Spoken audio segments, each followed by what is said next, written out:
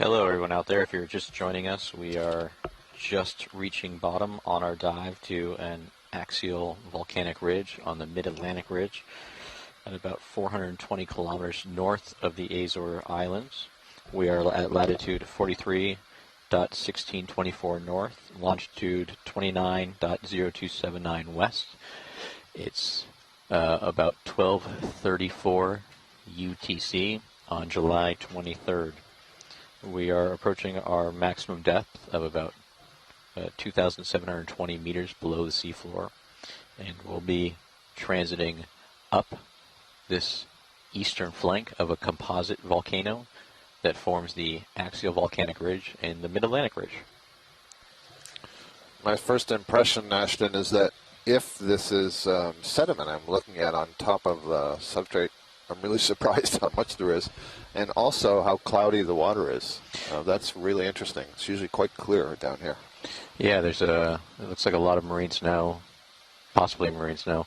Yeah, it's actually much more sedimented than I would have assumed. Those dark striations look like maybe just kind of superficially overlapping sheet flows, but I don't know. They could be also manganese incrustations.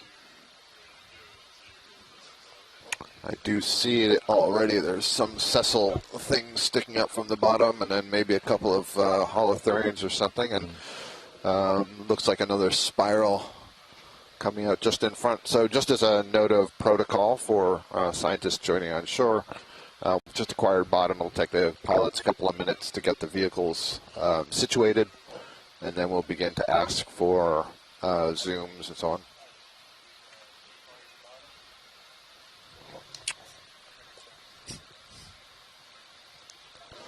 Thank you. The first thing that we would like to do, pilot, is to take a water sample before we copy that.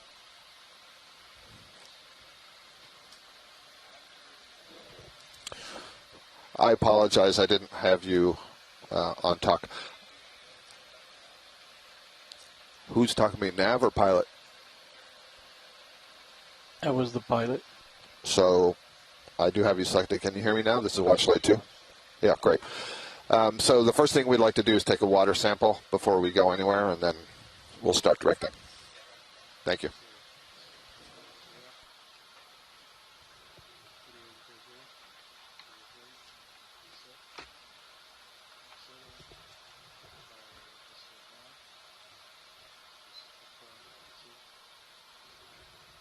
Thank you.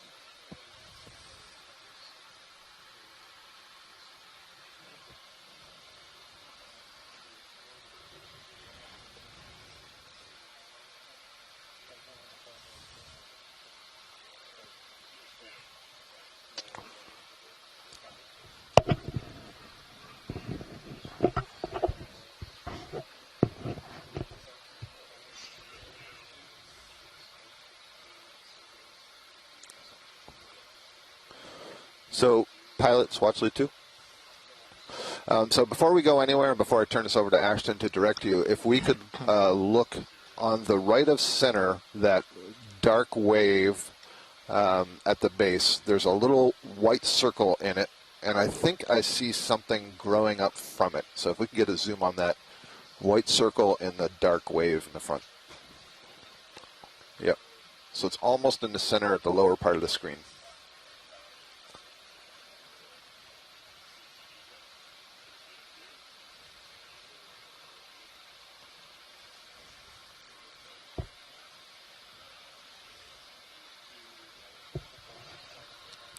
Yep, right there. I'm looking at that. All right. That was my imagination. Okay, turn it over to Ashton here. Could you zoom in a little bit more?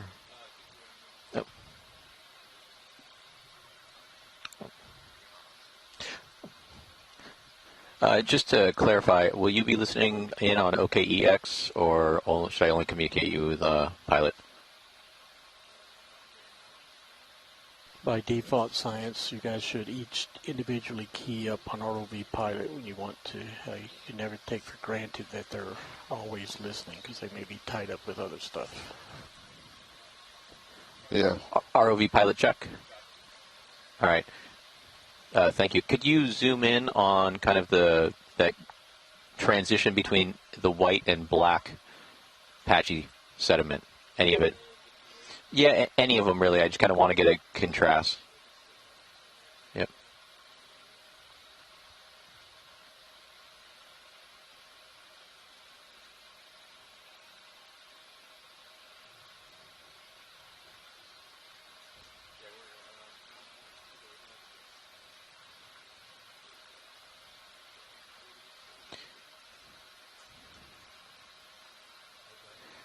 That's perfect. Thank you.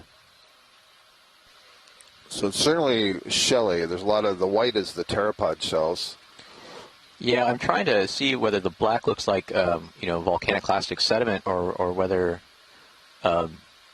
bits of shelly glass. It doesn't look like a hard surface. Yeah. But it's interesting in that it has the overall structure. When we look back out, it looks like overlapping waves of kind of something that's been fluidly deposited, almost like a wave deposit. So it could have been some type of upward fluid flow from upslope depositing it, and whether that's maybe individual eruptive events, or whether it's just all biogenic and then it's deposited and swept up from upslope. What I think I'm seeing in the video monitors, those all look like pteropod shells, both light and dark.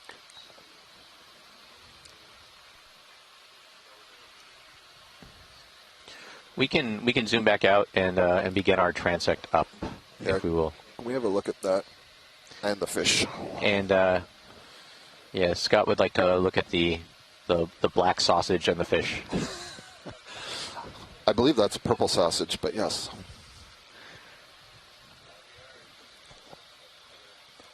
Okay. Just look around then.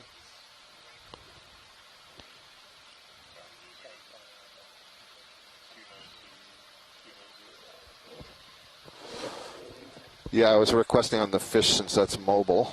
It looks like it's coming towards us, so we'll get a better view here.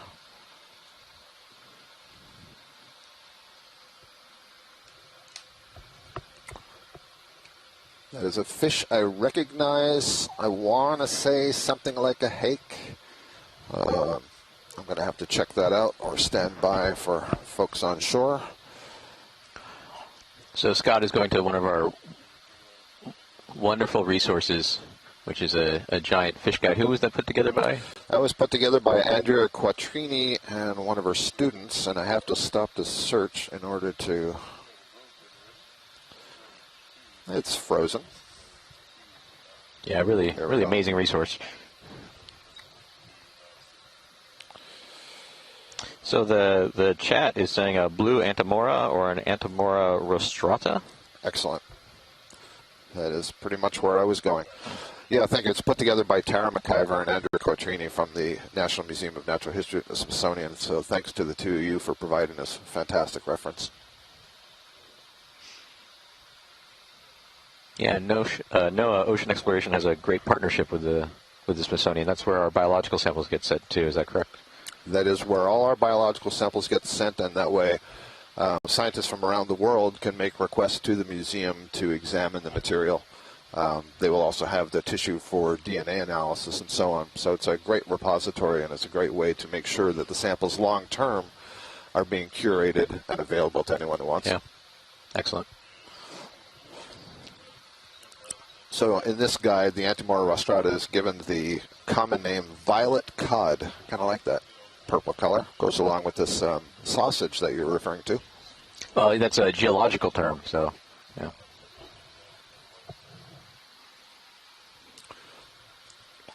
One of our participating scientists from shore, Mike Vecchione, is at the NOAA lab that is housed at the National Museum of Natural History as well. So NOAA has a good presence there. I didn't know that. Yep. Alan Collins as well, who is doing the midwater with us yesterday, is in that lab.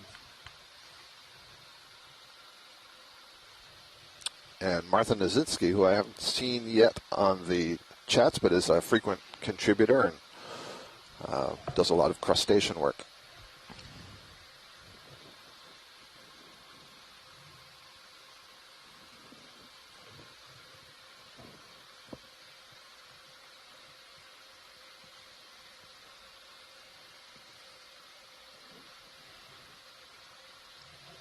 And so some general geological background and context. The Mid-Atlantic Ridge, which is an example of one of the three types of tectonic plate boundaries, specifically a divergent plate boundary where the tectonic plates move away from each other. It's in a subclassification called a mid-ocean ridge. And the Mid-Atlantic Ridge is formed by individual volcanoes that form an axial valley ridge, which we abbreviate as the AVR. And these volcanoes in the AVR, they can be as high as 250 meters. They can be 1 or 2 kilometers wide. And by wide, I mean, at least in this direction, in this case, east-west, so kind of perpendicular to the spreading direction of the Mid-Atlantic Ridge. And then they can be, although 1 or 2 kilometers wide, up to 100 kilometers long. So they're really elongate. So they form these, what we call elongate composite volcanoes. And they form the central spreading center that forms new oceanic crust. They occur in a larger 5 to 10 kilometer deep volcanically active axial valley, and so that's the big valley when we were looking at the bathymetry, those dark, deep blue colors that form this long north-south running valley. Now this valley is itself located in a larger 30 to 40 kilometer wide tectonically active zone, and this tectonically active zone forms a series of ridge parallel normal faults.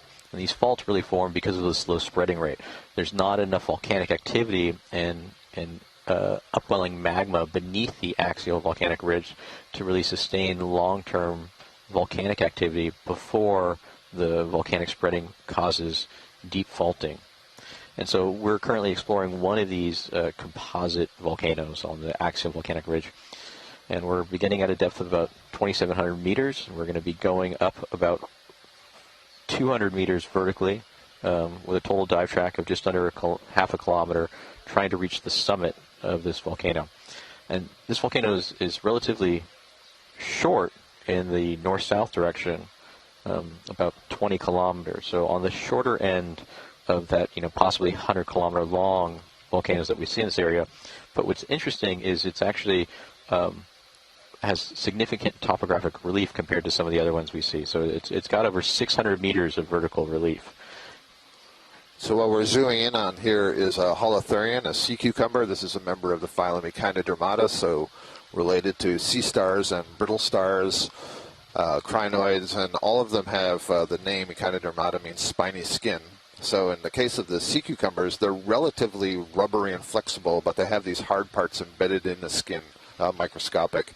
And they do have tube feet, just like sea stars, and those things that you see extending from the dorsal margin from the back there are modified tube feet. Otherwise, this one is kind of flattened on the lower surface. It's called a sole, and you can see it's quite transparent, and that beige tube that you see is the intestine. And these are deposit feeders, so they sort of eat their way through the sediments, ingest the sediment, and will digest whatever sort of organics and bacteria. You see all that marine snow that you referred to in the water column are organic bits that settle here, and lots of organisms feed on it.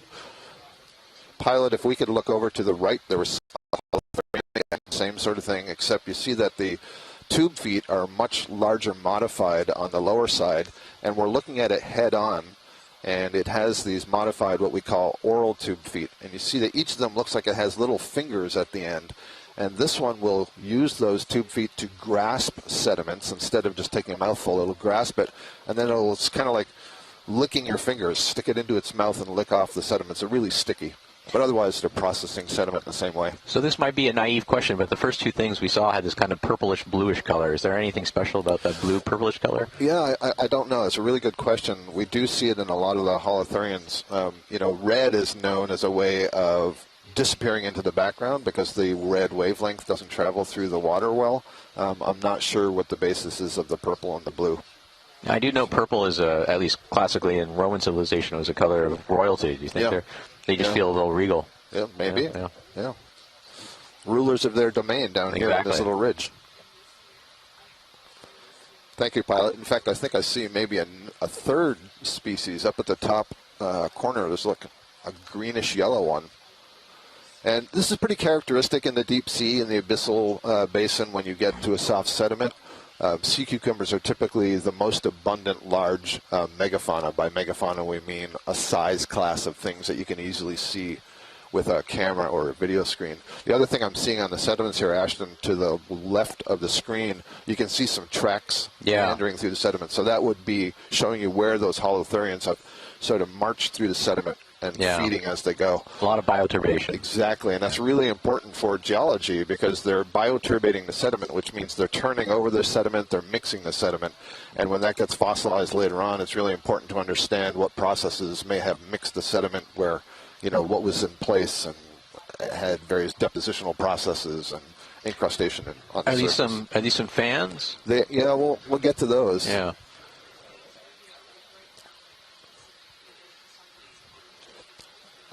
A pilot dead center right at the bottom of the screen. There's a different organism. It's purple. Yep, this is going to be an acorn worm. Yep. So what we're seeing here are a bunch of organisms that are characteristic of deposit feeding. And this thing we're going to zoom into is a really interesting, bizarre worm. This is an entrapneuste worm. It's also called an acorn worm. A very diaphanous, very light tissue, but what you're seeing is it's got this very fleshy, large head with those sort of wing-like lobes that stick off the side.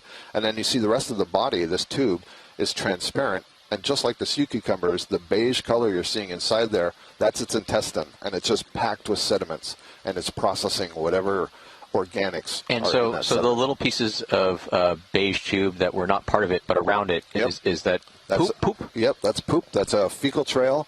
And there's actually been some interesting studies where you can look at the microbiology of the sediments before and after they pass through the gut. And so it's another way that we're changing the surrounding environment. And I'm thinking my compost pile at home that I always like to have worms, and it enriches the compost that I'm forming. Is it? These worms are not at all related to those worms. No, but do they enrich the sediment that they leave behind? So I don't know that question. It's a really good question. I do know that they aerate the sediment, the same idea of bioturbation and turning over. So they bring oxygen down to the plant roots. Yeah, great stuff. And one of the things you can also see is that those fecal mounds and trails actually may persist after the organism's gone. So it's another clue that something has been there. Thank you. I think I'm good with this. Actually, Pilot, if you could turn on the lasers shortly.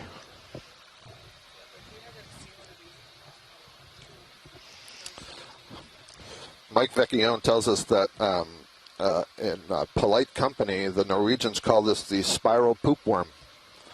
But there's one word that they changed in there. Les Watling points out that who says there's no deep sea mining already? These organisms are all mining the sediment. They're just mining it for organics. Thank you for that. And then, so let's look up, unless video's still looking for some video here. Did we get a shot of the worm with the lasers on? Did we? Yeah, okay. It was there okay. briefly. Yep. Stand by here. Pilot and co-pilot are conferring. Now I know we're going to see a lot biologically interesting things along this way, but we got to make sure that we summit this volcano. Absolutely. We got to get to the top. Absolutely. And all I'm trying to do is, since we weren't moving, was just identify what's here. No, I'm not. I know you're not trying to steal any time. It's a shared experience, and the biology is just as important as the geology. But I will say, I was thinking we were going to land on a bunch of sheet and pillow flows, not a whole bunch of white sediment. Ditto. Yeah. And in fact, biogenic sediment. In saying that, that's entirely what I anticipate going up slope. So it's a good idea to look at these right now. Oh, yeah. Advocate time for while you have it. Yeah. Yep. Bird in the hand. Pilot, I'm not sure if you're still working there, but we were just passing over that green-yellow thing we didn't get a view of. Copy. Thank you.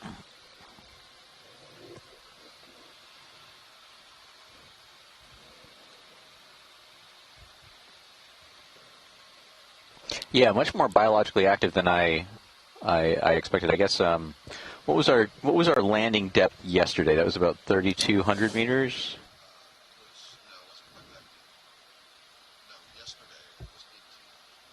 Okay. Moitié. Sorry. Yesterday was 3,000. Moitié was 3,000. Moitié was 3,000. Yesterday was 1,800 meters. Yeah, so we're about 300 meters more shallow than we are on our landing site at Moitié, yep. where we saw all those sulfide and iron oxide rich sediments, but no bioturbation. So there's two things here. So we're looking at this sea cucumber again. Very similar in morphology to that first purple one we saw with these modified podia on the dorsal surface, but clearly a different color. You can see the frilly skirt. That's good. And pilot, if you're able, just to tweak the camera so we're looking in the upper right corner. There's a little ball of mud up there. There we go. That thing's about the size of a golf ball, I would imagine, maybe a little bit bigger. That is a Xenophiophor, which is a single-celled organism, amoeba-like, that is able to construct a series of tubes in this ball-like fashion. It's very fragile. They're hard to collect. You can get them in box cores. Mm-hmm. But it's quite remarkable to think that that's constructed by a single-celled organism. And remind me, all the dark little things that look like shark's teeth are... the white things are pteropod shells. Yeah. Actually, there's a snail shell, that round thing to the upper left. I'm not there's sure. a little star. Sea star, yeah. Look at that, 6-armed sea star. It's tiny. The black, to me, just look like they're pteropod shells that are dirty, quote-unquote, or encrusted. Yeah. Yep. So those are pelagic animals that have died, and their shells have sunk here to the bottom. It's a beautiful gold color. Yeah, it's really cool. Huh. All right, I'm satisfied with these images. And then as we climb up slope, we're going to pass, it looks like 2 sponges in the foreground left, I believe. Actually, no, they're straight ahead. They're straight ahead.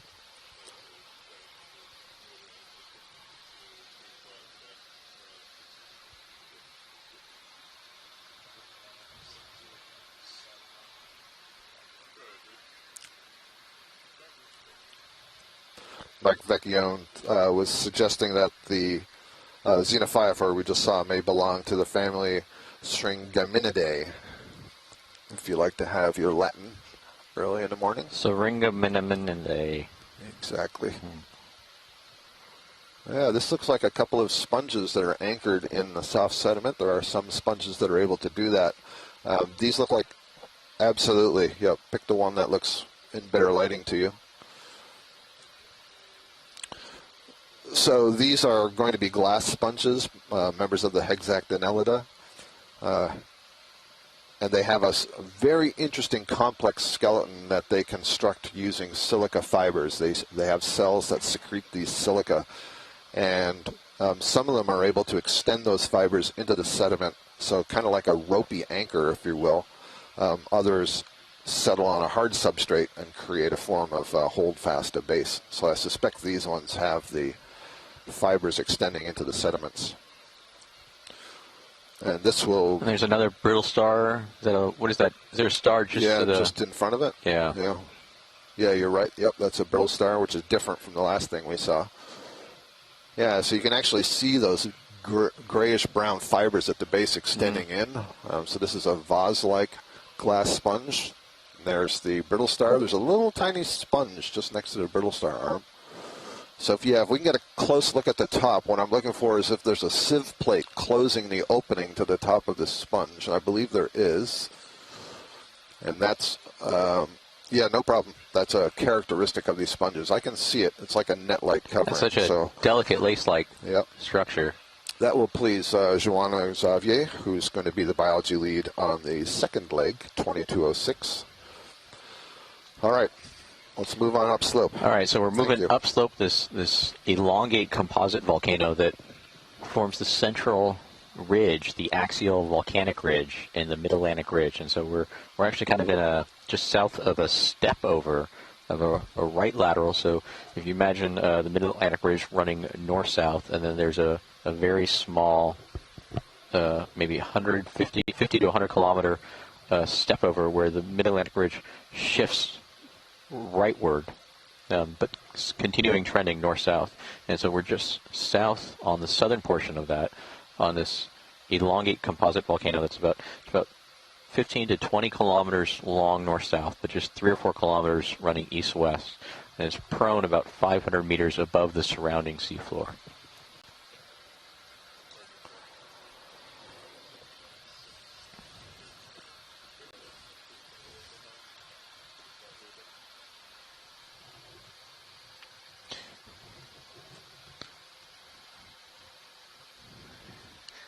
And so what I'm imagining and hoping that we're actually going to start getting into in the next maybe 20 minutes to 45 is as we transit up this sedimented flat portion, with this little platform, we'll actually get into something that's much more sheer and steep, maybe 35 degrees slope, but with exposed pillow basalts and sheet flows that form this volcano.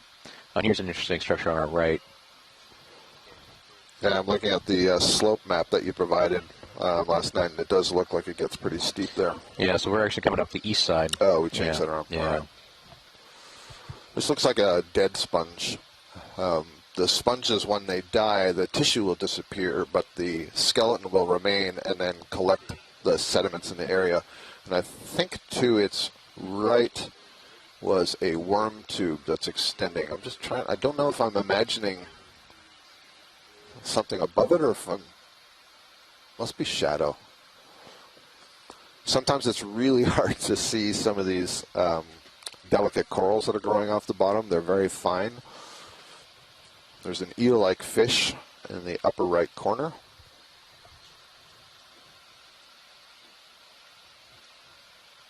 Yeah, much more sedimented than I expected. I'd have to go back and look at our sub-bottom profiler data to see if we can see the depth to the basement rock.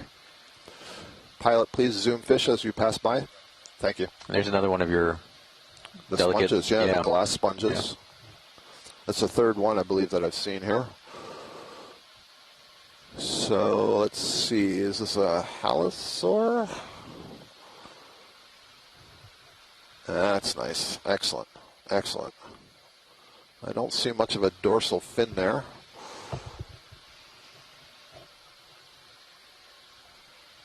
Nice view. This one looks pretty smooth. Hardly see any scales at all.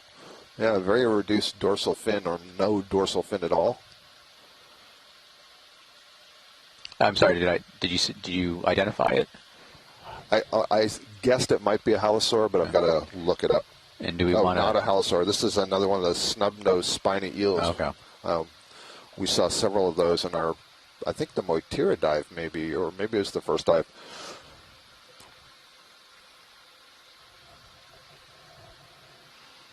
I think that was the Netastomatidae, if I recall correctly.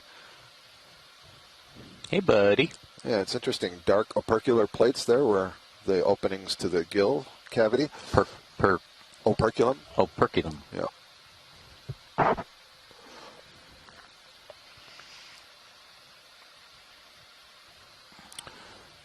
That's good for science. Let video director know.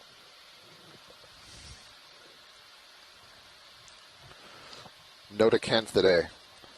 Mike reminds me of the family name. Thank you, Mike. That's beautiful.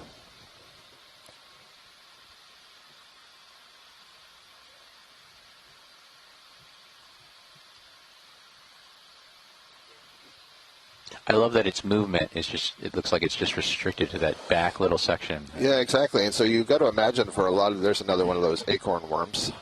For these larger deep sea organisms, it's all about conserving energy, you know, and so minimal amount of movement to get the maximal amount of food.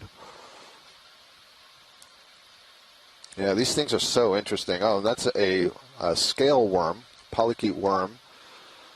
That's clambering over the sediments next to it. They're called scale worms because their paddle-like limbs are modified on the dorsal surface into these flat plates that overlie the back. So the next time you get a good look at them, you'll notice that it looks like there are two rows of scales on the left and the right. And what that does is it creates a little space between that sort of false surface and the body wall. And many of these scale worms live in association with other organisms, so they kind of tuck themselves in. And that's a way that they can still channel fluid over the body so they can get oxygen for gas exchange. I can't look at that scale worm without thinking of what we call B-52s in Hawaii, which are the big cockroaches that just fly out of nowhere and hit you in the face.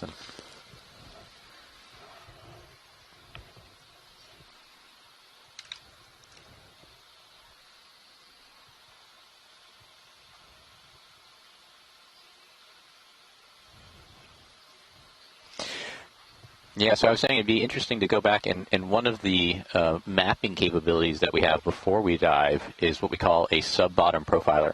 And that's a similar sonar instrument to some of the other things we use, like our EK60 fishery sonars to image the water column, or our multibeam sonars to image the actual topography of the seafloor, except these sub-bottom profilers use a lower frequency range, and they can actually penetrate into these sediments, so we can get an idea of the thickness of this sediment. It's actually, I would have expected this to be much more barren.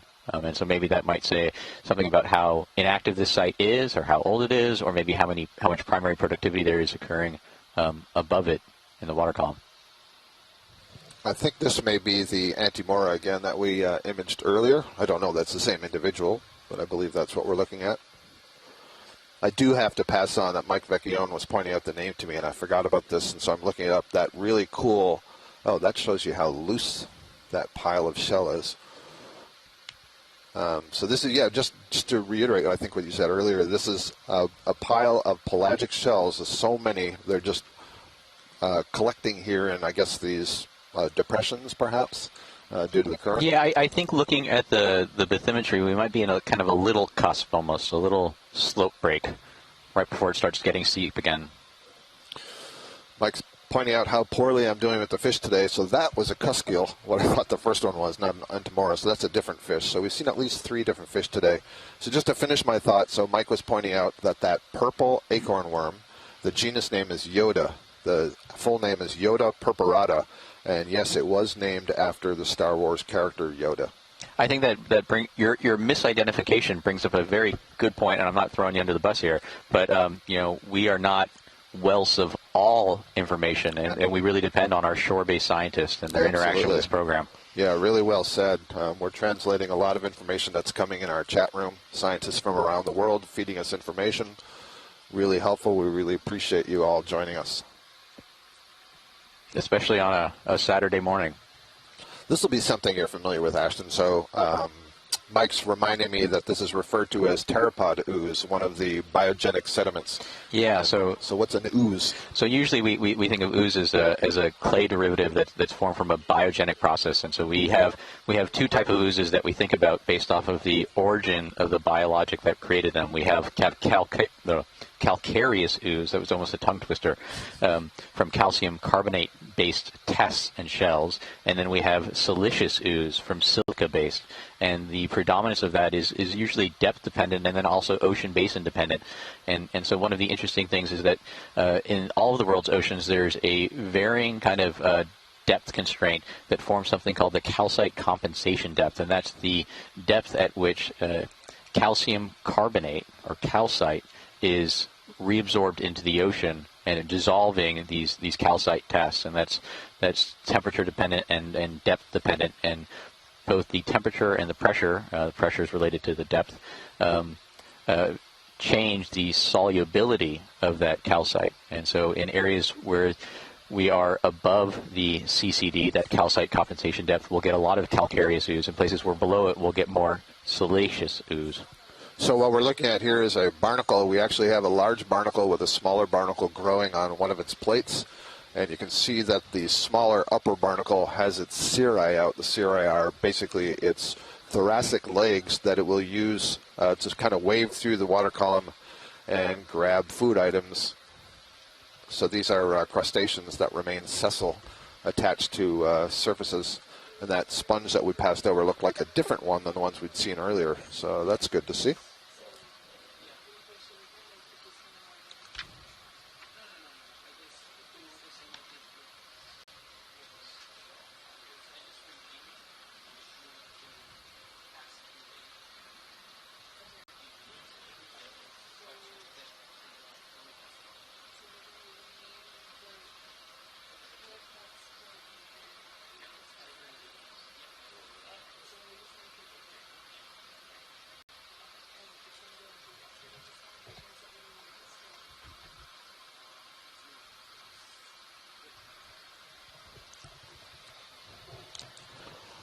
Is that our first rock?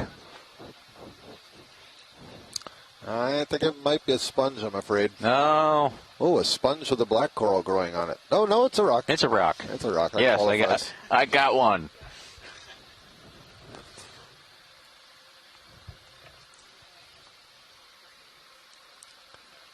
It looks...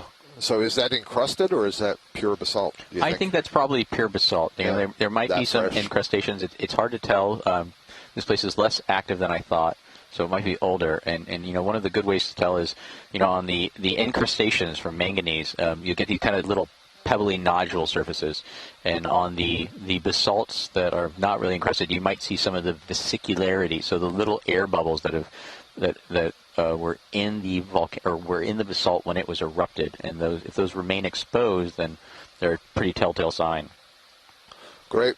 So that is a black coral. That's probably in the genus Bathypathes. You see that long stem and then the paired pinnules or branches that come off on either side tell us that it belongs to that genus. So Mike Vecchione sent along an interesting note. He was a co-author on a paper earlier this year that talked about these mysterious holes that they've found in some of the sediment in the northern mid-Atlantic ridge. And so he wants us to keep an eye out as we're going over this sediment to see if we see these linear arrangement of holes. I've just scanned over this really quickly, so maybe Mike can get on later if we find any and talk about it more. But my understanding is they don't know what creates them.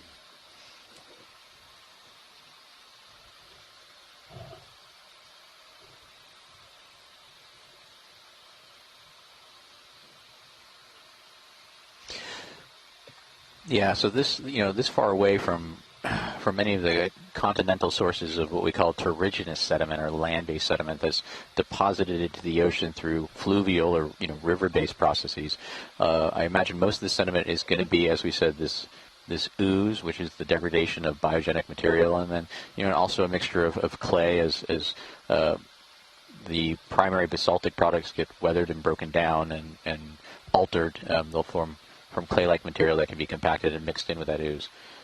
We also have aeolian sediment, so wind-blown sediment. So the Sahara in Africa is a huge source of sediment deposition all around the world. And actually, I don't remember this too well because it was more than 15 years ago, but I remember when I was taking paleo-oceanography courses and looking at data from Greenland ice core sheets, I was always amazed that you get this really nice seasonal layer from wind-blown aeolian sediments from the Sahara. And that is a steep surface that is more snow-covered than I... Well, you can see why all these shells have piled up at the bottom here. Yeah. Tumbled down the slope. Reminds me of the last time I went skiing. Let's see. So the ROV is turning towards the northwest. I guess we were facing almost due west.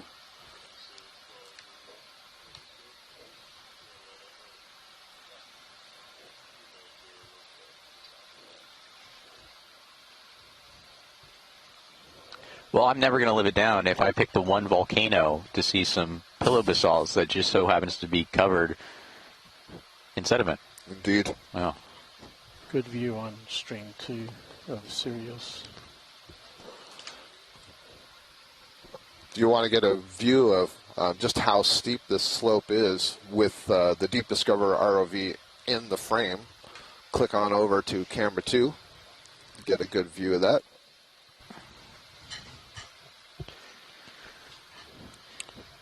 Did you write down the on bottom? Yeah, we were on bottom at about 2720. 2720, thanks. So that was me just telling Scott that Shannon Hoy, our mapping lead, provides us with a sticky note of information that is need to know. We all need to know it because it informs our dive decisions and it gives us some general geographic context and situational awareness of where we're diving. And that's on this note that we have posted next to us every time on a nice little pink Post-it note. It has our dive number and then our minimum depth, which was 2540, so 2,540 meters below sea level. Our maximum depth, which is 2,720 meters below sea level, gives us the rise and slope and then the estimated track length that we'll be traveling. You can see from the clouds that are erupting here from the thrusters from the D2 just how fine some of this deep sea sediment is that blankets the seafloor. Hasn't formed a clay yet. Or has it? I guess if it's really fine, it would be forming a clay. And we get into dangerous territory whenever we start asking me about sedimentary processes, because I have to remember I work for the Hawaiian Volcano Observatory, and I work on igneous processes, and I'm a geophysicist. No more dangerous than me talking about fish. Go. Yes, this is interesting. It's I guess, are these winnow piles? I mean, these are all... We're seeing different piles of these shells that are accumulating in these different little patches. And to me, those look very current-driven. Yeah. Yeah, they exactly. look very analogous to wind-blown it. sediments. Yeah. Except here, we're not talking about wind. We're talking about ocean bottom currents. Mm-hmm. And you can see that lineation, right, that we're going up the screen. That's a slope break, most likely. Yeah, very similar to, you can think about the wind-blown patterns on sand dunes.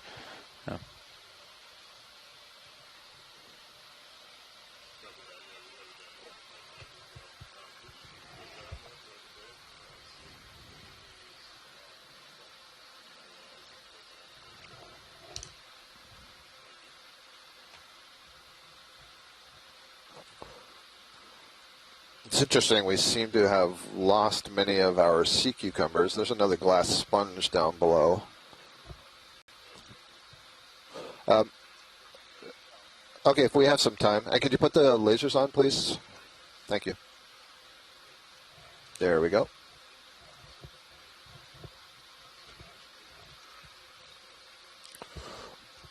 So, since we have a little time, we'll see if this is the same sponge, and we were trying to get a good look at the upper opening of that sponge.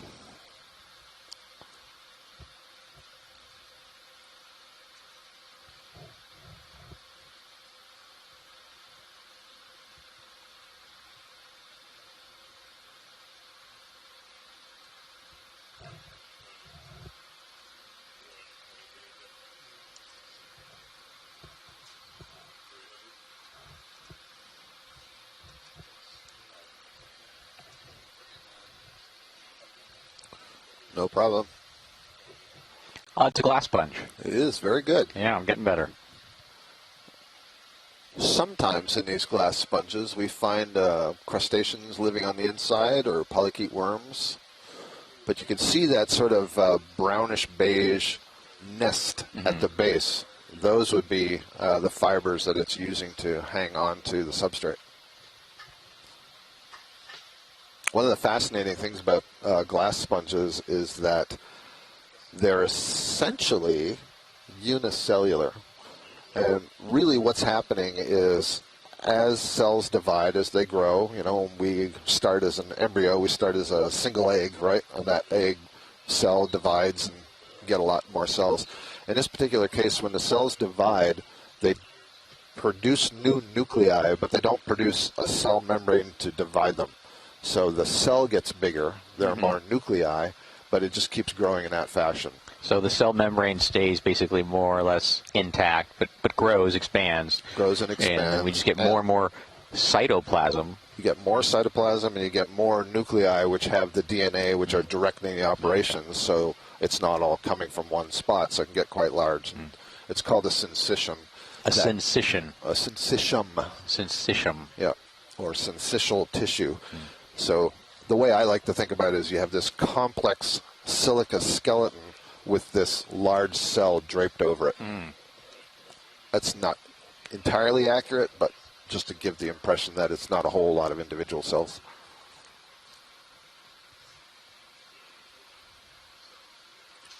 So this may be a good time also to describe the operations of the ROV. So just keep in mind that Ashton and I are sitting in the control room on board the NOAA ship Okeanos, and we are more than 2.5 kilometers above where the ROV that's giving you the picture is. There's a winch cable extending from the aft of the ship, and at the end of that cable is the Sirius camera sled, and then attached to the Sirius camera sled by a fiber optic cable that's about 30 meters in length is the Deep Discoverer. And if you're on camera 1, you're looking at the camera from the Deep Discoverer. If you switch over to camera 2, you will see the camera from the Sirius camera sled looking down on Deep Discoverer, and you'll see that fiber optic cable. It has a float on it, so it floats up above. And one of the complexities is, in order to move, for us to move up slope, the ship has to move. When the ship moves, it pulls that wire, and that moves Sirius, and then that allows the Deep Discoverer ROV to gain more ground than just the 30-meter tether that it's on. You can imagine if you're walking your dogs on one of those extendo leashes, the dog can only go so far as the leash will extend unless you walk further. And so that's the equivalent. So sometimes it may look like, well, why aren't you moving up slope? It's because we're waiting for the ship to move and that movement to be translated to Sirius, and that will then allow the ROV to go. And it's in those intervening times that we actually have time to zoom in and look at the bottom, because we're not being pulled somewhere, essentially. Yeah, and it's as Scott was mentioning, so we're in this control room, and it's a busy room. I count, let's see, 1, 2, 3, 4, 5, 6, 7, 8, 9, 10 people in here right now, and so we have an ROV team that's usually made up of 3 folks. We have an ROV navigator, an ROV pilot, and an ROV co-pilot. The ROV pilot actually drives the ROV Deep Discoverer, and the ROV co-pilot drives the Sirius. And then next to them on the far right, we have our video engineer. And then in our back row, there's 4 of us right now. And so Scott and I, who you've heard from kind of incessantly in our narration, and then sitting to my left, we have our data manager. And then sitting to Scott's right, we have our videographer and video editor. And so person sitting to my left, Arvind, is responsible for our wonderful sample collection and data management. So everything we collect, Scott and I look at it and help process it, and Arvind helps process it, and then we pass it on to him, and it's his problem. We don't have to deal with it anymore, so to speak. And then Caitlin helps put together all of this wonderful footage and clips that we're getting right now. And all these videos that you get to see if you go to the webpage. There's all kinds of products. Staying up late into the night to get these available to you. And, of course, that doesn't even touch on the crew of the ship. We're on the ship. The ship has to be maintained. The ship has to be driven. So we've got the folks up on the bridge. We've got all the crew members dealing with the engine room, various aspects of the deck. It's incredible. Yeah, we have all it takes to get these images. Our NOAA Office of Corps shipmates, and then our union ship members, and yeah, it's a big production. And the stewards, yeah, Yeah, that's the other wonderful thing to think about. You know, one of the things I love going out to see is, you know, I've got laundry and prepared meals within about 2 minutes of my room. Although I don't know where all the room goes, or all the time in the day goes. So we have our three wonderful stewards who prepare our 3 squares a day. There's just so much in the water column here, and I don't think that's just what we're stirring up. No, it's much more dense than I. So this wouldn't be any sort of eruptive material, would it? I don't think so. Okay. Yeah. Still hoping. Yeah, I mean, you saw the type of precipitant you can get from the hydrothermal activity, so we could have something like that. But it dissipates so quickly, and so, you know, I think if there was a really large eruption, you might get something coming through the water column. But underwater eruptions at this pressure are really, really interesting because we don't think about like ash-rich eruptions that we think about large explosive events like Mount St. Helens. You know, at this depth and pressure, at least what we've observed from the 2 previously deep underwater eruptions that have been documented by ROVs, they're almost implosive events. So we get this gas surge or gas pistoning that drives, you can think about a pillow starting to explode, and then as soon as that outer pillow surface fragments, it's more susceptible to the ambient water pressure, and the whole thing implodes on each other. So it looks more like a continuous cracking of an eggshell with gas jetting through it and then crumbling. So I do think we're sort of lateraling over, backing. So this is indeed stuff that we stirred up. And one of the interesting things about it is it tells you, it gives you some sense of the current, right? And so in a lot of places in the deep sea, the current speed is actually quite low. And so when you do disturb sediment up, it tends to stay in place for quite some time. And how unconsolidated the surface is, right? This Absolutely. is really just a bunch of, you know, of that loose sediment draped over. Mike's providing some interesting information. That's Mike Vecchione, who's at the NOAA lab at the Smithsonian Institution. He says that we also have internal waves that break on these structures, and so there's a real density stratification to the ocean, and so you get these distinct layers of water that really don't mix together well, and so when there's energy input, you get literally waves, just like you do at the surface, but they're subsurface, and when those waves break on these slopes, just as they do on the beach, it disturbs the bottom, and so that could also kick up sediment and create, as he notes, what we call a turbidity layer with all these sediments in the water column.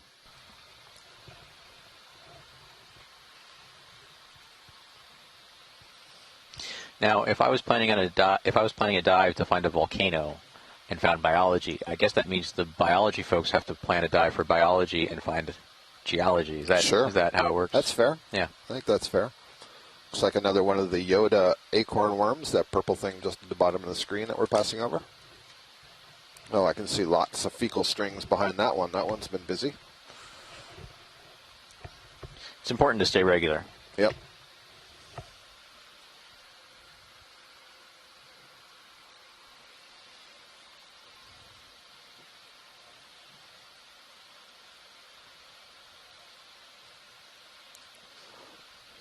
Yeah, so in this case, you can see just above here, there's all kinds of fecal strings. And as it passes through the body, it's mixing with sediment. It's mixing with mucus, and that's what causes it to maintain its shape for so long. Yeah, you know, I will say I didn't appreciate the amount of mucus until you brought that thing aboard the other day. That was, well, there were 2. Yeah. So it happened with the bamboo coral. The bamboo coral was the one I was had incredible amounts of mucus, and I don't know if you saw the Xenophiophor, I think, that we brought up yesterday, had a lot of No, I didn't see that. mucus. Yeah, very nice. And these are the phylum Hemicordata. They're deuterostomes, and all of that means is they are in a different part of the animal kingdom than your sort of typical annelid worm, like that scale worm that we saw earlier. There's a bit more complexity to these ones. Hemicordata, is that the same one as flatworms? No. No. The flatworms are the Platyhelminthes. Platyhelminthes. Yeah. And, you know, worm is such a common term. It's applied to so many different things. There are lots of different kinds of worms. So there, that you can actually see nicely the termination of the body where the soft tissue ends, and then the fecal string coming up behind it. All right. Good stuff. Thank you. I didn't think we'd be saying fecal string so many times on this dive. Art Howard would be proud right now. He loves it when I talk about fecal matter. Well, remember, this is a Saturday morning kids cartoon program. Well, they're loving it. Yeah. Absolutely. Well, then I will also tell them that it says here that this is the only known hermaphroditic member of this phylum. So that would mean that all of the other Enteropneus worms that we see, and who knows, maybe we'll be lucky and see some others today, would be separate males and females, where that one is both male and female, so it can produce both sperm and egg. There's a whole interesting conversation we'll get into at some point on the strategies of deep-sea organisms for reproduction, because, as you can see, densities are fairly low. Yeah. And so, what do you do when... do they have a spawning ground? Well, that's the thing. If we don't encounter a mate. And so if you're a hermaphrodite, the bonus there is that both individuals can exchange sperm and receive sperm, so two individuals get the benefit of a single encounter for reproduction.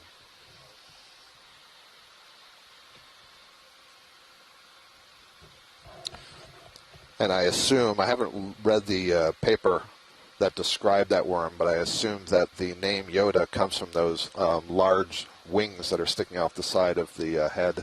Oh, the they ears. Look like the ears of Yoda. Yep.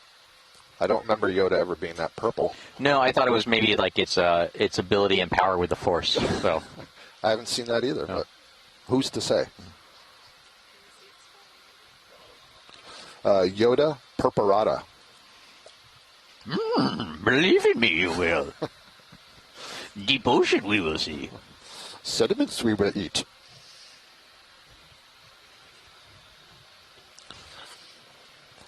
You can go one more. Fecal strings we will make. That's where I was going. Nicely done. I was going to call it poop strings, There you but it's Saturday morning cartoon time, so. Yes. May the Force be with that worm. All right, so just to remind everyone, this is our fourth dive. We are on the Mid-Atlantic Ridge. We are diving on a composite volcano that forms the axial volcanic ridge that's in the center of the Mid-Atlantic Ridge. We're about 420 kilometers north of the Azore Islands, north of the northwestern island in the Azores, the island of Corvo, if I'm pronouncing that correctly. We are at latitude 43.1624 north and longitude 29.0279 west, and it is currently 13:32 UTC on July 23rd. And what we're looking at here is another glass sponge. This one's dead. It's been long dead. The tissue has is either gone or it's turned brown, but the skeleton remains behind, so it's the siliceous skeleton that continues to trap all these sediments that you see swirling around, and that's what gives it that sort of brownish appearance. Now, this might be a strange question, but is that a resource for any organisms? Sure, that can be a resource for, think of it as just a hard substrate, so there may be things that are climbing up on it. In fact, I think I see some wiggling sort of mud strings in there, something like what we saw at the Moitira event. We still don't know what they are. I'm sure there'd be lots of worms in here. Definitely bacteria would be overgrowing on this. And, the way you can think about it is that is a little raised platform above the bottom. In fact, there you go. There's a fan worm growing right on the very tippy top. You can see that tube and sticking out of the top of the tube. If we can go back to the top, pilot. Thank you. There you go. You see those tentacle-like structures that are coming out of the top of the tube. That's the modified head of a worm. Now, this is a polychaete worm, much more closely related to the earthworm in our garden. And there are little side branches on that. So it looks a lot like a coral. It looks a lot like a crinoid. And that's because they're all feeding in the same way. This is a suspension feeder. So it builds that tube to get up away from the slow-moving currents right on the bottom, and then sticks that fan-shaped structure out and intercepts whatever organics are coming by and transfers them to the mouth. Good stuff. One of the things that's so cool about these worms, a lot of these worms, is the tubes they build. You have to remember that worm constructed that tube, and it probably constructed that tube using mucus and these sediment particles that are floating by. So some of the stuff it catches, it ingests and eats, and some of it incorporates into that tube. Thank you, pilot. And does it have a special enzyme or something that helps make that concretion, that hardening of that outer sediment, or is it just kind of deposited? Well, there's a mucus. I don't know that there's Mucus. an enzyme Okay. associated with it, but it's a good question. I'm not Yeah. sure what it is that creates the cement, essentially. Yeah. One of our colleagues on shore, Manuela Ramos, is suggesting that's not a glass sponge. Manuela, I'd rather that we waited till we found a live one. I think that's the second one that we've seen like that. So are you thinking it's something like a geodia or something? It was pretty massive. And she says she's seen some sponges like that at the Great Meteor Seamount, which is south of the Azores, to the east of the rift zone. Well, you mentioned rift zone, so let's just for some broader geological context, we're on the Mid-Atlantic Ridge, which is a mid-ocean ridge, and it is one of the three types of plate boundaries, specifically a divergent plate boundary, where the oceanic plates spread apart from each other. It separates the North American plate to our west from the Eurasian plate to our east. Now, south of here, right at the Azores, we have what's called a triple junction, and that's where three of these plates meet, and we have a triple plate boundary. And so right there, we actually have what we call a ridge triple junction.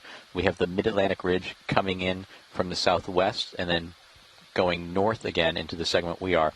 And then right at that bend, right kind of on the northwestern side of the Azorean Islands, we have another ridge, the Tercera Ridge. And that is where most of the Azore Islands are actually formed on that Tercera Ridge. And then the Azores themselves are formed through another process of hotspot volcanism, although there's some debate within the scientific community of whether it's actually a thermal anomaly or whether it's actually just a higher concentration of water in the mantle.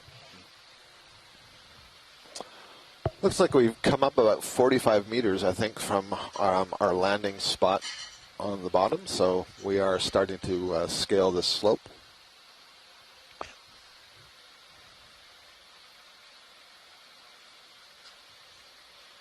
So many shells, and if you think about, the expanse of the ocean basin, that in a lot of places on the sea floor, this is what you see, this accumulation of cells that, just keeps growing year after year after year after year.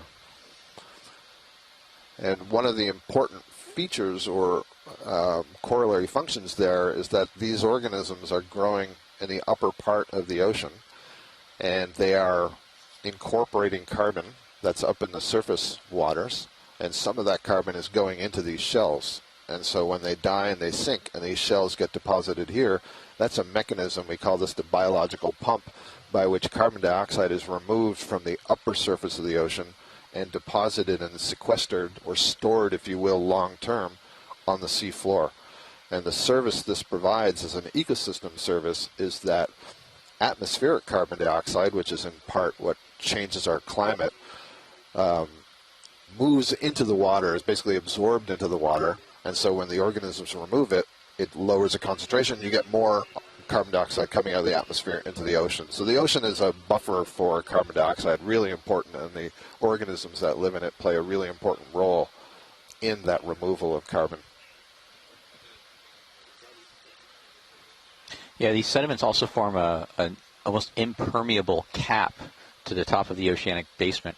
So you can think about where we were 2 days ago on the Moitira hydrothermal vent fields. And the reason we don't see hydrothermal vent fields in deeply sedimented areas is because the permeability of that sediment is so poor. It's hard for hydrothermal fluids or any fluids to really flow through them.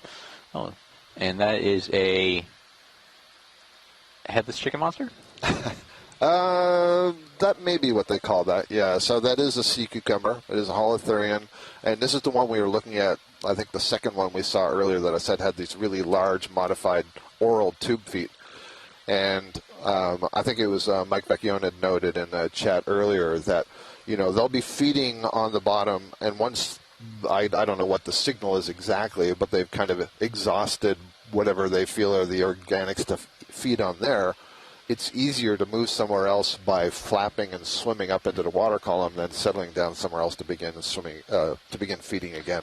So we often see them now. Swimming. Maybe our shore-based scientists. I'm curious whether there's specific terminologies for the motion that it uses to swim. Is that an undulation, or is there a specific jargon associated with that waviness? Yeah, maybe I should know some of this. I'm not really a functional biologist in that sense, but it's definitely folding its body, so I wouldn't say it's undulation along the body like a peristaltic motion. Yep. You'll see that in some of the polychaetes where their limbs are beating in a wave down the side of the body. That's not the same sort of thing. One thing I didn't note, but you could see, or maybe you could see there, but instead of just individual podia extending from the back, they have a modified, we call it a fin, that's on that surface, and so it allows it to be a much better swimmer. You'll notice, like those purple ones we saw, they had individual finger-like extensions, but they weren't merged together to form a fin. Well, if we see another one swimming, you'll have to compare it, because I think it looks a lot like me trying to do a sit-up.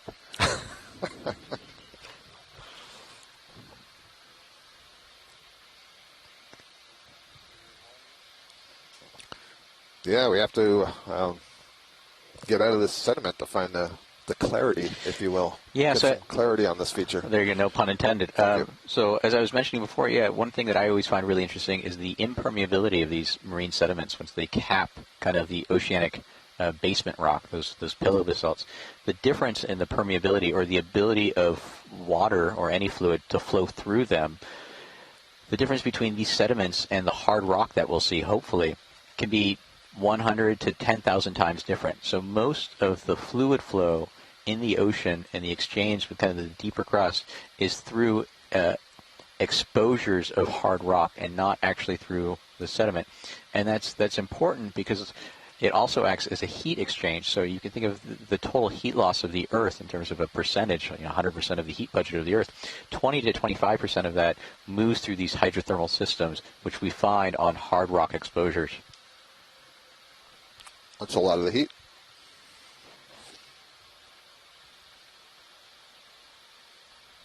If you can't stand the heat, stay out of the planetary kitchen. So I'm still a little bit overwhelmed at the number of pteropod shells that I'm seeing here. And it's making me think of Dive 1 where we saw all that coral rubble. Yeah. We have two different situations where we have dead organisms, piled. This looks like it might be a buried sea anemone. Let's find out if that's the case. Or maybe it's a serianthid.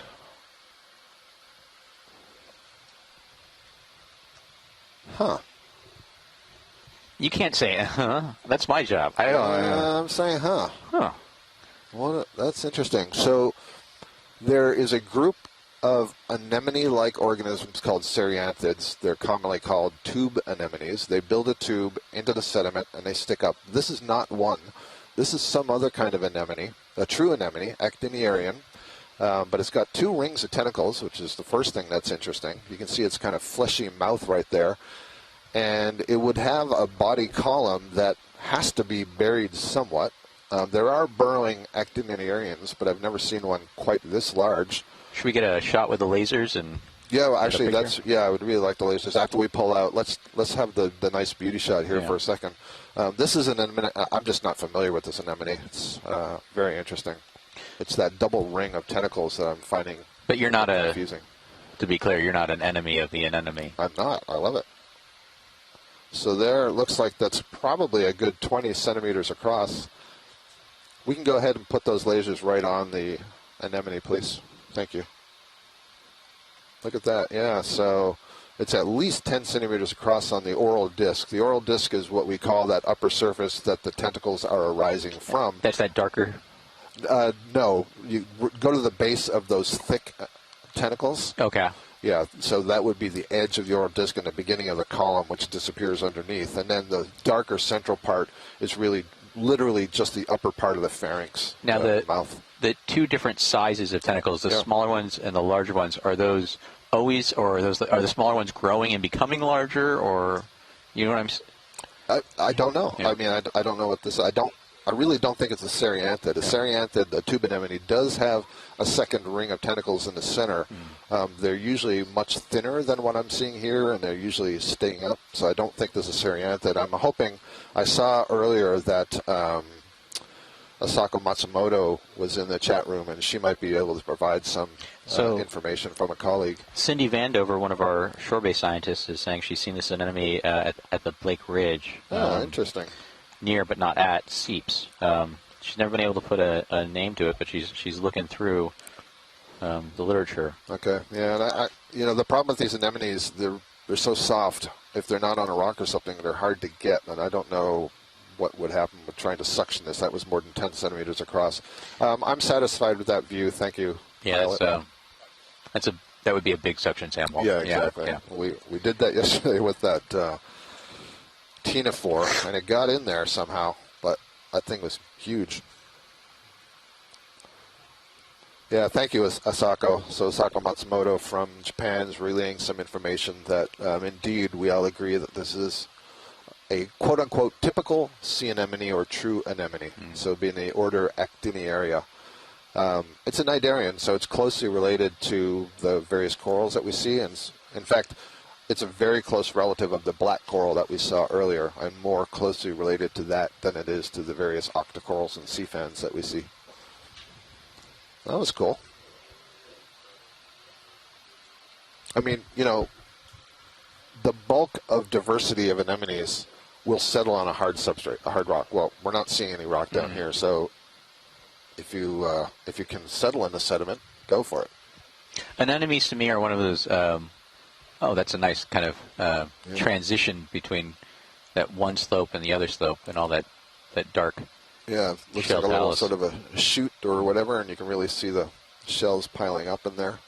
Anemones are the classic, to me at least. What would you think life would look like on another planet? Yeah, they're kind of what I picture in my mind of just strange and foreign and alien to me, and slightly terrifying.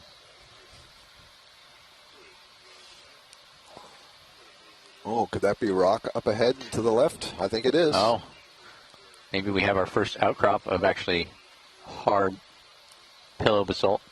It would be a real shame if it was covered in biology. I know. Oh, look at that.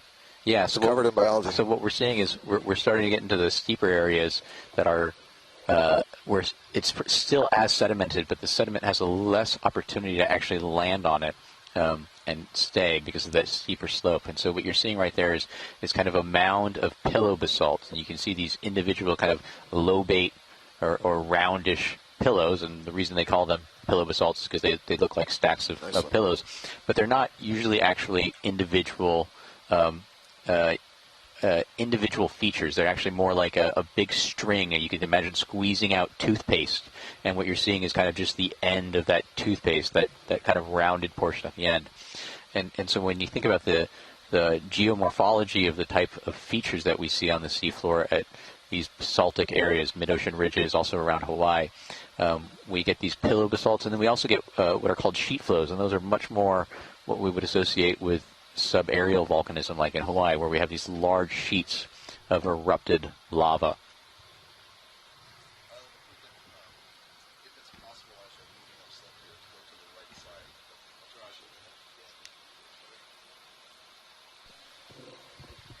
I see some barnacles here, some more brittle stars. They've got their arms curled up in the water, which suggests to me that they might be trying to capture things out of the water. I see a gastropod snail. Most of the white things that you're seeing are sponges. So there's demand for the real estate, the hard substrate real estate. Once it pops up, we start to see a whole new diversity of organisms appearing. And so one thing we're going to kind of keep our eye out for is a rock of opportunity that we think we might be able to sample. Now these rocks are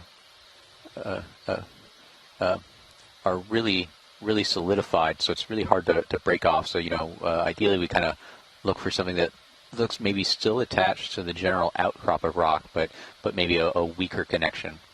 Yeah, or a piece of, talus or rubble that we can, pretty well say came from this feature.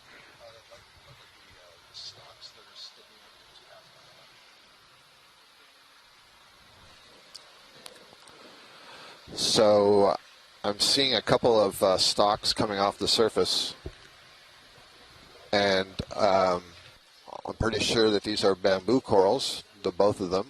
So we're going to get a closer look as we go by. And I'm in luck because Ashton has to go have lunch, so we can concentrate a little bit on the biology here.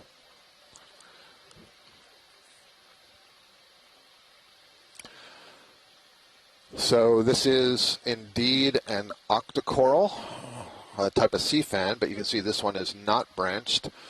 And I'm certain that it's a bamboo coral, even though in order to absolutely say that, what I would have to see are the nodes that kind of interrupt the skeleton. The skeleton is basically calcium carbonate and is white, but in a bamboo coral you would have these intervening protein spots on it.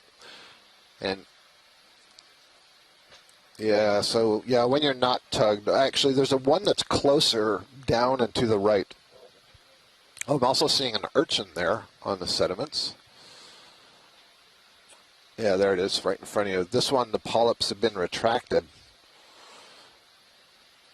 So the polyps, which are the feeding structures, this is a colonial animal, and so it extends tentacles to feed, just the way we were describing for the barnacle and that worm earlier. This is really interesting. There's a very thick, fleshy tissue, and you can see that narrow white line on the inside. That's the axial skeleton. It's kind of weird. I don't remember seeing one that's quite this thick. And the polyps have been retracted, and they're kind of dome-like, hemispherical. And I also see that this is branching. And I did see, it was really subtle, but I did see one of the nodes in there. And maybe we should have a look at a couple of the sponges that are here. Les Swatling is thinking it's maybe an amphithelid. Boy, I really thought that this was a bamboo, Les. Yeah, please.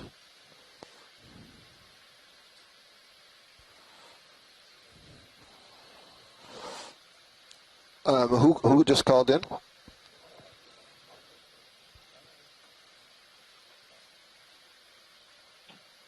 Is Nels from the Azores. Hello and welcome.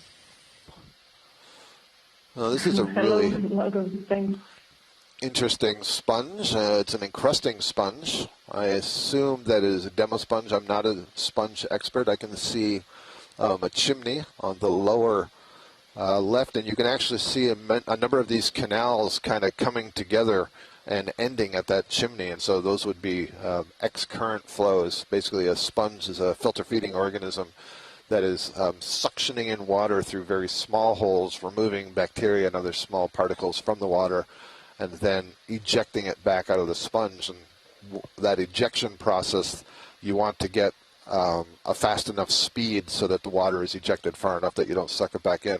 That's a really cool feature. That'd be a hard one to sample because it's encrusting. Let's see. Yeah, Pilot, how stable? Do you think you're stable enough to collect something?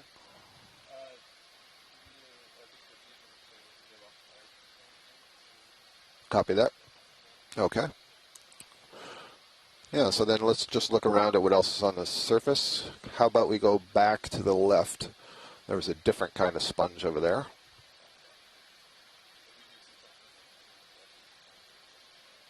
Yeah, we oh, here's something interesting. That thing on the stalk at the top is the first one we've seen on our trip so far. That would be a Culeolus tunicate, I believe.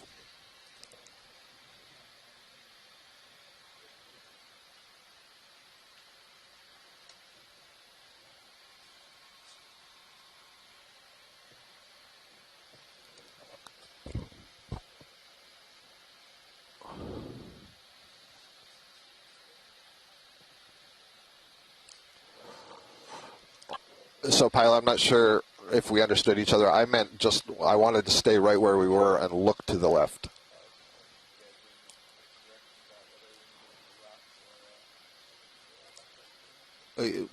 Yeah, what we're trying to do is collect one of those two stalks that we looked at, the corals. Thank you. There's actually all kinds of diversity here. I see a stocked vase sponge way in the back, and this Culeolus in the foreground.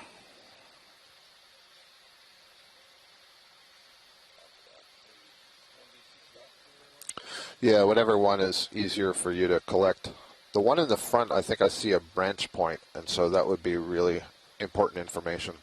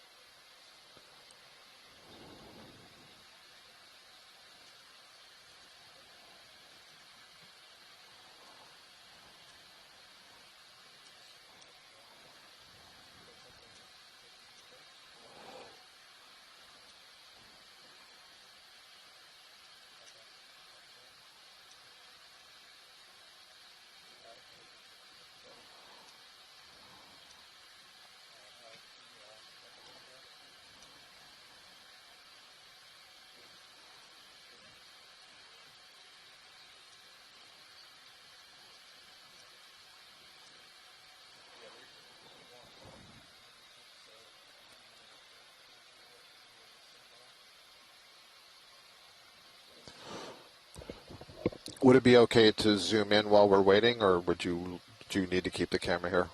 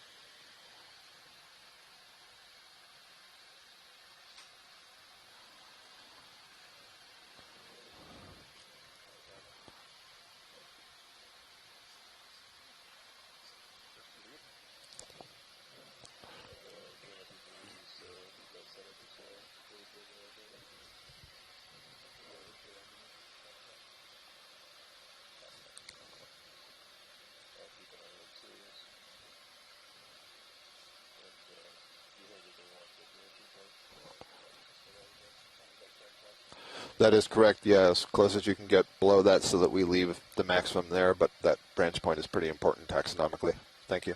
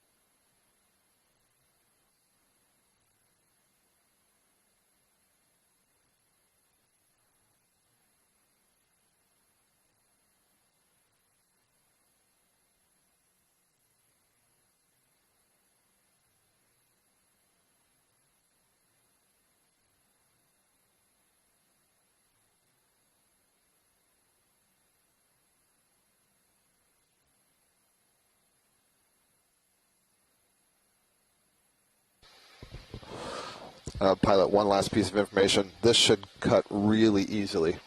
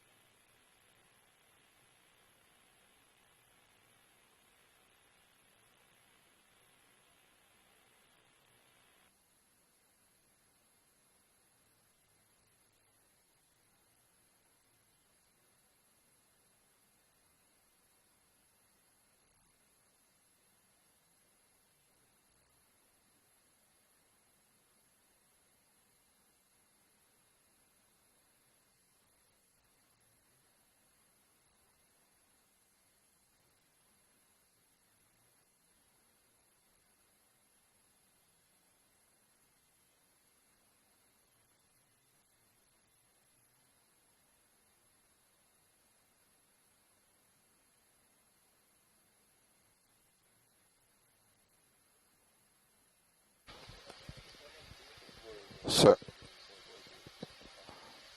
and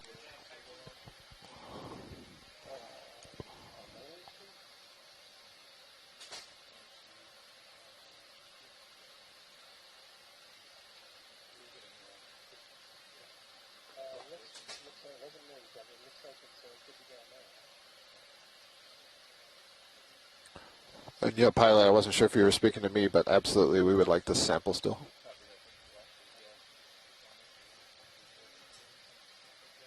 Copy.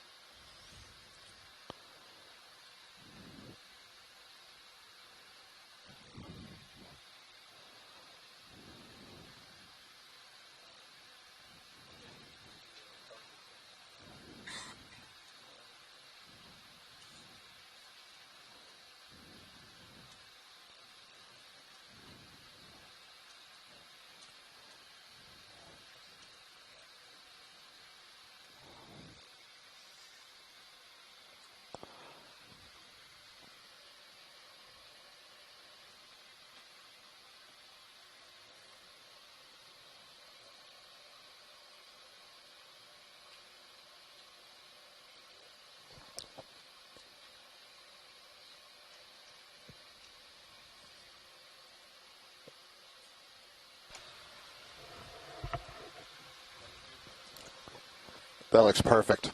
Perfect. And that's, I think I already saw it snap. So, thank you.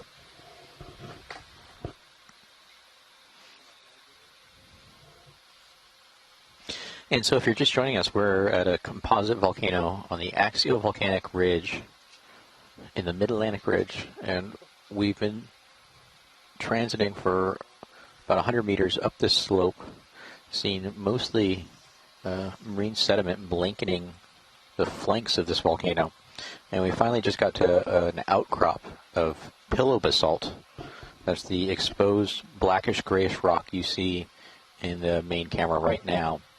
and growing on that was a bamboo coral that we just sampled and we'll take for further analysis. And it was important that we sample the coral below that bifurcation, that split in the branching. Yeah, so the bamboo coral, along with two other families, are the most diverse species in the deep sea. They've clearly evolved in the deep sea and spread out, and we keep finding new species of bamboo corals, primnoids, chrysogorgids, and it's really interesting and important to understand the biogeography, evolutionary history, and so on. So that's one of the reasons for the collection.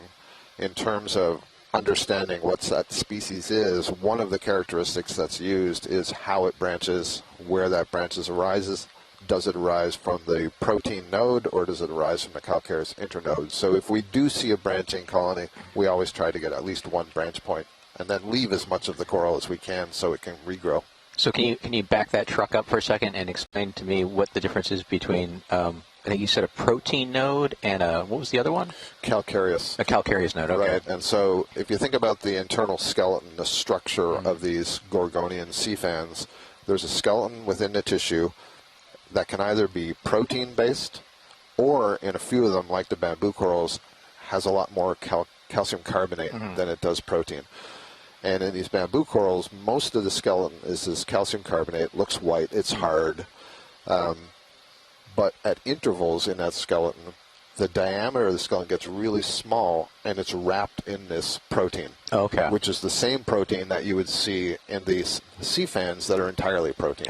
So there's an interesting evolutionary story there about, well, why does it have so much calcium carbonate compared to all of its relatives, which are mostly just protein? And there are some steps in between there. So that's what you look at. You look at that bifurcation where that branching is, and you see if it's originated from like that calcareous skeleton bit node, or that protein-rich surrounding. Right. We call that the node. So the protein part that's black, we call that the node. The other part we call the internode. The internode. Okay. Right. Exactly.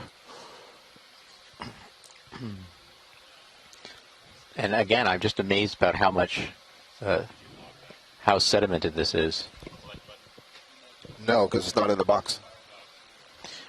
And so the ROV is pushing out its sample box, and we'll put that bamboo coral nicely stored away in one of Scott's boxes. So one of the things you saw is that where the pilot was collecting that, it was growing off the front of a ledge, and it's a tricky spot for the ROV to set down and then use that arm to reach in and grab. The collection boxes are on a hydraulic sled that gets extended out in front of the ROV, and so there's no space to do that when you're up against a ledge. So what they do is they get the collection in the jaws, and then they lock the arm in place off to the side. We then move the ROV to a space where we can now extend that drawer hydraulically. You'll see that open, and then we can deposit the collection into the drawer, close the drawer, safe and sound.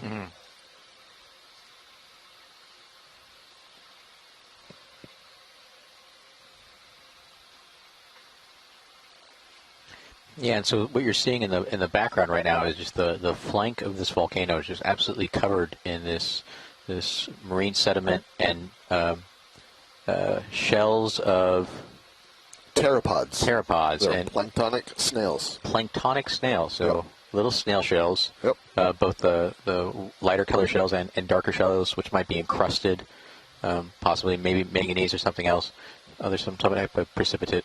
And then these large basaltic fragments, this rubble that's fallen from upslope. Some of it is actually probably just peeking out and actually still in place, not actually rubble, just part of the edifice of the volcano, the actual volcanic summit, but not covered in this sediment.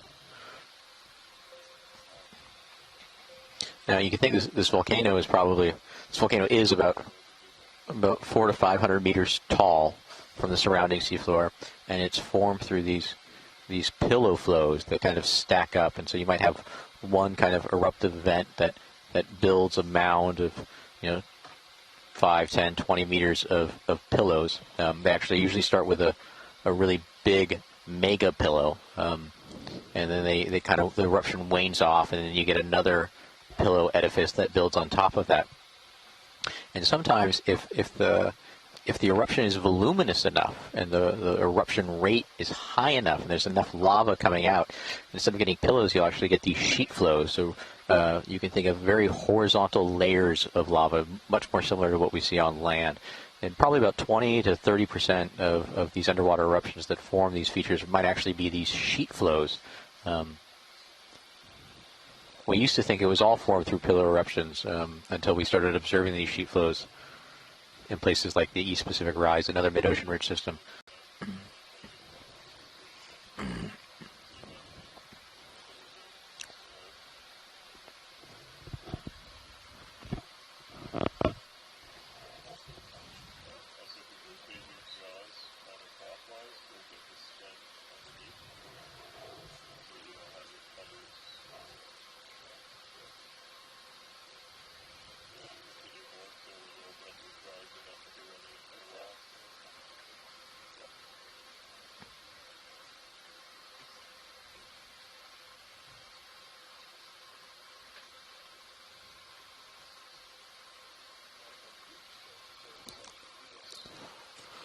Nice work, pilot. We have a collection in the port outboard bio box. Thank you for that. And I'm off to lunch.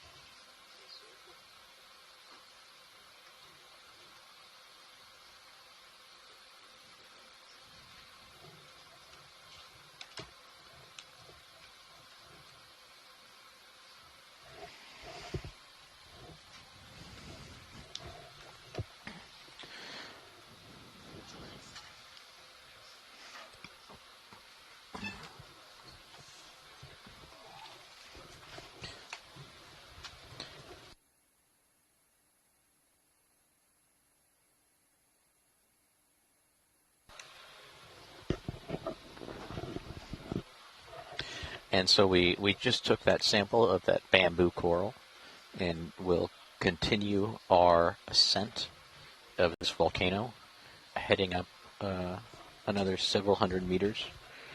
We are currently at a depth of about 2,650 meters below seafloor, so we're about 110 meters from the summit, and we're about 100 meters from where we started. So we're about halfway up the ascent of this elongate basaltic underwater volcano that forms part of the axial volcanic ridge of the mid-Atlantic ridge, which is an example of a mid-ocean ridge system. Just trying to see how many times I can say ridge in one sentence. Now these axial volcanic ridge volcanoes in the mid-Atlantic ridge can get really, really long. They tend to be elongate along and parallel to the ridge axis, or the axis of the mid-Atlantic ridge. And then they tend to be fairly narrow across the ridge.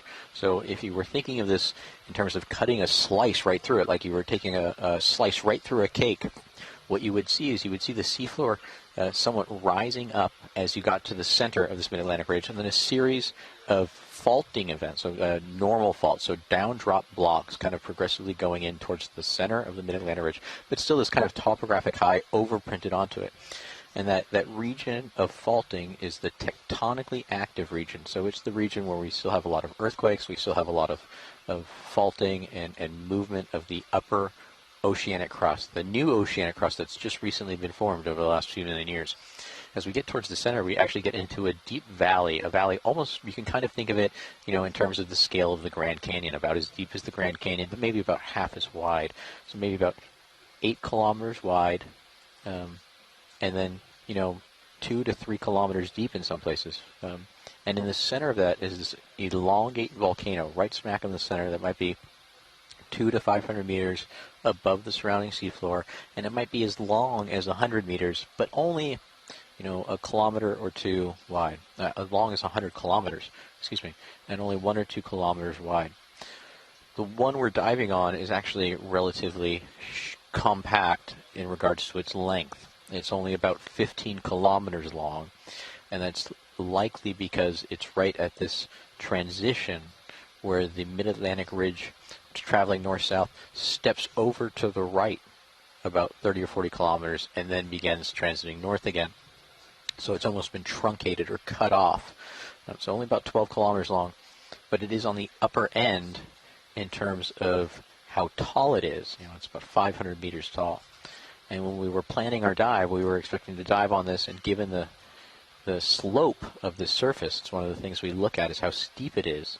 We expected to see a lot of exposed pillow basalts and lava flows, and it's actually it's a little amazing. What we've seen is actually just a huge amount of marine sediment draping this entire feature.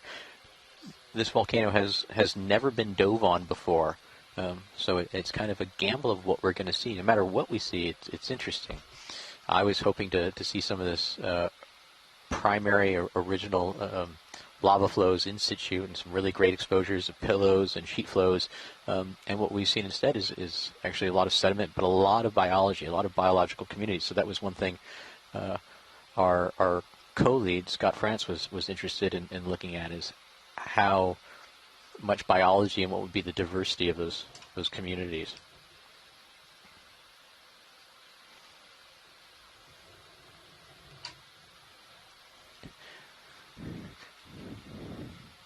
And you see occasionally these little outcrops or these little protrusions of that lava, those basaltic blocks, peeking through the sediment. Now, some of those are still likely intact to the structure of the volcano, and then some of them, you can see the really angular ones, flat ones, and the rubble. Those are exactly what they are. They're rubble. They form part of a talus field, or a field of debris that has come from upslope and fallen off, and tumbled down the volcano, and then made these piles.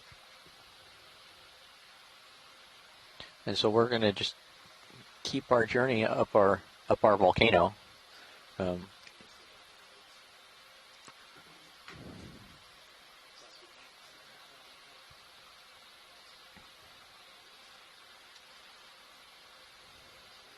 Now, not to be lazy, but I'm a little lucky in the standpoint of I get to hike up to the top of a lot of volcanoes, but I get to do it either in a helicopter or remotely in an ROV.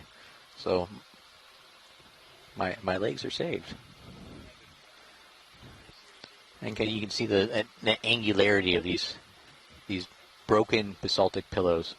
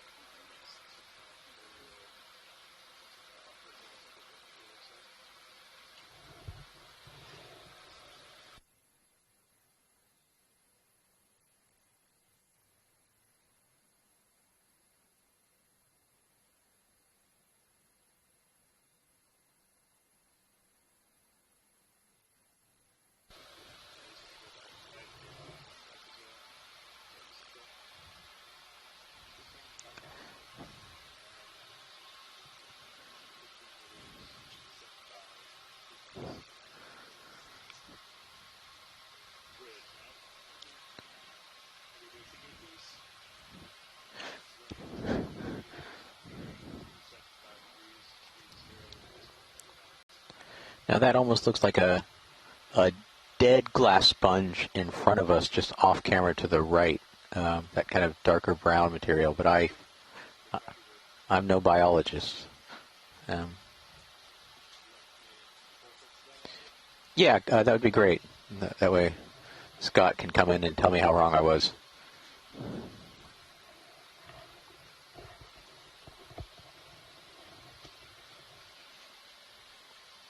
Yeah, so to me that looks very similar to what we were seeing earlier on the dive and some of those glass sponges, but now dead, and it's just been a place for accumulation of floating material.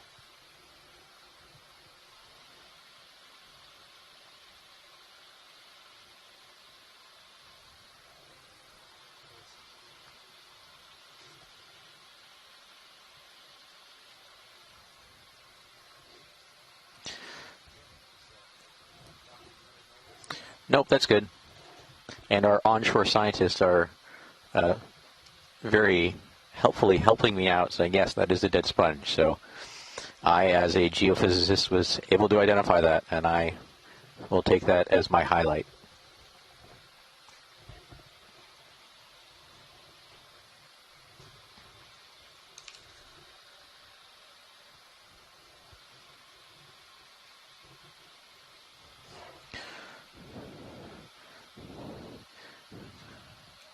Now, as we get to the top of this composite volcano, I hope to see more of this primary exposed basalt.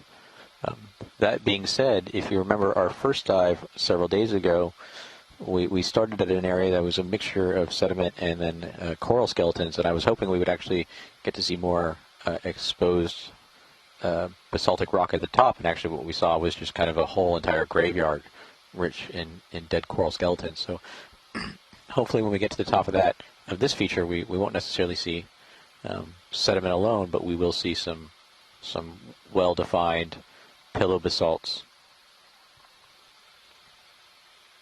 And it seems like there have definitely been some type of underwater current that's been moving some of this deposited marine detritus and material, and so that might also help to scour the upper surface free of those sediments, but we won't know until we get there.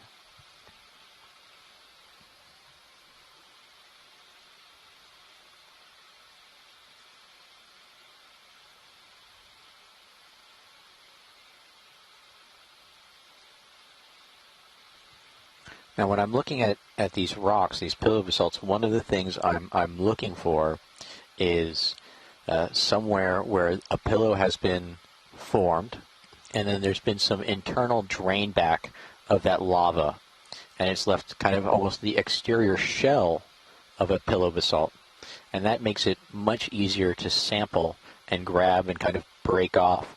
The other nice thing about that exterior shell is that exterior surface has basically quenched. It's hit the water first and it's cooled, and it hasn't given the lava in it time to crystallize, and so it's a really glassy texture, and that glassy texture is really important when we try and do geochemical analyses of what's in that. There's other types of analyses we can do on the crystal assemblage, the denser part of the material. But some of those, like isotopic dating, require larger sample sizes. And it can be hard to get a large, unweathered or unaltered or a surface that hasn't really been affected by secondary mineralization or alteration of the primary mineral products, unless we get a really decent sized sample. And it's hard to rip a grapefruit sized sample off of these rock outcrops.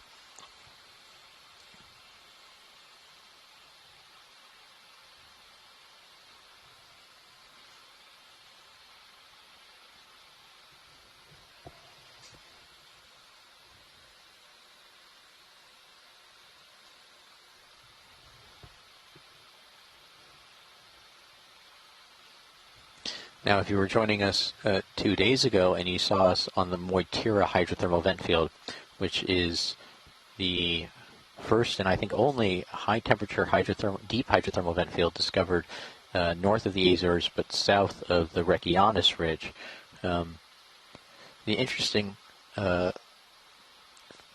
location where that was is it was off of this axial volcanic ridge. It had a similar volcano like the one we're observing now there, but the hydrothermal vent field was off axis of it. It was about 3 or 4 kilometers away in this place where there had been suspected to be a deep fault and then maybe a secondary magma reservoir. So if you think three-dimensionally and you think about this 500-meter tall, 1 to 2 kilometer wide, and 12 kilometer long volcano, underneath it, the mantle is upwelling basaltic magma, and it's likely forming a very shallow reservoir of magma. Now, not a pool of reservoir, but you can think of a series of kind of stacked zones that this volcano is drawing its magma source from. The input rate, the amount of magma coming up from the mantle to this volcano is really low, and so that's reflected by the slow spreading rate, the slow rate at which the two tectonic plates that the Mid-Atlantic Ridge divides. It's reflected by that slow spreading rate of just 2 to 4 centimeters a year. Now, the reason that's important is that because of that slow supply rate, that slow input rate of magma, these volcanoes do not necessarily stay active very long, and the activity on them seems to be more sporadic. You can think of being on the top of this volcano and hoping to see an eruption, and you might have to wait 10,000 years, which is very different than some of the mid-ocean ridges in the Pacific, like the East Pacific Rise, where we have been able to see recent evidence of underwater eruptions, on month timescales.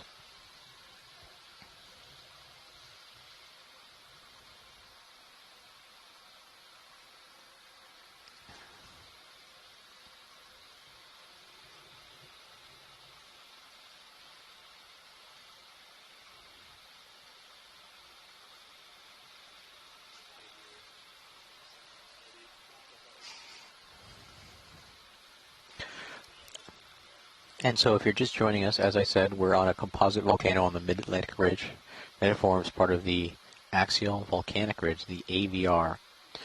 We're currently at a depth of 2,636 meters below sea level. Our latitude is 43.1624 north. Our longitude is 29.0279 west. We're about 420 kilometers north of the Azores, north of the northwestern island, Corvo.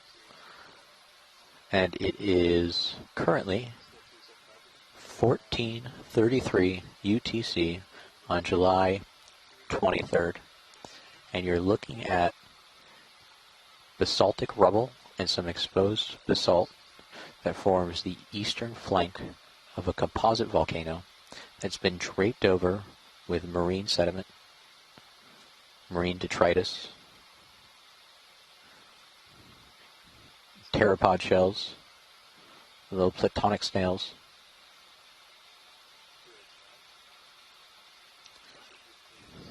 And every now and then you'll see little squiggles in the sedimented surface, and that's from marine creatures crawling around. We call it bioturbation. It's the biology creating turbidity. Okay, so here's a really large outcrop of these pillows. And this is really interesting because you can see just how much it's overhanging. And so a lot of times when these pillow eruptions are occurring, the pillows will detach and start to stack and then kind of stick together. Sometimes they'll stack and they just completely fall off.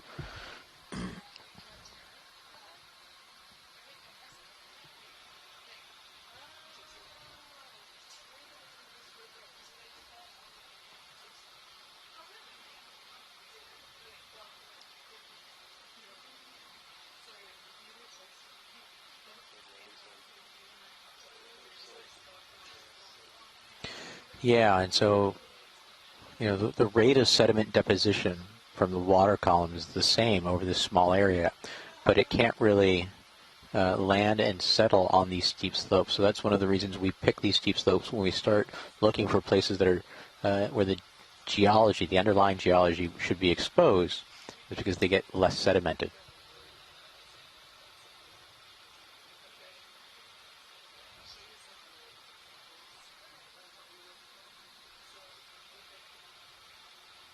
And you can see just how fine-grained and loose and unconsolidated that blanket of green sediment is. Just the ROV being near it kind of drums it up and makes it cloudy. And that's just because it's so fine and loose.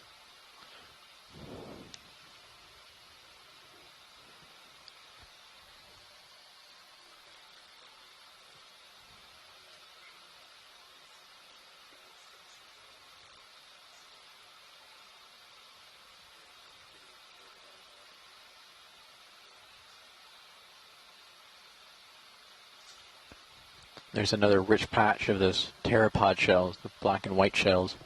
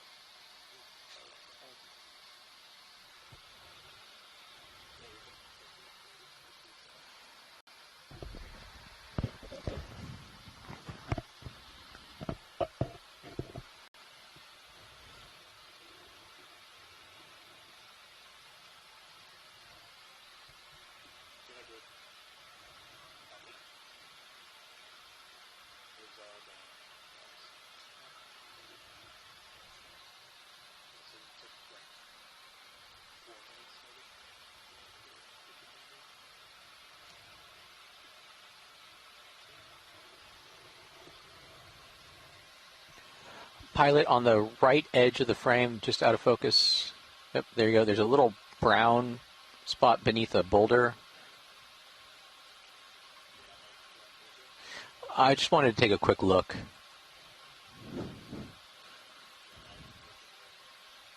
Yep, it's almost center frame right now. Almost looks like a butterfly wings above the lasers.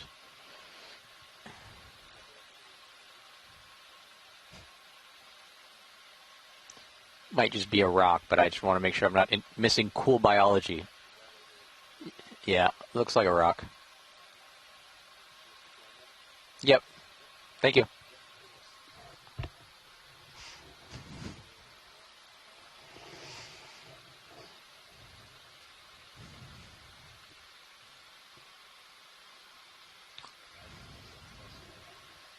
Just a rock, but hey, here's a cool stalk. But that's about my limit. You know, it's a... let's stop and look so Scott doesn't get mad at me. And so what we see is this large branching stalk with multiple polyps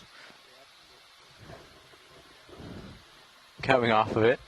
And it you know, this really reinforces how important it is to have both a geology lead and a biology lead. Because to me, I don't think we've seen something like this before, but I have no idea what it is. And so someone says, yes, it's a sea pen umbella. That's Christopher Ma on our chat. It has 8 arms each. And umbellula. It almost is umbellulla. It's a type of coral. And you see here comes Scott walking in from lunch, and he looks at it, and the first thing he says is umbellula.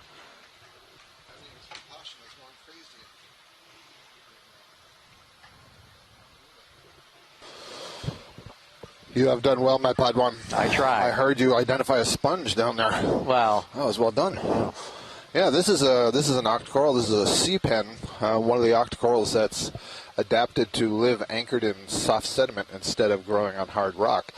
And this is a very characteristic, very deep genus. So many of them are known from abyssal and deep bathyal locations, so I'm not at all surprised to see it here. And there is some taxonomic uncertainty. It turns out there's actually 3 different groups of things that people have been calling umbellula.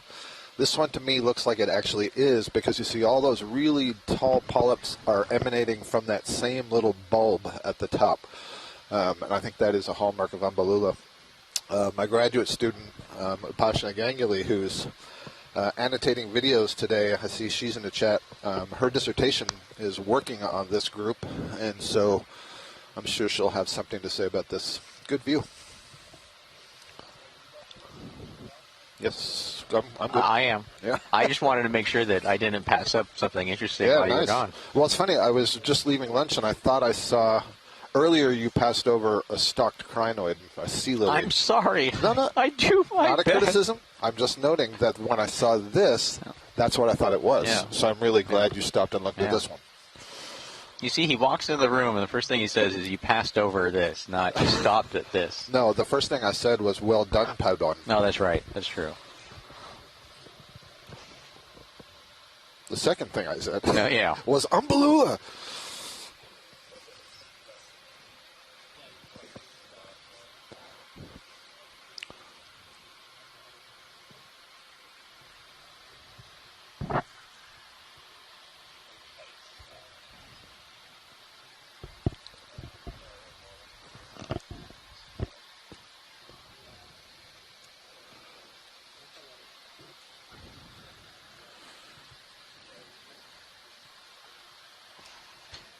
And so it looks like we're just about a little more than halfway up our ascent of this volcano. Things have become progressively less sedimented as we reached our steeper slopes.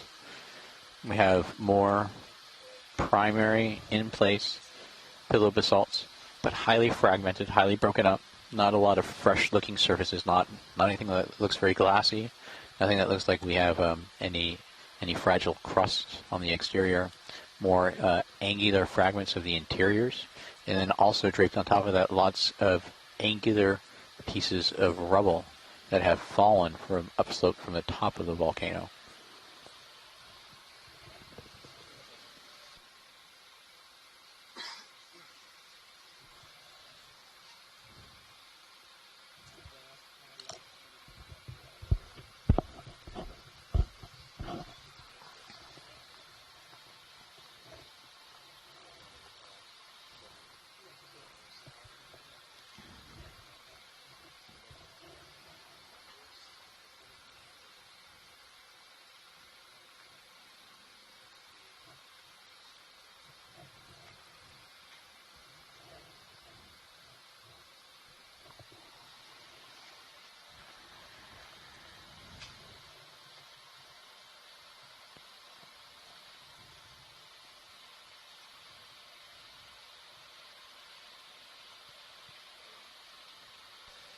A lot of sponges on these rocks, and you note that they almost all seem to be on the vertical surface of the rocks and not on the horizontal upper surface. Mm-hmm.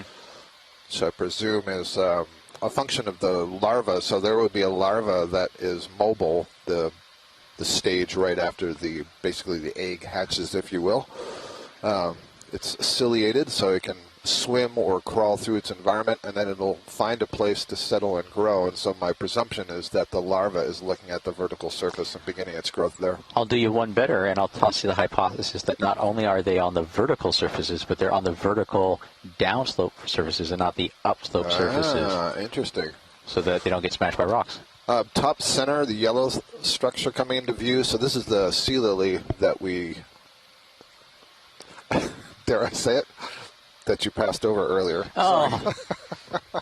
Hate to bring that up again. I knew it was coming back up, and I wanted you to be exactly. here. So. Yeah, I appreciate that. That's good. So this is another echinoderm, and this is in the crinoids. We've seen some feather stars, which do not have a stalk. This is the stalked crinoids, common name sea lilies. You see it has that very long stalk, and at the base it would have these little gripping sort of feet, Siri-like structures. But they're suspension-feeding echinoderms, closely related to the sea stars. The mouth is oriented upwards, and then, like all these suspension feeders, they've created some sort of net-like structure. In this case, those arms that branch off, and then when we get close, you'll see there are little pinnules or side branches coming off of the arms. And then if we were to look close enough, we won't see it from this view, but there would be little tube feet coming off of those little side branches. And the tube feet flick food particles into a groove that runs down the arms, and the mouth is at the center where all the arms are connected. So now, on our Mortira hydrothermal vent, when we saw those rusticles, and when I said I thought it might be biologic, I guess what I was thinking was some type of stalked animal like this, where the top had broken off, and then all that sulfur and sulfide and then other mineral precipitates of the water had kind of encrusted it. Sure. Yeah, I really don't think that's the case. And when we got it up and it was broken in pieces, there was nothing like that on the inside. Chris Ma from the Smithsonian, who's an expert himself on things echinoderm, believes this may be the family Hyocrinidae. Thank you, Chris. Oh, and Upashna Ganguly has said that that previous one we're looking at may have been a pseudo-umbellula, given the number of polyps it had. And I said that there was this taxonomic reorganization going on, so they gave it this name pseudo-umbellula to reflect that it looks like an umbellula, but it's not. Thank you, Pilot. Although, do you have any more zoom left? I believe I see a little carnivorous snail on the arm of this crinoid, the pink thing that's in the foreground. Yeah, so, yeah, actually there's several of them. So there's a specialized group of snails that feeds on these crinoids. They have a long proboscis that they will stick into crinoids. I think there's also some that get onto the sea cucumbers. And you can see 3 of them there. Very good. Everybody's got to eat. And so they're actually eating the crinoid. Correct. Thank you, Pilot.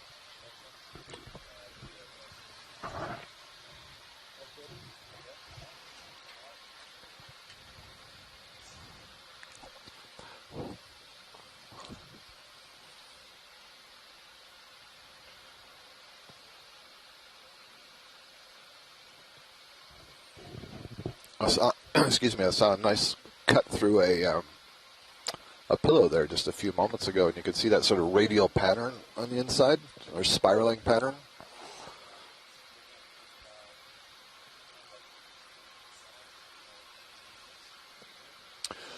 Chris Ma gives it the name Eulimids, or Eulimidae, I guess, for those snails on the crinoids.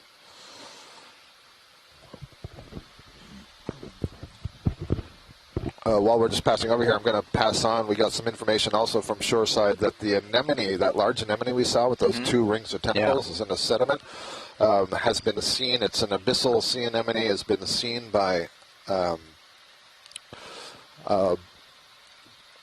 oceanographers, biologists from the National Oceanography Center up in the UK, and they did some time-lapse photography. So they put some cameras down and watched the bottom, and this anemone was there in the bottom. And they found that this article is called The Very Hungry Sea Anemone. Did a lot of feeding, including feeding on animals up to 6 times its weight. And it can also change its position on the seafloor, so it can sort of pull itself out of the sediment, move around, and then rebury itself. Did you say the very hungry? I did. The Very Hungry Sea Anemone. And what else does it say here?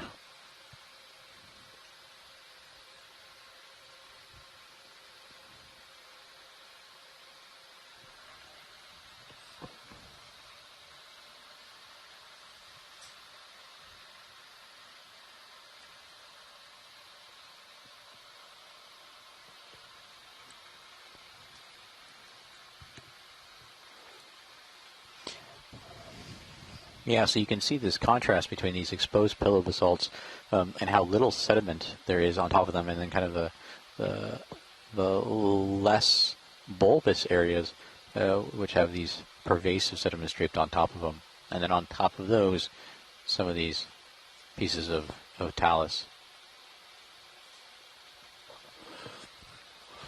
We need to find another cusk eel, because Ken Sulak has provided some really interesting information about it that we can share when we find one. Yeah, this Monter reaction he's mentioning is very cool.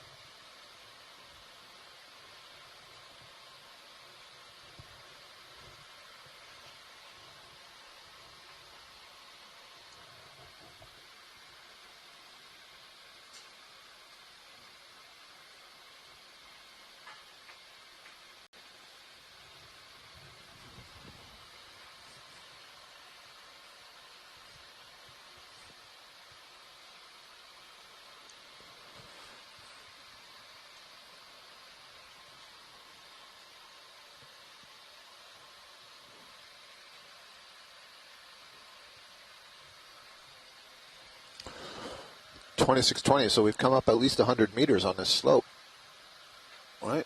So what? That's about. I mean, looking at the map, it's almost halfway up, but we thought it was what, 300-meter slope? It's about a 200-meter slope, so we're about halfway up it. And as I was telling our listening audience, I was kind of hoping that as we get towards the top, we might see more of these unsedimented pillows. But given our experience on the first dive, I don't know. It might be very sedimented.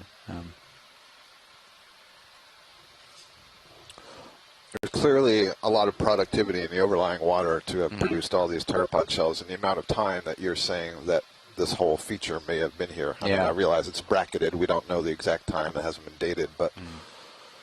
Yeah, but I wouldn't expect it to be older than, 10, 20,000 years at the oldest, I think. All the currents, or all the, there seems to be some evidence for deep currents given some of the features we've seen in some of the darker and pteropod shells, the way they're laid out. They're kind of almost in these fluvial patterns. And so that might be interesting. And maybe the summit might actually, be scoured free of sediments given the currents. But that's just, wild hypothesizing at this point.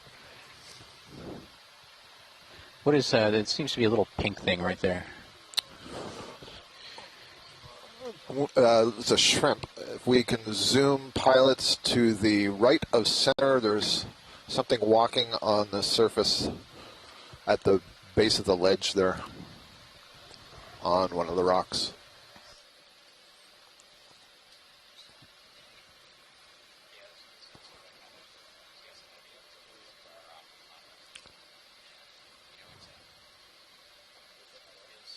Yeah, that's it. Huh.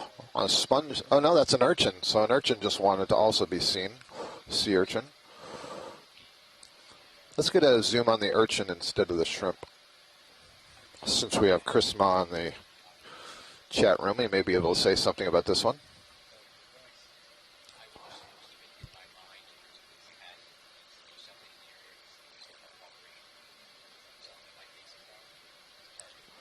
Very nice. So another echinoderm. We've seen, let's see, we've seen the brittle stars today, which are the class Ophiuroidea. We've seen the crinoids. We've seen the sea cucumbers, the Holothuriidea, and now we've seen the Echinoidea, the sea urchins. So all of these are members of the Echinodermata. And Chris is saying that this is some kind of heart urchin, which is an irregular urchin. And typically what that means is that the shell that you're looking at isn't a perfect hemisphere. It's irregularly shaped, and many of them actually burrow somewhat into the soft sediment, although Chris, I've seen this one has some fairly long spines, so I'm guessing that it's not the case. Likely very delicate, he says. Collection would be nice, but he thinks it would be really fragile. And the spines I can see are also really thin. Thank you. Is that the max zoom?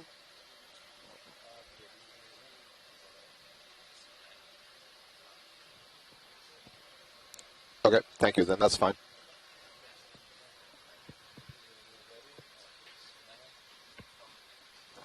Yeah, so Chris says not all of the irregular urchins bury themselves. It's kind of interesting.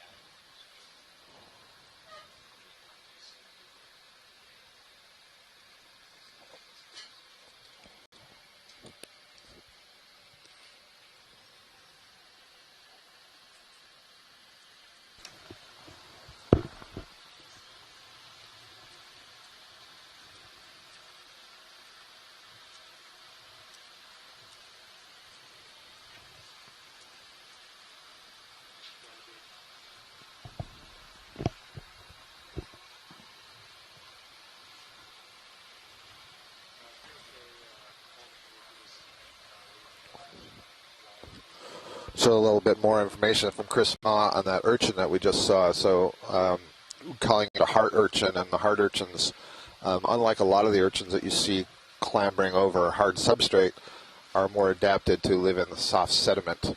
Can we get a look at the top left? I'm looking at two polyps that are erupting out of the rock there. Yep, at about 2 o'clock, at 10 o'clock to the lasers, just coming in round, or almost directly above the lasers. You got to be careful how you use that word.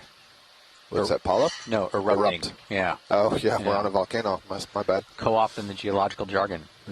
This is an anthomastus, I'm pretty certain.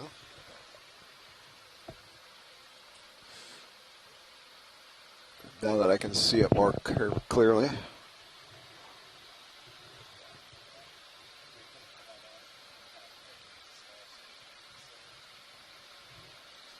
And there we go. So I believe all of those polyps seem to be arising from the same central mass. It's going to be something like anthomastus or pseudoanthomastus or something related to that. Thank you. Yes, all we need. So Chris was talking about those hard urchins. So many of the urchins probably that we're more familiar with, you find on reefs and rocks and are scraping those hard substrate for bacteria or algae or something like that. But the hard urchins are adapted to sediments, and many of them completely bury, but Chris was saying that type that we were seeing there probably only plows through the sediment, so the upper part of that hemisphere would be exposed and the lower part would be in the sediment. And is that another one? The thing that's waving? No, the thing below that, or is that a star? It looks like a squat lobster. So, pilot, if you're still in a position and can zoom in, just above the lasers, there's some white sponges.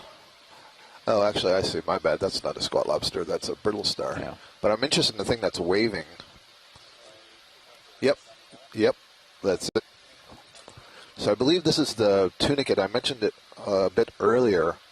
Yeah, so this is a Culeolus or something in that family.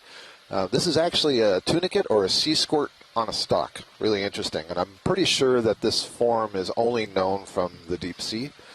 And so kind of like in the pelagic, yesterday we were seeing salps, they're also filter feeders. And so they're chordates. Mm-hmm. So they're in the same phylum as the vertebrates. So that's your close invertebrate cousin. And they generate a water current through that sac-like body. I mean, in all honesty, it does look like some of my cousins. Yeah, it does, yeah. And then beneath the sponge... Do you want to name names? Or? Oh, no, not on air.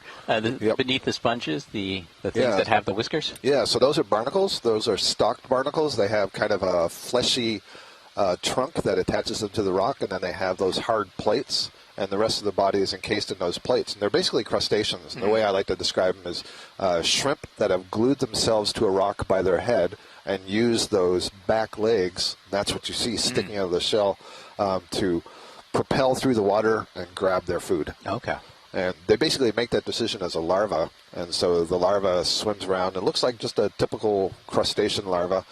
But once they find a suitable spot, they basically use their antennae to glue themselves to the rock and then undergo a metamorphosis and grow into this thing. Barnacles are cool.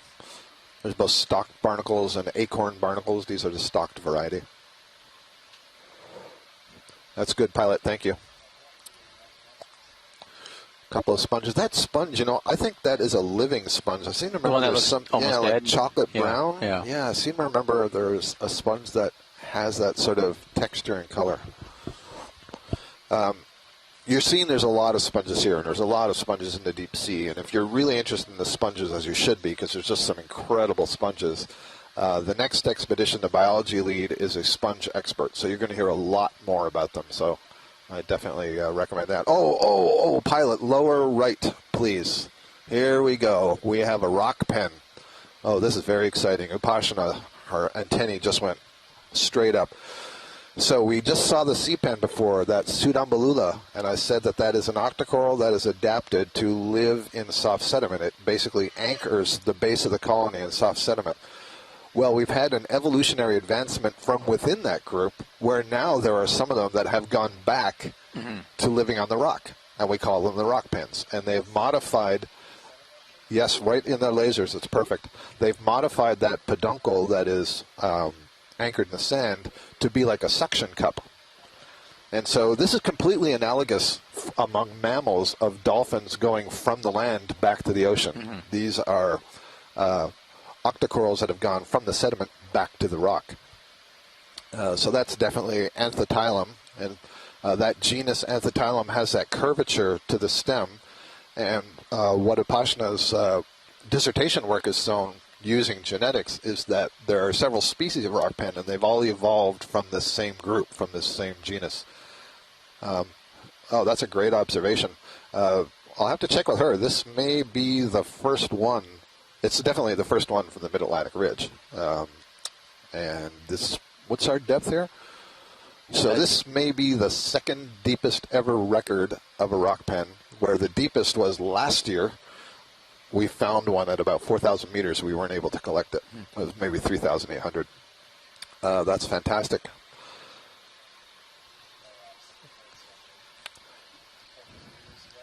Yeah, well, we take what we can get.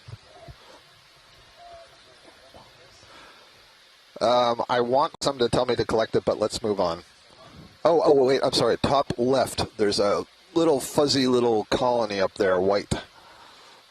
That's a Chrysogorgia colony. Excuse me, a different family of corals. And we've seen Chrysogorgia a few times, haven't we? I don't think we have on this dive, but yes. No, not on this dive, but yeah. Yeah, in fact, we collected one on dive 1. Yeah. And so I said earlier there are 3 families of octocorals that are extremely diverse in the deep sea and mostly known in the deep sea, and this is one of the other ones. And the genus Chrysogorgia, of which this is one, is the most speciose. There are more than 60 or 70 species in that genus. And the Chrysogorgia, the name translates to golden coral. And so if you could see underneath that tissue, you'd see kind of a golden color. Not a lot of branches. That's kind of interesting.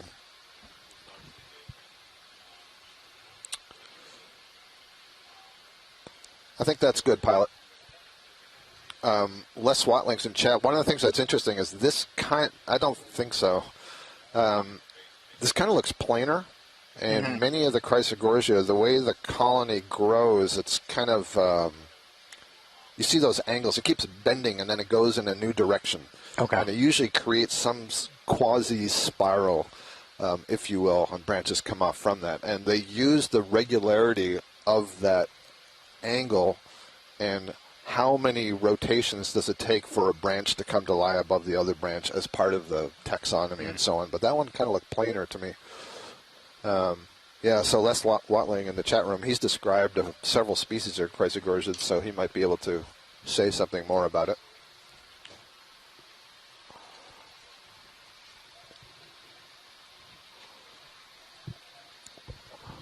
And so it looks like we're coming up slope, and we're coming into another one of these little lulls in the angles of in the topography.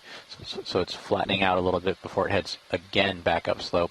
And since the angle's a little bit lower and there's not as much relief, we're getting a lot more of this sediment that's accumulated.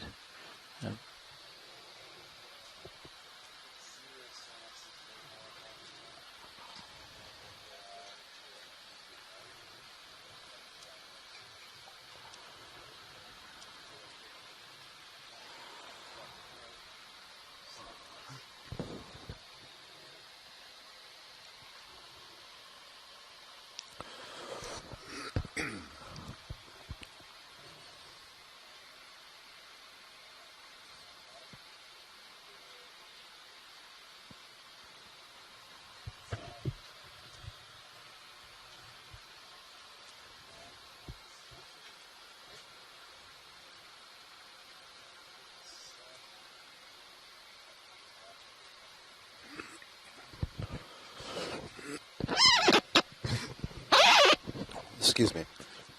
So some more information from the chat room. So Pashna Gangli is saying that we don't know many curved rock pens from the Atlantic. And so so far there's only been a single species of rock pen described in the Atlantic. I was honored to have it named after me. So that's Callibelemnon francii. And when we collected that one in the deep Caribbean, it was straight. It wasn't curved at all. It otherwise looked kind of like that, and the question is it a juvenile form before that curvature forms, or was it something else? I'm afraid there's an awful lot of biology on this rock, Ashton. Yeah, it's unfortunate. So he's got you covered, Ashton. No, that's okay. But I will make a mention of this sponge that's on the right. It's growing on a long stalk, and it looks like there's a cup at the end of it. And I'll note as we're going by, I think there's another Chrysogorgia colony right in the center. That might be an Iridogorgia. Actually, we better look right in the center, facing us coming off of the rock. I just want to make sure that that's Christ. Yep, it's directly in front of you. Now it's slightly left of center. The red bush. I was trying not to use colors. Oh. But that's a Hyalinema glass sponge. I think I saw one earlier, but we haven't had a close look.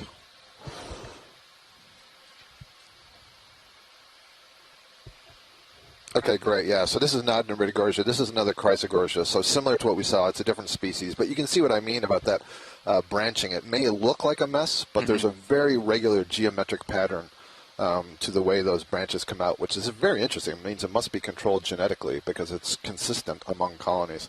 And there's at least one shrimp growing in there. Thank you. We're going to go to that sponge that's on the right.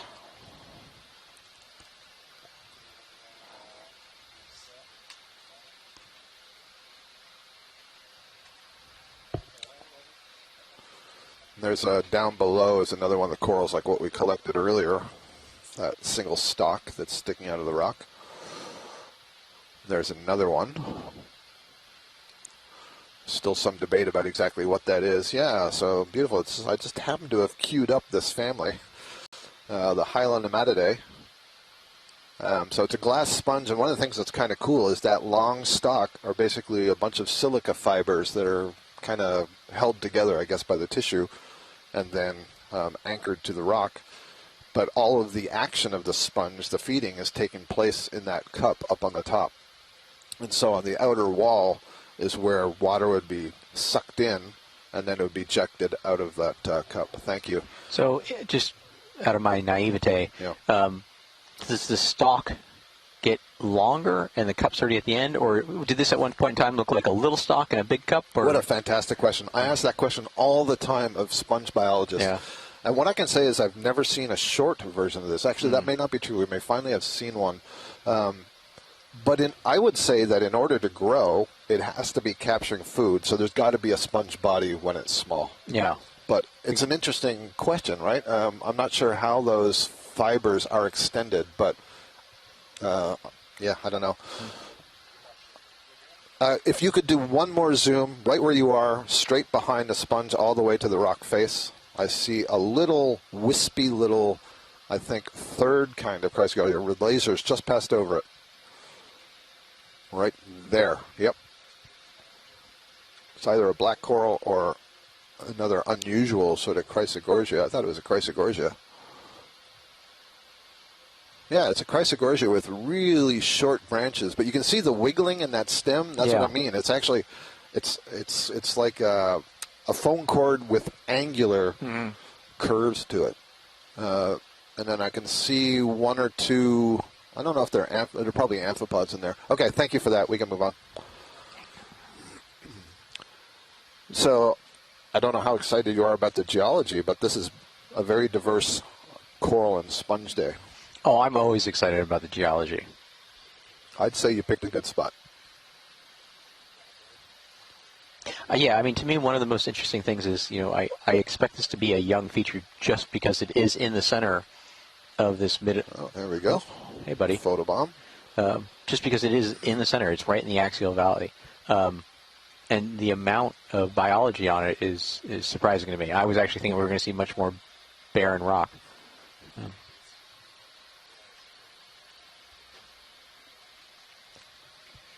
I think that was the Antimora that just went by. Yeah. Oh, I'm going to find the right one. There we go. Antimora rostrata, I believe. Yep, there. Ken Sulak is confirming that. Ken knows everything about the fish. Thank you, Ken.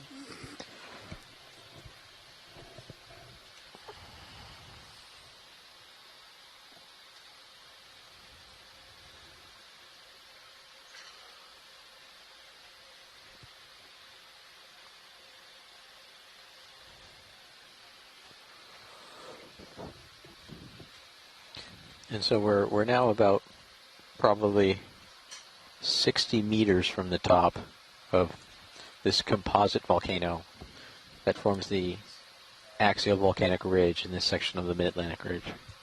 We've come about 140 meters up from where we started. Pilot, are we able to get a zoom below the lasers, about halfway between the lasers and the bottom of the screen? Right there, yep.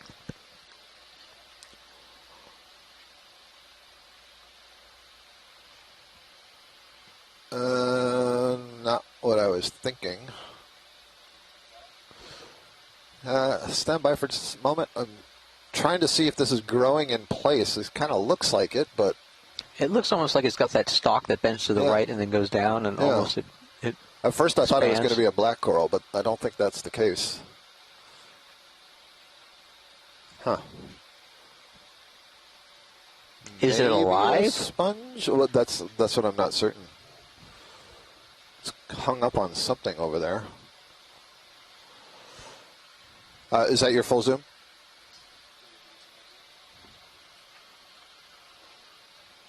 Great, thanks. Extreme close-up. Survey says that is, what, a bryozoan maybe? Maybe that's a bryozoan colony. I'm looking at all those little, what appear to be like holes. I think they're cases that the zooids would be in. I don't know if it's still alive, but that sure is what it seems like to me. Okay, thank you.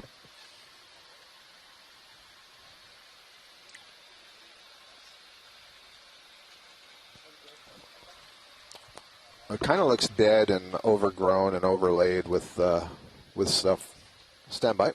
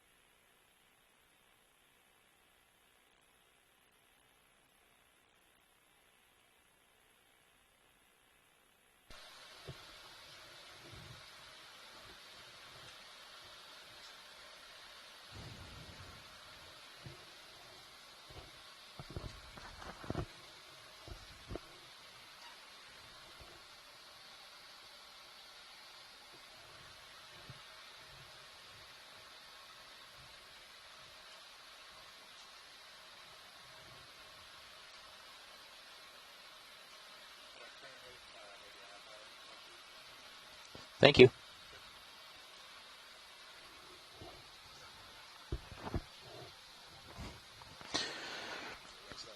About a half hour. Yeah. Yeah. I mean, assuming we don't stop to smell the fishes. Yeah. I think that's acceptable to me. It's kind of a hit and miss in terms of we getting to the top and not knowing what we're going to see.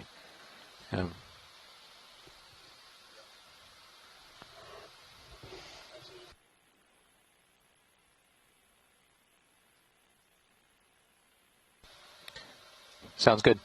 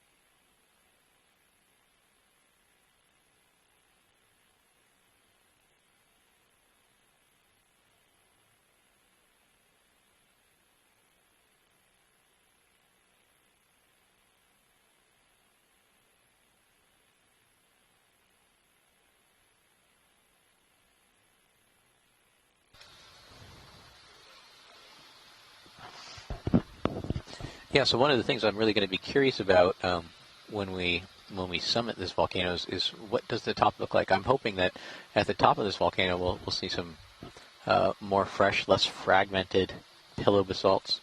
Maybe have a good opportunity to take a rock sample. But we're seeing much more sediment than we expected. Are those rocks or are those the holes? Those, I guess they're rocks. they look like rocks to me. Yeah. They look like little pieces of fragment. Yeah. Okay.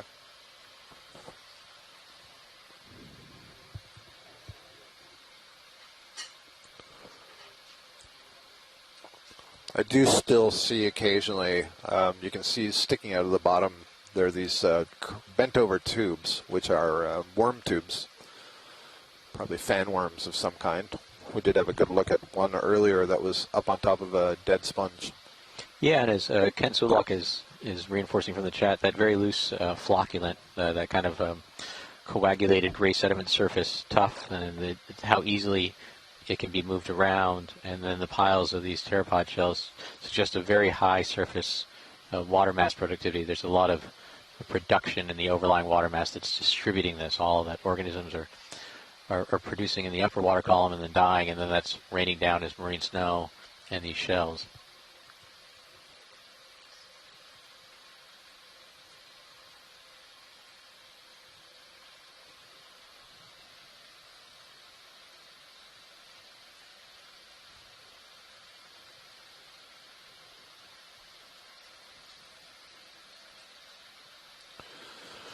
Something I find interesting, I've said this on many dives before, but we're going through this area, there's a lot of sediment. We know that the sediment is pretty deep. We've seen how loose it is. We've already seen one colony of umbellula, so to me this is pretty good habitat for sea pens, and we've just noted that there's a lot of overlying productivity. Mm-hmm. So why don't I see more sea pens here? Yeah, it's an interesting question.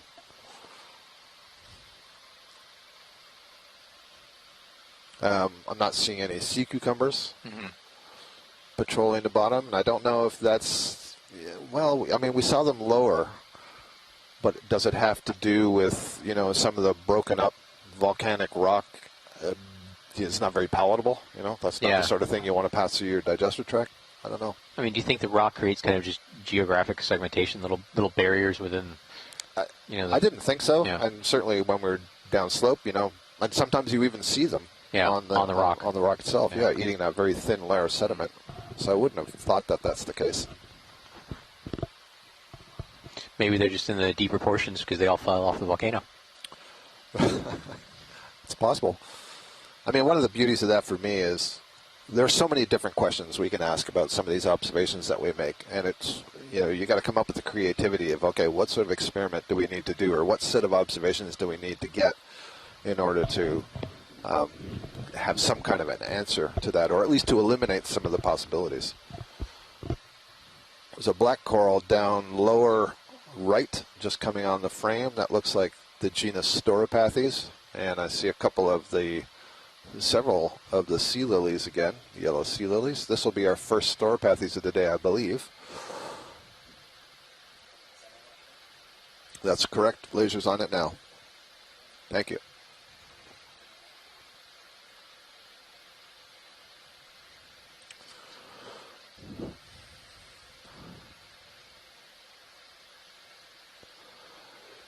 Yeah, I feel pretty comfortable that that is what we are looking at. What are we looking at? Just behind it, there's a giant solitary hydroid, I believe. You can see that thing that looks kind of like a radar dish with a little phallic structure sticking out the center.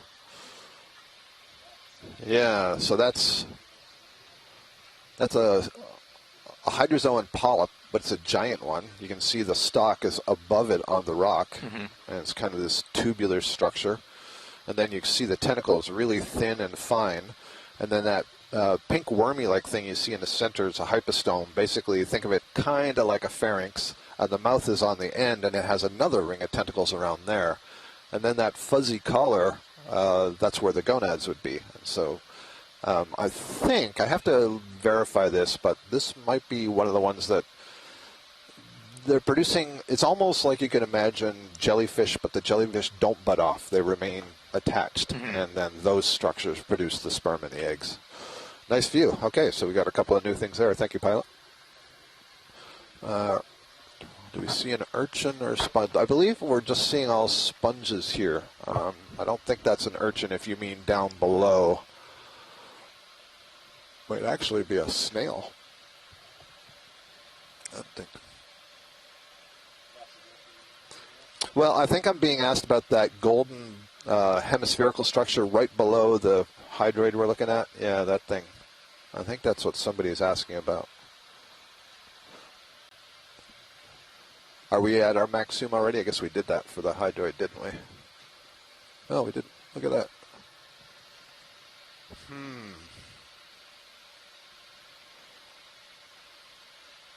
I'm going to throw out sponge. Simply because of all the sort of anchoring lines that I'm seeing, but no, I don't think it looks like that urchin that we saw earlier. Spiny ball. Oh, above the hydroid. Okay, sorry. What they were actually asking for was above the hydroid.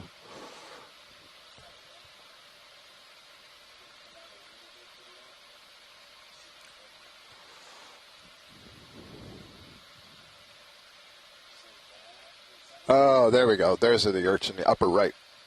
Very long white spines. Yep. Okay. Yeah, we saw one of these earlier, Chris. So this is at least the second one today. Let's get a quick zoom and then let's move on because we want to see if we can get to the top in a timely fashion.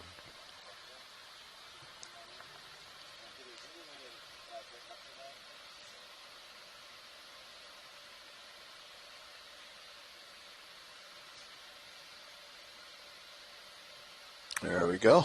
That looks good.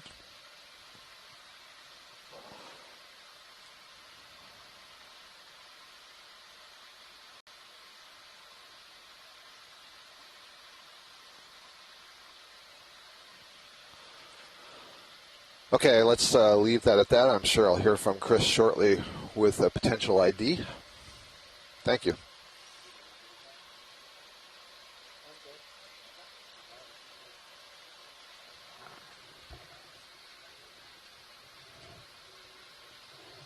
There's such a cool assortment of organisms. Mm-hmm.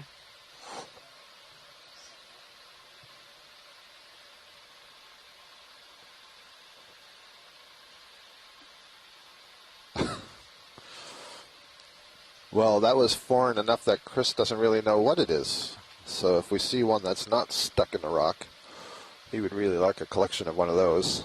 Which one? That urchin with the very long spines. And I noted we did see one further down the slope. May have actually fallen off of a rock. It's too bad we didn't have the bio box open at that time. Could have just fallen in.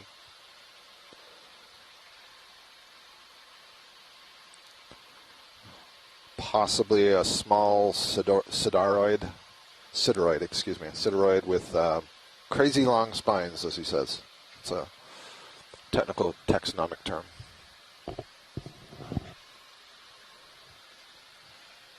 And so we're now about 50 meters from the estimated summit. So those are 50-meter contours, or are those 100-meter contours? I think they're probably, they look 100. Yeah. Yeah.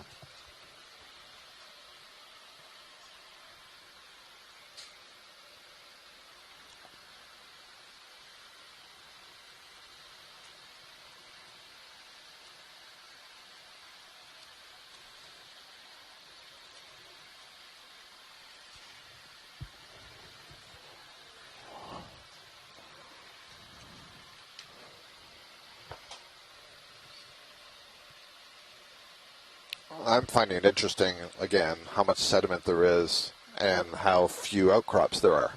I would have expected more outcrops and less sediment. Yeah, and it's, superficially, I started to think that, this is, kind of a older, inactive, less active feature. It's not necessarily just from the sedimentation, but from the amount of talus and the amount of exposed inner portions of these pillows and the less outer, fresher-looking glassy surfaces. But those were near kind of the base, not the base of the feature, but halfway up the feature. There's also just so much sediment draping it, it's hard to get an idea without knowing the depositional rate, how old some of these flows are. Um,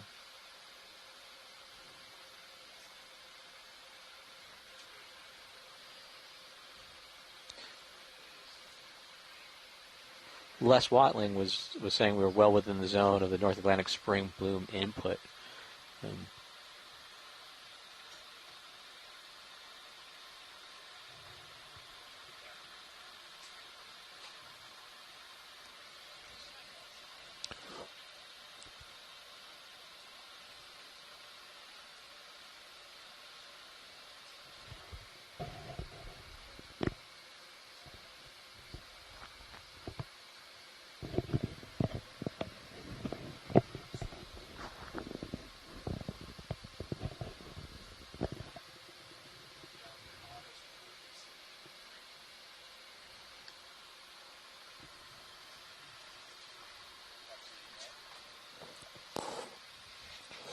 Go ahead, Nav.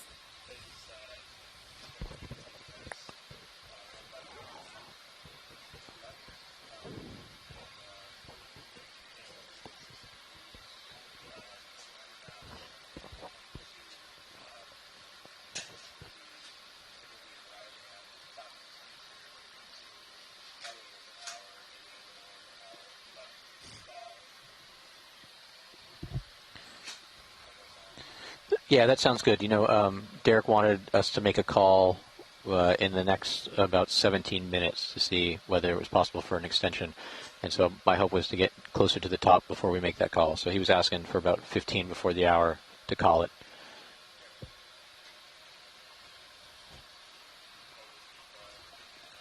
Yeah, I like the speed.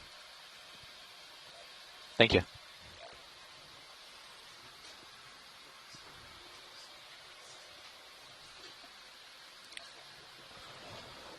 Yeah, so looking at there's a sonar that the ROV pilots can move. They can pan it up and down, and it's a forward-looking sonar, and that gives us some perspective of what we see out beyond us beyond our visual range. And so, looking at the sonar, we can see whether we're approaching any structures. And so it looks about 15 meters out. We're starting to see some harder, more prone surfaces.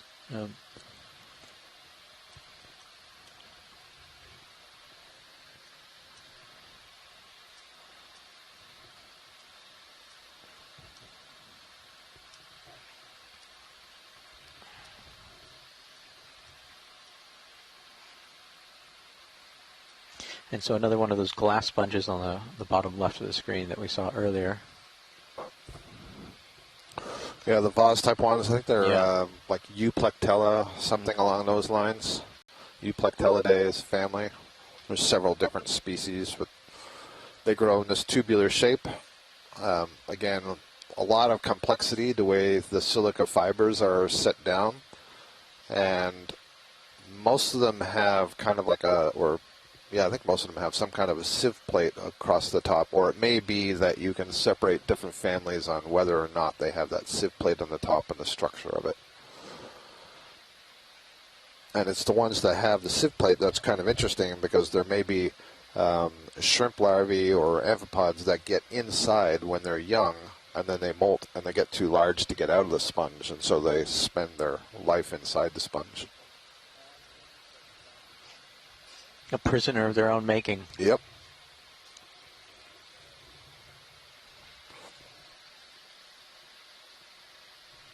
I also believe in that circumstance that it's a male and a female, so, it's a prison of their choosing. Oh, like a little house. Yep, exactly. Our house in the middle of our street.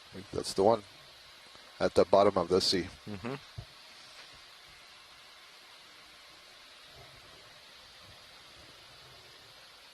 Oh, finally another sea cucumber coming ahead. One of the purple ones. What is this, L-padded or something? I got to remind myself of all the sea cucumber names.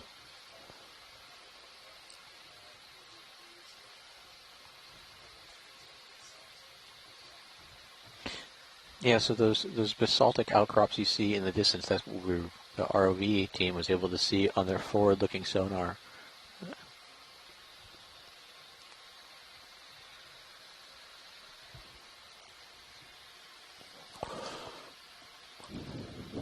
Yeah, good. So again, it's a deposit-feeding echinoderm.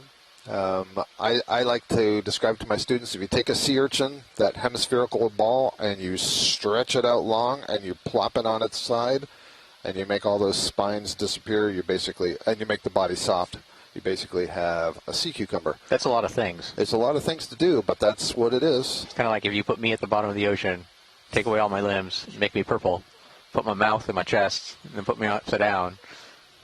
It's actually not like that at all. No. Because these have tube feet, like the urchins. I should have started there. There you go. And you can see the intestine is just packed with sediment. Thank you. It's the second one we've seen of that morph today. Now, was that, so the golden one we saw, Yeah. Are those closely related? I think they're very closely related. And to the lower left, just passing it, bang, hit the bottom of the screen now. It's something, question mark, with a brittle star wrapped around it. It depends how fast we're going, but if you still have the time before the move. Yeah, if the sediment's causing a problem, we can just move on.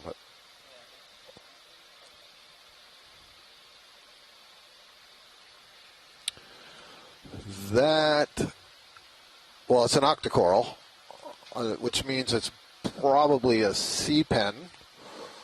That's very interesting. Huh. It's got to be a sea pen. You see that it disappears into the sediment, so it's got the inflated peduncle. I don't usually see many sea pens that have brittle stars wrapped around them like that, so that's kind of an interesting observation. Thank you, pilot. That's good. Chris Ma suggests that was a synallactid sea cucumber. Thank you. That's the family name, Synallactidae. So what were you asking about that? Oh, the relationship between the one we just saw and the golden one we saw earlier. Yeah. So I think it was Ken Sulak had said that he hasn't seen a gold color one like that before. I feel like I have, but I don't know enough about the taxonomy to know how much the color factors into the species differentiation.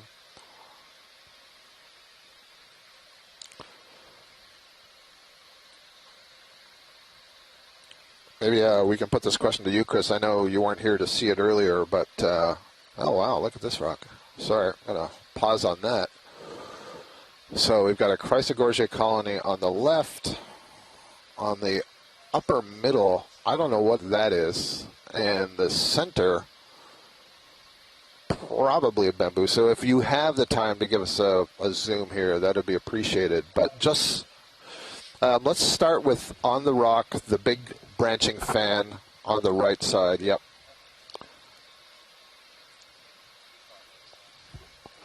This is suggesting to me that the top of this is going to be heaven.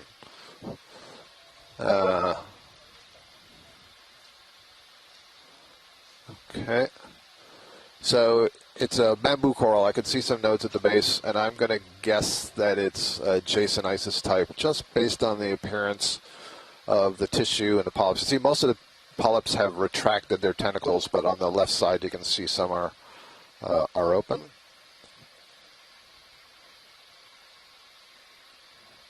Yeah, good. Thank you. And if it has intertentacular needles, they're relatively short. So that's good. Good information.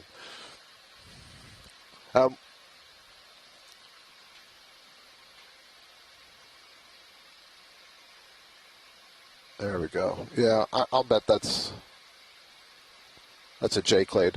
Okay, thank you, pilot. So let's go wide and then look to the left on the back side of this rock.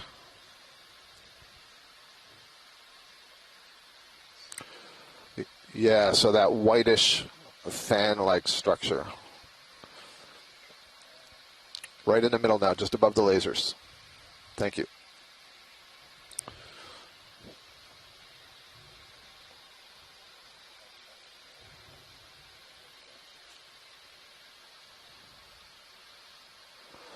All right, so that's another Chrysogorgia. This is yet a fourth, maybe, different species that we've seen today in this genus, certainly in this family. or this is another planar one. So we did see a planar one that had very few branches. It's possible that this is just an older version of it. And one thing I'm really interested in the center, there's kind of a ball-like structure. It's just to the left of center. Yep, the whitish one, not the pink ones below. What I'm wondering is there are octopus, the serrate octopus, the sort of Dumbo octopus that lay their eggs on these structures. So that is not what that is. That's probably something like an Ascothoracicon, which is a weird parasitic sort of barnacle. It looks to me like that's been overgrown by tissue of the coral, which is why I say that. So that's my best guess. Yeah.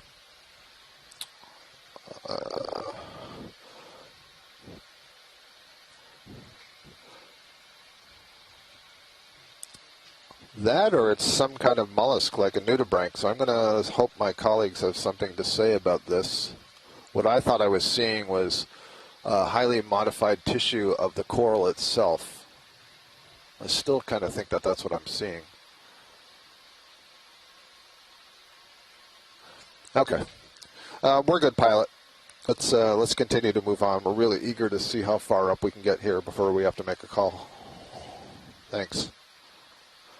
All right, so Les Watling says that is definitely an Ascothoracid. And so we saw those stalked barnacles before. These are sort of distantly related to that, but they're parasitic. And I believe whenever they're associated with a host, the host overgrows them, and there might be some small opening that they're able to funnel water in and out.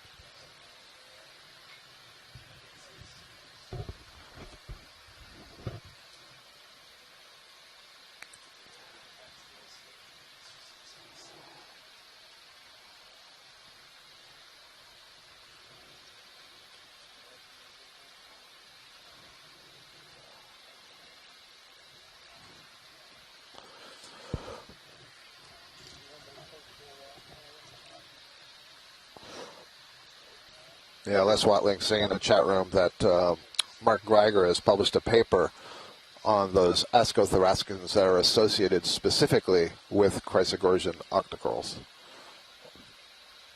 So there may be a close parasite-host relationship is the implication there. And Chris Ma also found an ID for that sort of golden-green sea cucumber that we saw earlier. Yeah. And it's in the genus Benthodites.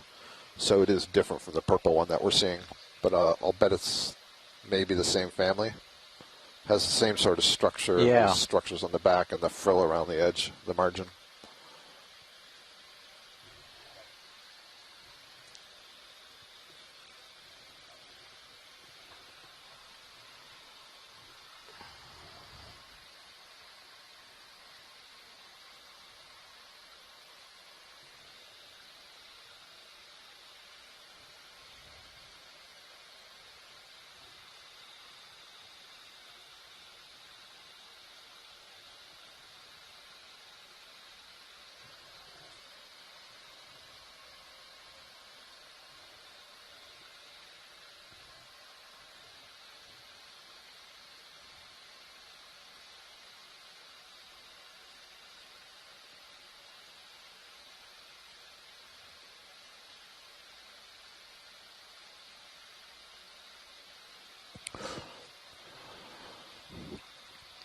Pilot, would it be asking too much to trip a Niskin bottle here? Thanks, let's do that. Mm-hmm. Yeah.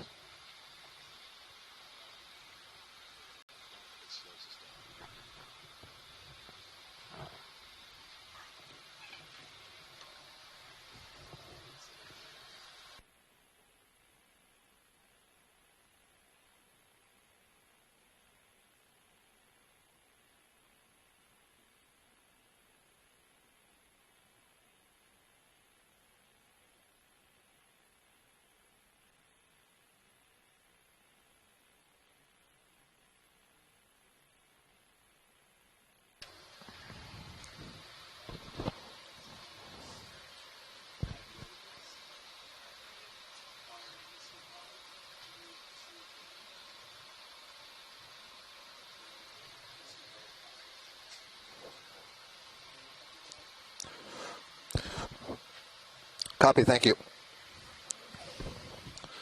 Sample has been noted.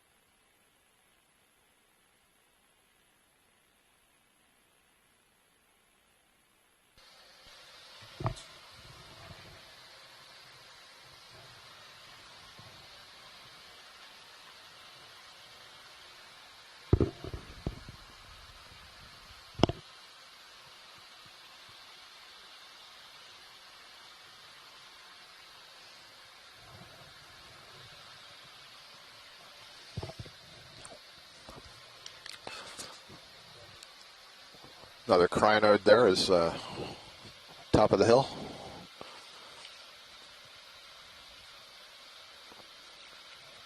I did hear from Pashnaganguli that although the curved rock pens have been observed in the Atlantic before, they have never been collected in the Atlantic before. So she said if we had the opportunity, that would be a good collection.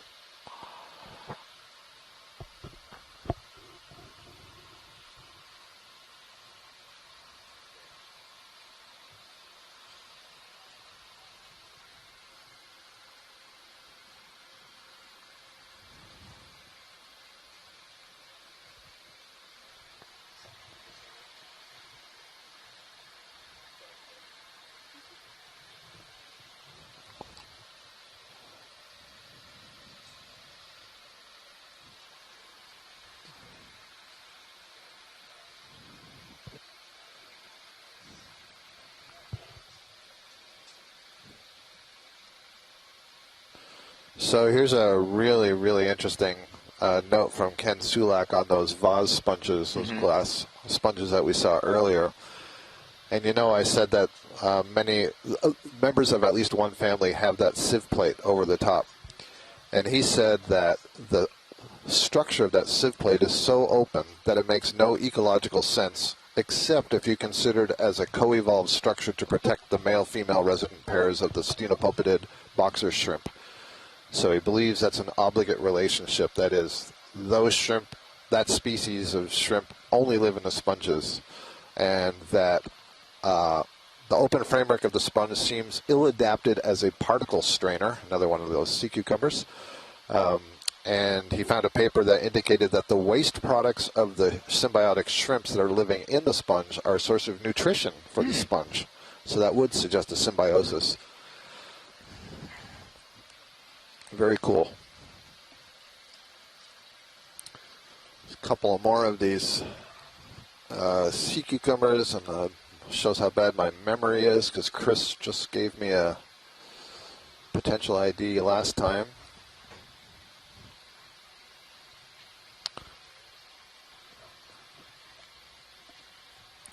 You'll have to do it again, Chris, because I can't back up through all the comments to find it.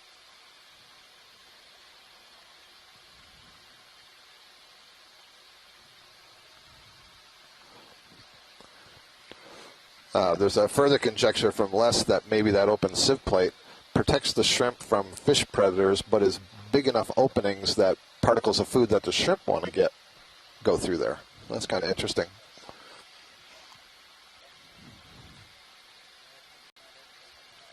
This brings up maybe one of my favorite philosophical razors, Newton's flaming laser sword. That which cannot be tested by experiment is not worth debating. You are no fun at all. Yeah. that's first above Hitchens' razor, which that can be asserted without evidence, can as easily be dismissed without evidence. But very interesting hypotheses on both of those. Have you ever been to a sports bar? Yeah, only for trivia night. This is pretty much what goes on 24 hours a day. Yeah. You know? Chris Ma points out the family of sea cucumbers was Synallactidae, for those purple ones with the flattened sole. There's a lot of interesting adaptations, actually, in these sea cucumbers. Some of them are really round, like a cucumber. Some of them are flattened. And then, I think it was on Dive 1, we saw some of the solids, which ones were those? The ones that for all the world look like an anemone. They're plastered on a rock. They have what appear like scales, and their oral tentacles look like the tentacles of anemones. Yeah. Weird little things. They don't move around. They're fixed in place. Or they don't move very much. Sidney Van Dover's provided us with a link to a Nature paper on the hydrodynamics of vase sponges, or around and through vase sponges, I guess.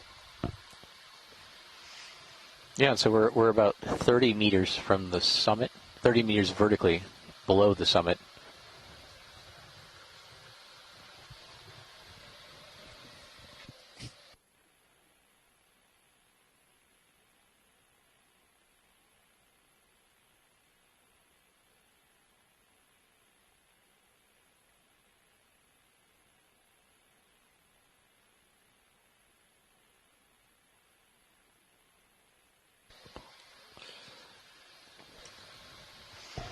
Yeah, and so we're at a depth of 2,570 meters below sea level. The summit of this volcano is 2,540 meters below sea level, so about 30 meters vertical more to go. We're on a composite volcano in the mid-Atlantic ridge that forms part of the axial volcanic ridge, about 420 miles north of the Azores. And I was... oh, wow.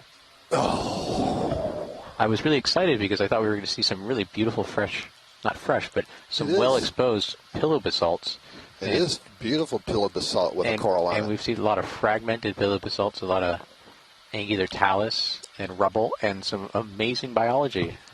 Like there's beautiful, beautiful... bamboo coral, I believe. This may be similar to the one we saw earlier. We said was in the Jasonisis clade. I'm guessing that's what it is. Subsequent to that observation, Les Watling had said that our colleague Michelle Taylor, who's up at Oxford, had sampled a similar one further north on the Mid-Atlantic Ridge. So could be the same thing.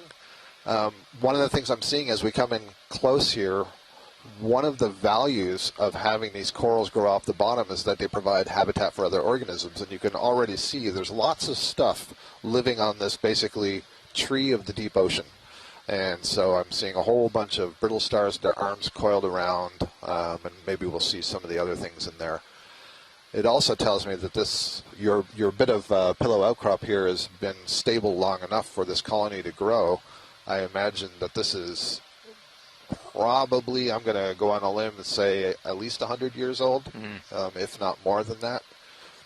Do we have the lasers on right now, just to get a sense of the size of this? I'm not sure if we're talking about a meter in height or more. Now, have you written that paper yet? The Nature paper that's titled Tree of the Deep Ocean. I haven't yet. That's the hook right there.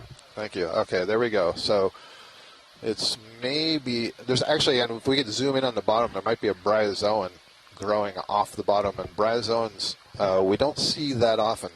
That's a whole phylum of its own. But you see that white net-like construction? Oh, no, that's a hydrocoral. I'm pretty sure that's something like Crypthelia. Pretty sure that's what that is. So another cnidarian, but hydrozoan, and it forms a stony calcium carbonate skeleton. Thank you. Yeah, so now we can move up this coral and have a look.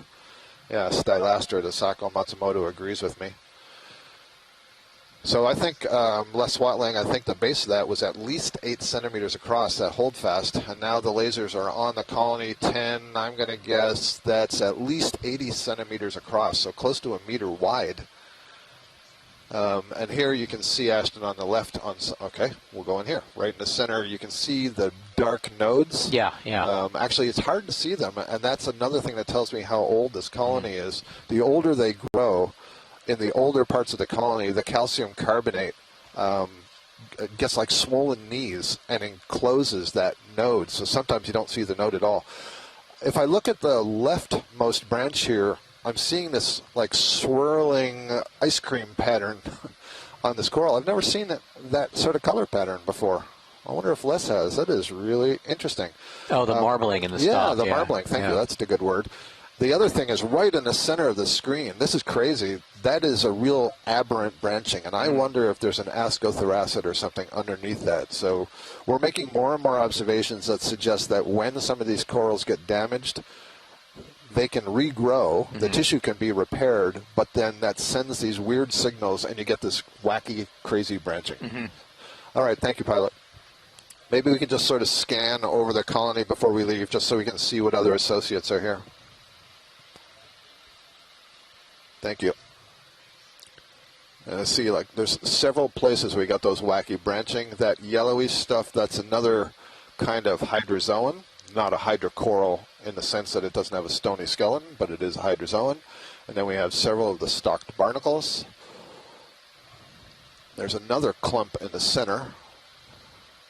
Very cool. So this colony's been here for a long time, and it's serving as a substrate, further elevating animals above even that pillow that's elevated above the slope. And it just gets them all into a more rapid current. And I wonder if in part of it is that the coral itself has a lot of mucus associated with it, and so stuff will get stuck to it. And so these organisms that are living on there might take advantage of that, organics that get caught there. Beautiful colony. That's nice.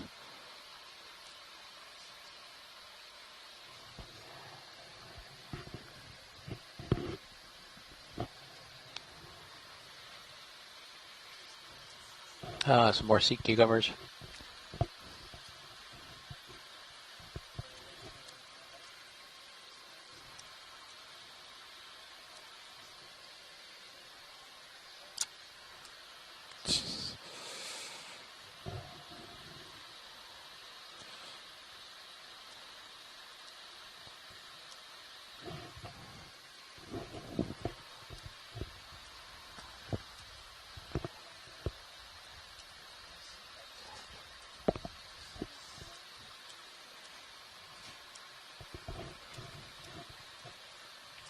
And for our audience, if you're listening to the channel with the ROV pilots too, you can hear them saying the lack of targets that they're able to identify on their blue view, and that's on that forward-looking sonar. And so, a situational interpretation is we're just going to probably be seeing more of this sediment field as we approach the summit of this. Now we still have about 25 meters of elevation to ascend, and with a line distance of about 70 meters. And the blue view we're looking at goes out to 40 meters.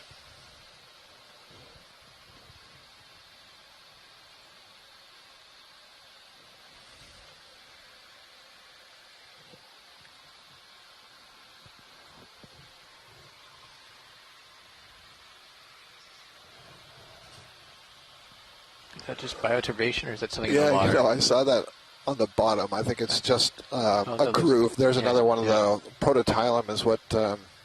let's just have a quick snap zoom on the squat lobster. I think it's the first one of the day. But just off the screen to the lower right there, that's a prototylum sea pen. Upashana identified that earlier. Yeah, so that's a squat lobster, Galatheid crab.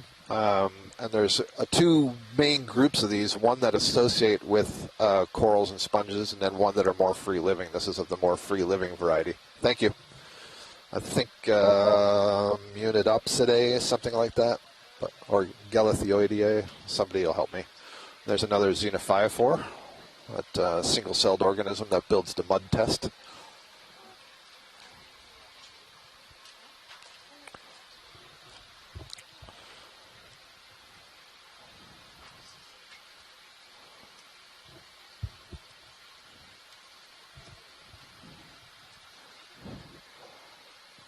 There's another one of the sea pens that we're passing over now. This is kind of what I would have expected in a deep, soft sediment area. Yeah. Lots of sea pens. Some of those sea pens are able to retract into burrows in the surface, in the sediment, which is kind of interesting considering they have a central skeleton to them. So they sort of drop down as a straight stick into what I assume is a pre-dug burrow.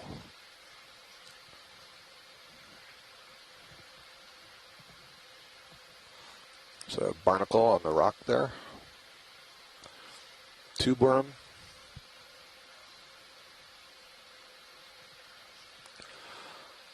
I also kind of expect to see another kind of bamboo coral called Aconella, which the Mariko project did find somewhat shallower, but in this general area north of us, maybe 80 miles north. And they're a bamboo coral that is also able to grow in the sediments. Passing another sea pen now on the right side of center. Oh, are we able to zoom right at the lower center of the screen? Just in the center, it's about to hit the bottom. Let's find out if that's that same bryozoan or if this is an Aconella.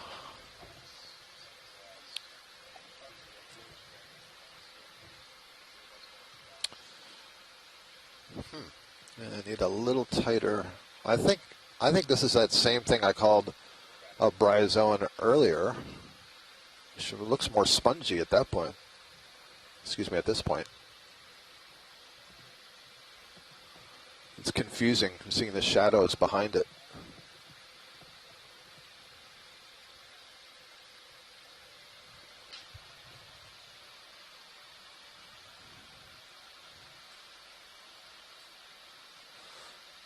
I can't quite tell what it is.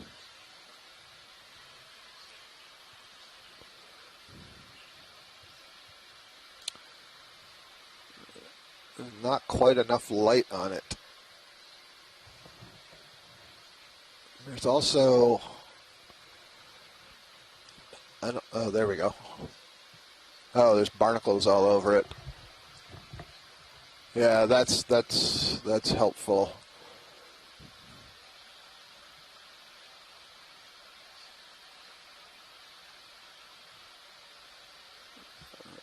Yeah, there we go.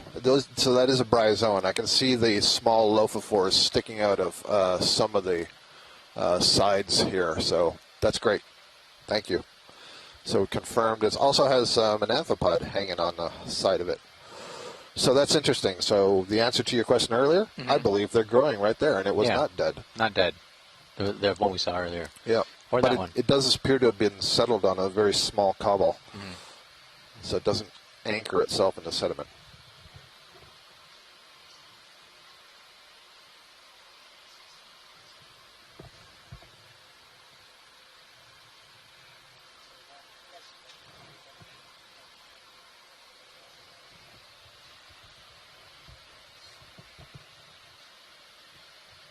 That was actually another good example of, you put up that tree and all these other things sort of settle on it and grow.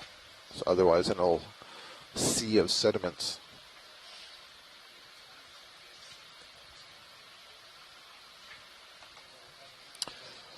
And so it looks like we're probably going to get some rock outcrop again, about 35 meters ahead of us. And so that's probably about halfway the distance. I think I may have just seen one of those hard urchins To the summit. moving through the sediment there.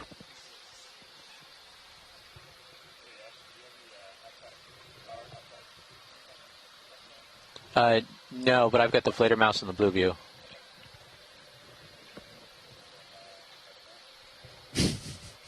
Well, thank you.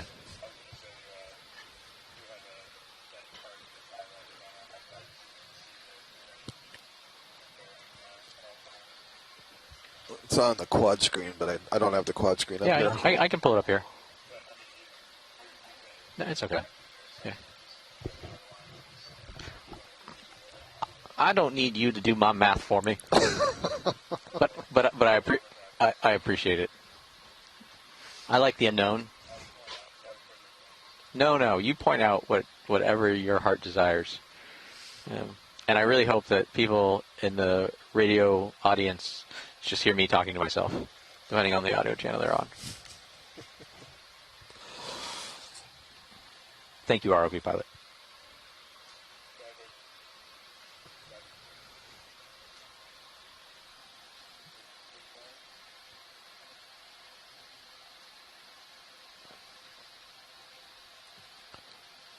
These two little rocks look like they're sort of standing out. You think those are rocks? Well, oh, they're holothurians. Yeah, I think, yeah. The student has passed the master. Oh, I just assume now, whenever I see a... Makes a lot more sense. Yeah, when I see a dark purple hot dog on the seafloor.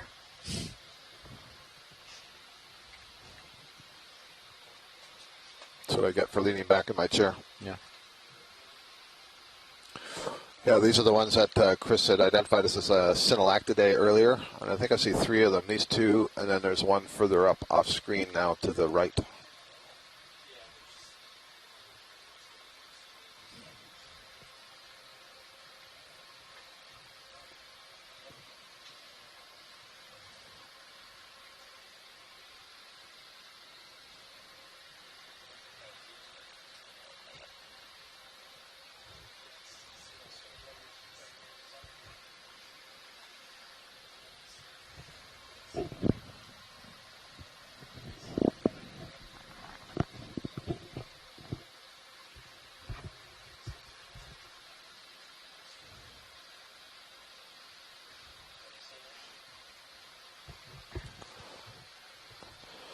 So one of the resources that's available on the Ocean Explorer website is the benthic animal guide that's been put together following many years of exploration by the Okeanos explorer, as well as some knowledge from work that had been done in the Central Pacific by the Hawaii Undersea Research Lab.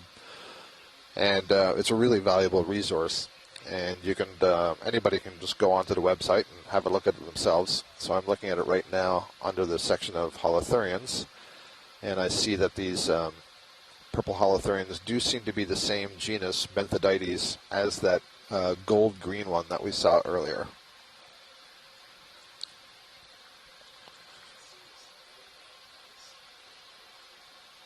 Several more of the Xenophiophor single-celled organisms that build these mud balls.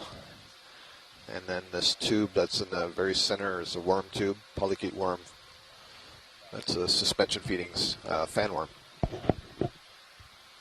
And so we're about 15 meters from the summit of this composite volcano, and the summit high of this entire feature is pretty flat topped. It's about 30 by 130 meters, and then there's a couple other local peaks around it, but we're going up to the highest peak that we see. I'm guessing that we're going to see probably a few more occasional outcrops of fragmented pillow basalts, and then given the amount of biogenic sediment we're seeing and the flatness of the top of this feature, I'm assuming it's going to be fairly heavily sedimented. And then if we have time, we'll traverse along it, and hopefully Scott will have an opportunity to take a couple more samples. Yeah, that'd be great if there's any outcrops up there. There'll be one, don't worry. We've had a number of requests for some of the really interesting samples, and I think so far we've only put one in a bio box so far. I think it two.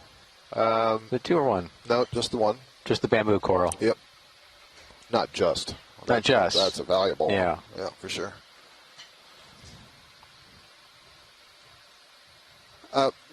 Sorry, are you moving too fast to just look at that thing that went off screen lower right?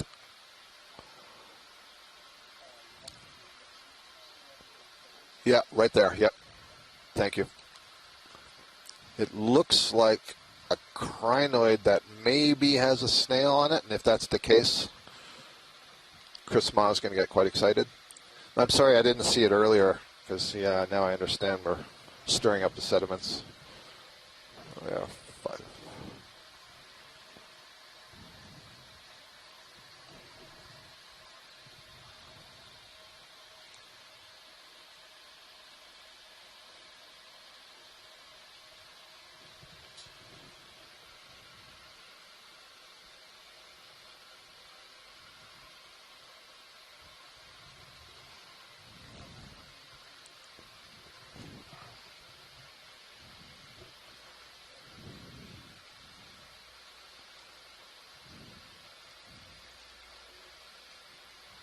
So it's definitely a crinoid, and the question is, what is the bulbous structure hanging off of this crinoid?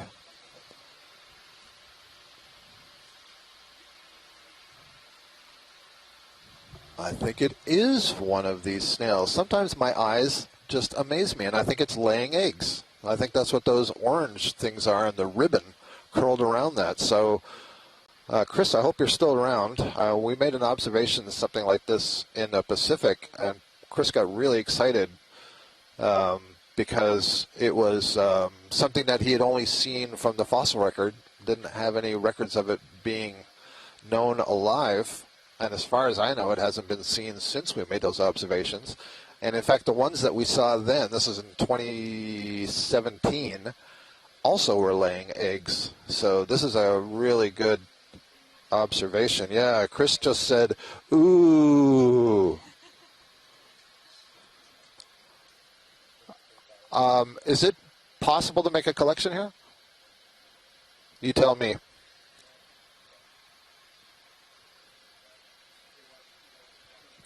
Sorry, I can't hear you. I think you're muted. Whoever's talking to me was muted, or I didn't have them on, or...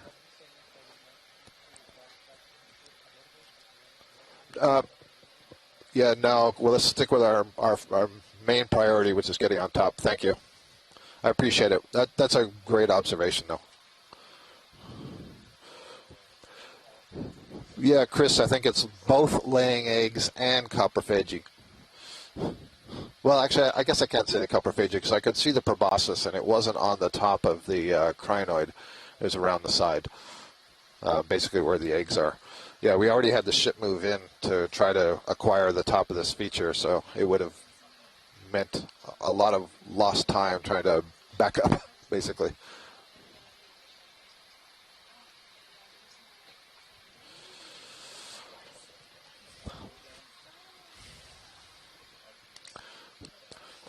Yeah, so Chris, did anyone follow up on those observations that were made in the Pacific? Had anybody else seen that as a living system, I guess is my question.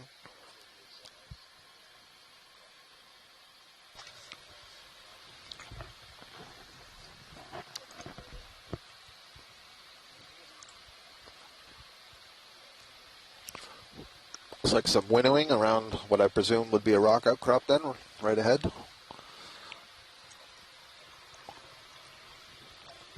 I told you I'd give you one more rock outcrop. Yep, but it's not quite on the top. I want you to be on the top.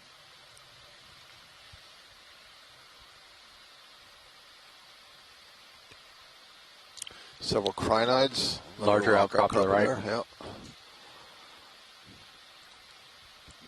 Crinoids and sponges.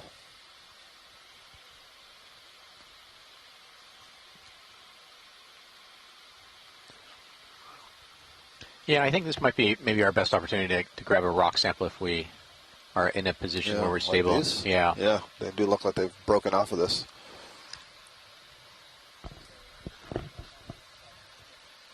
Okay.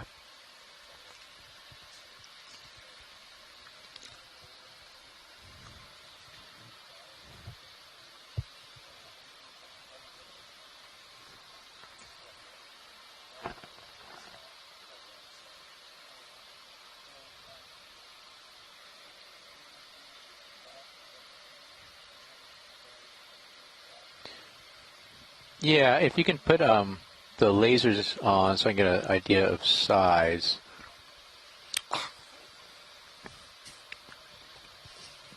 Yeah, and so, if we could grab maybe two kind of, 5 to 10 centimeter, 10 centimeter-ish piece of angular.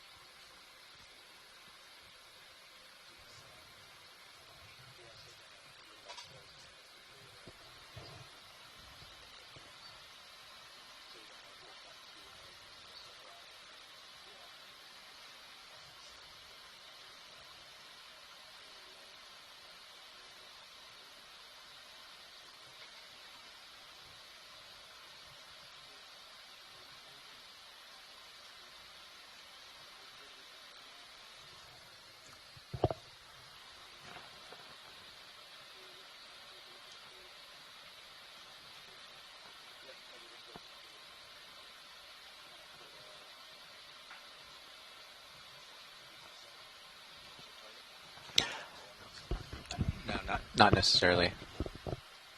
Yeah, so I'd like to grab, 2 or 3 rocks in here, kind of a range of sizes, upward size, not too crazy.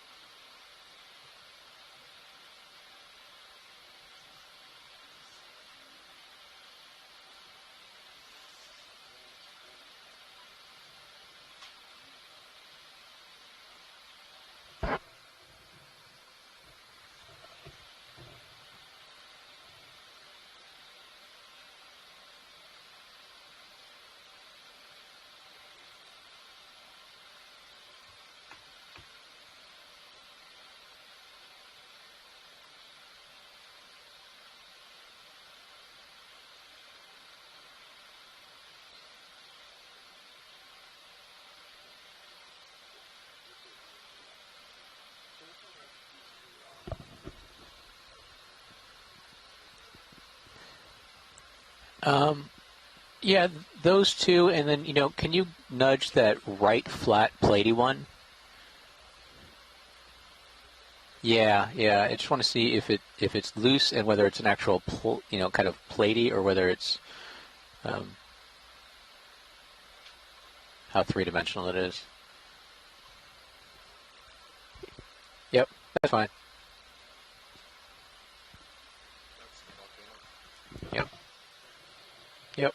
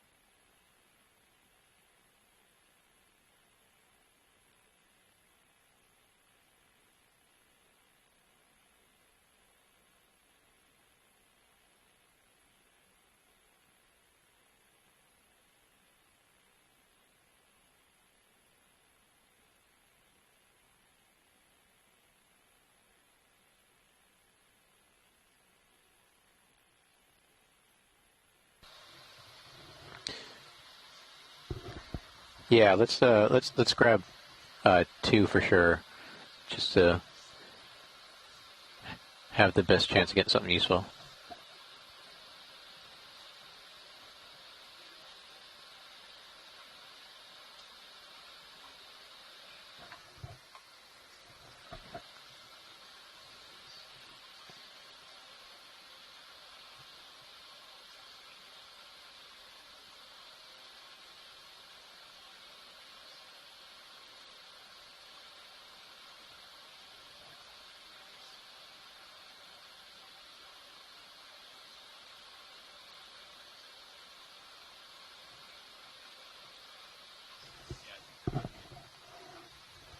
And so we're currently, if you're just joining us, we're sampling some pieces of basaltic talus that have fallen off of this large outcrop to the right of us. Most likely, we're near the summit, and we don't see much in our blue view sonar ahead of us. So there's not a lot of places that this rubble could have come from. It's one of the things we're trying to stay cognizant of. If we're going to pick up a rock that is not being broken off a primary in-place location, we want to make sure that we have some constraint on where did it come from. So if we're sampling things at the bottom of the talus shale, they could have come from a wide range of places upslope.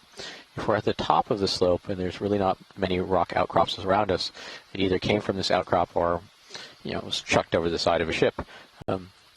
We can guess that this basalt, as it looks very similar to what we see around us, is from this outcrop. And what we're really hoping to get is maybe, luckily, trying to get a piece of the outer chilled margin of that pillow basalt. But again, given how broken up and how broken up the other surrounding basalt pillow flows have looked, it's hard to tell whether we'll actually get something with high utility. So when in doubt, grab 2.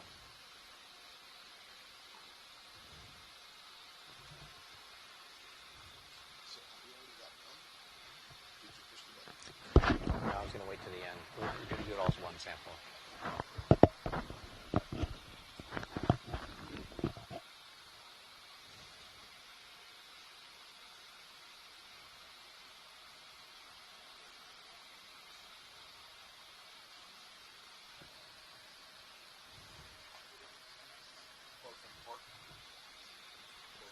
Yeah.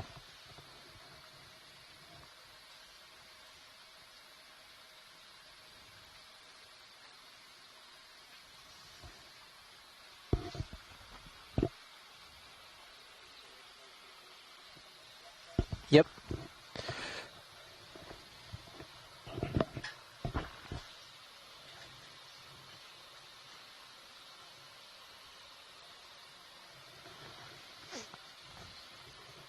Covered in schmutz.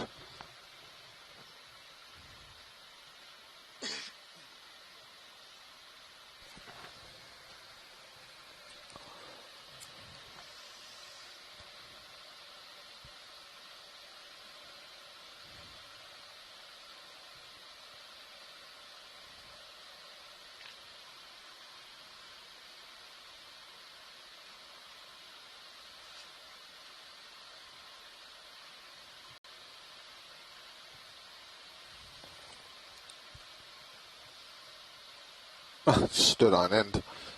Awesome. Thank you. Is there more? Or? No, that's good. No, just those 2. Okay. I want to leave you time to grab something gooey. Oh.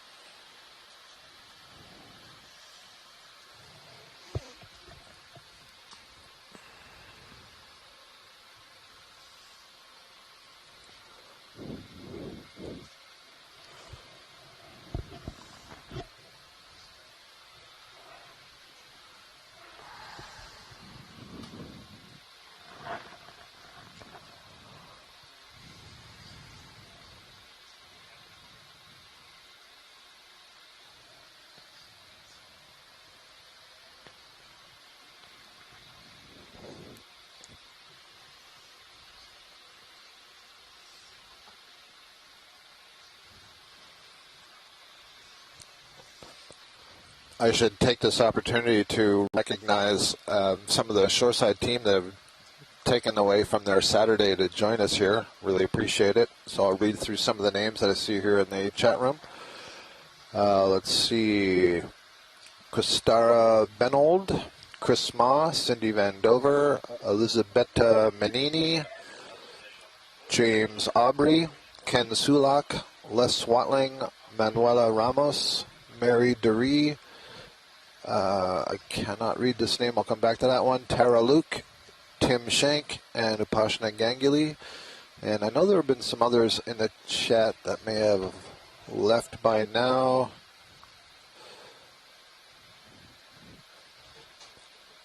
And there's one name there, I'm not sure if that's somebody's name or... Yeah, that's Neus.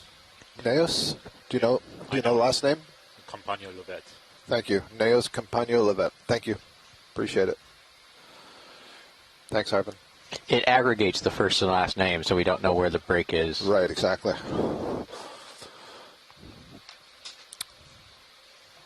Nice crinoid there with, can't quite tell what's wrapped around its stalk.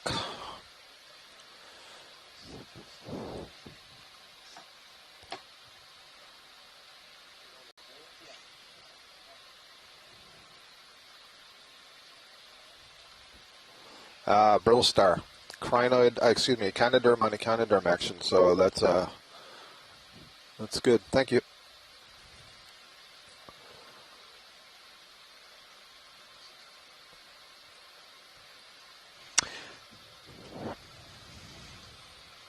So did you see that rock that protruded like a big toe to the left of that? Yeah. That's like the ideal type of rock to grab if it's in a place where the ROV can kind of set down a little bit and get some foothold. Nothing's ever perfect, right? No, especially when you're looking for big toes. Yep. This is interesting because it looks like a coral stalk that's been completely encrusted. Mm-hmm. Huh. Oh, it's I guess it's a sponge. Yeah, I think it's a dead sponge. Okay, thank you. And there's the sea cucumber on a rock. Oh, yeah, there you go. Huh.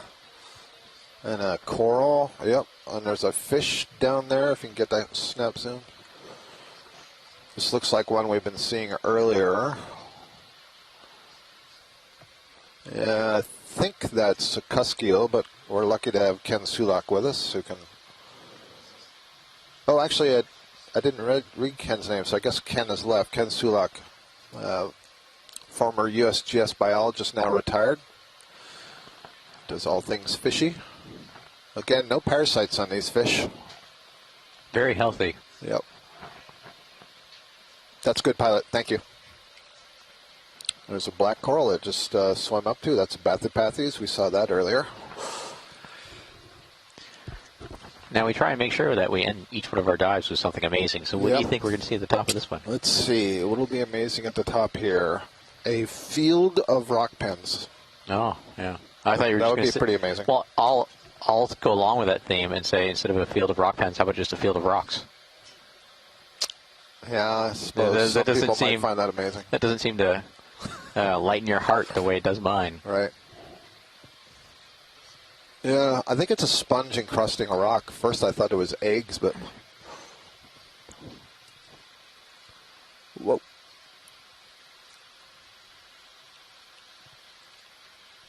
Yep, that's exactly what it is. Yeah, we were looking at that earlier. It had the chimneys that were coming out of it. Thank you. At first I thought there was a pile of eggs or something on the substrate in front. It almost looked like, if you look at the rock at the upper right corner, pilot, I got a sense of like, I know they're not chimneys here, but that. No, I know, but they were stacked up, weren't they? Had a spire sense to it. Right. It almost looks like, it looks chimney-ish. Could I call it a fumarole, or will people not like that? Yeah, I don't think that would be appropriate. Okay. You know, we do get these features, at least sub-aerially, when we have big lava lakes, and the crust, or the outer surface skims over and crust, but there's still liquid lava or liquid magma beneath it, and sometimes it breaks through from the pressure, and it forms these volcanic spires that we call tuyas. Okay. And so it almost looks reminiscent of that, except we don't have the same type of viscosity. We don't have the liquid nature that we do on subaerial eruptions here, so we don't really expect to see those features.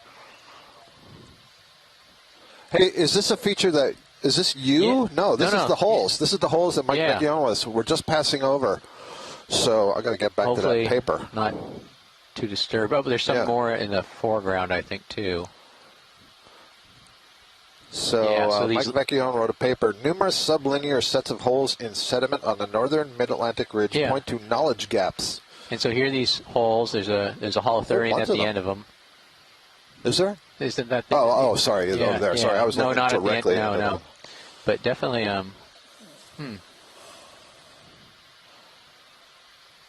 So I don't know that he had any crossing. Maybe he did. Oh, yeah, he does, actually.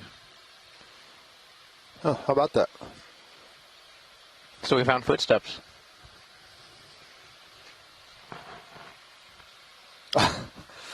Now, Tara's got the right idea. She says a field of rocks covered in rock pens. There you go. We'll all be happy. All right. Maybe I should look at the And so we're about abstract here. we're almost at the summit of this feature. We're undergoing an ROV shift change right now. We're probably just less than 20 meters distance over ground to the top, with maybe about just 5 meters of vertical relief. And we're currently looking at these little holes, pukas, we call them in Hawaiian, these little holes on a linear ridge. Oh, is that Mike? Hello, Okeanos. Yeah, yeah. Mike. Here's your opportunity. I just turned on my computer. Good timing. I don't know if you've seen these before, but these are exactly what I was asking about. Yeah, no, this is the first, Mike, and we're very close to the top of this feature, which is kind of interesting. Okay. Yeah, we've got no idea what makes these things. That we don't even know if they're made by something underneath the surface, making a tunnel, occasionally punching up a hole, or if they're made by something walking along the surface and punching down through the sediment.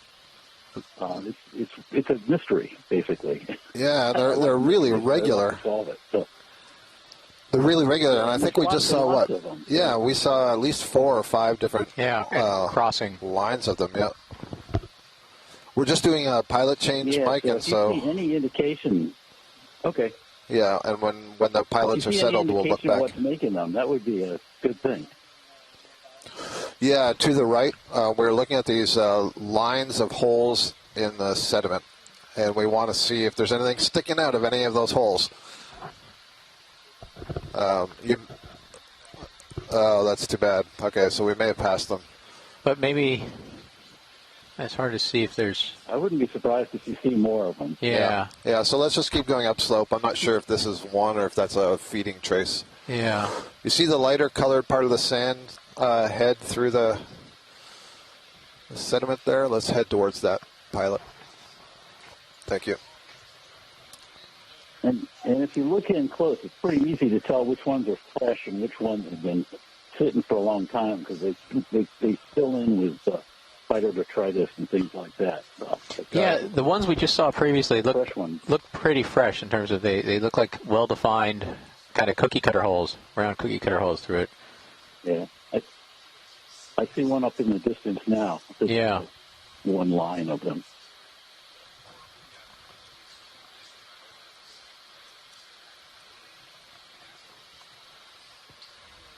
So, first of all, I'm pleased that you found some. Yeah. And because you're in the same general geographic areas that we found them before. Yeah, I think we're a bit deeper. Of similar things. Yeah, we don't know the extent of these. We don't know what the geographic extent is or the depth extent of them is. But when you come across them, you come across lots of them. So something is very actively doing this. Yeah. Just wish I knew what it was. Yeah, I mean, as we're coming up on this one, there's a furrow. I can't tell that this is the same sort of set of holes or if it's just more like a feeding trace of one of these sea cucumbers. But If this is one, this I would say is one of the older ones. It looks like it's infilled. Yeah, if you look closely, I think you'll find there's very regularly spaced holes there, oblong holes. Yep. That's what this looks like at the farther end, Mike, going up towards the left. Yeah. Yep.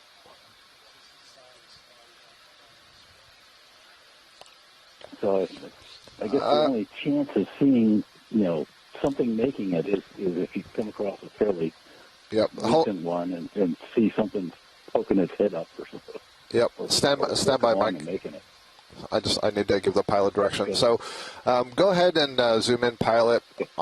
So you can see this sort of lineation. Looks like a track going across the screen from lower right to upper left. Let's zoom in on the upper left part of it. Yeah, because I think we're going to see it more easily from this angle. This may be kind of sort of what we're looking for, but an older one. And Mike, I'm sure, just so you know, for context, we're waiting for a ship move before we can move forward to look for more. That's fine. I understand. Like I said, I literally just turned on the computer and saw them. So these do look like kind of elongated pits to me. That there are, these similar things show up in the fossil record as well. And the paleontologists were quite interested when I submitted that paper because they'd like to know what's making these things too.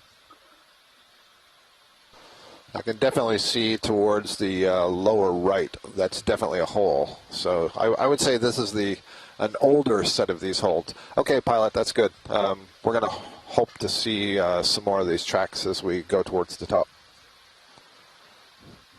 Yeah, this one is fairly filled in.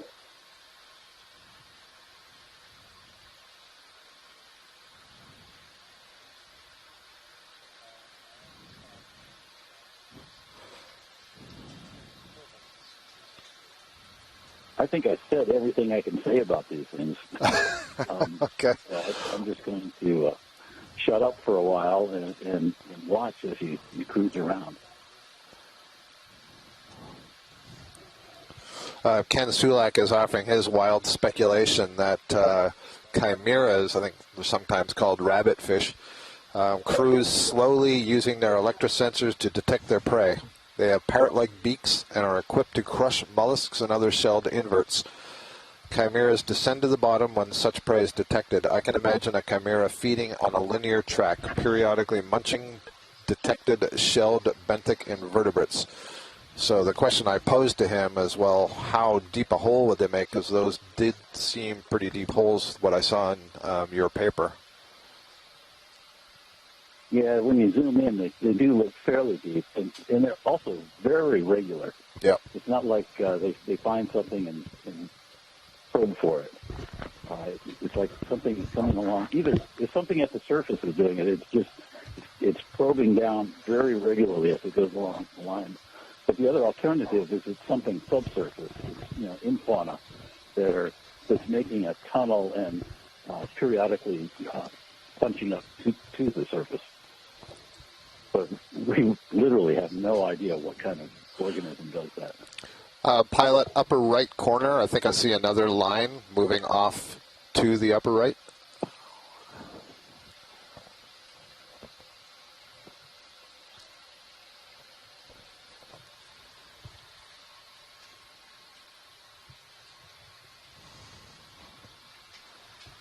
It is remarkable when you come across these. Come across one.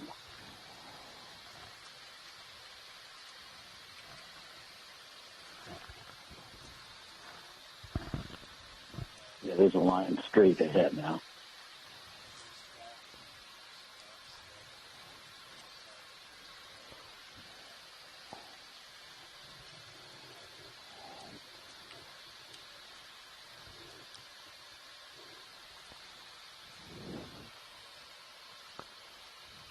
Those look more well-defined, the ones we're coming up to now.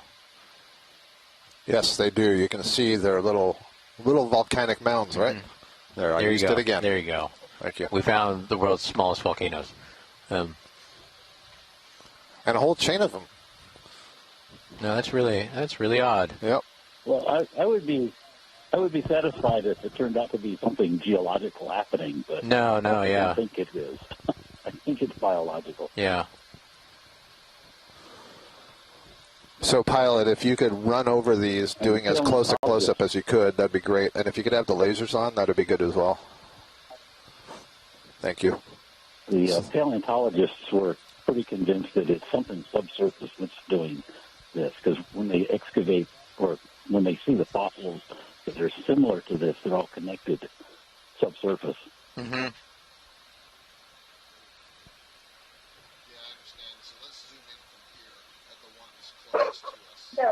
I'm going to mute my phone for a while.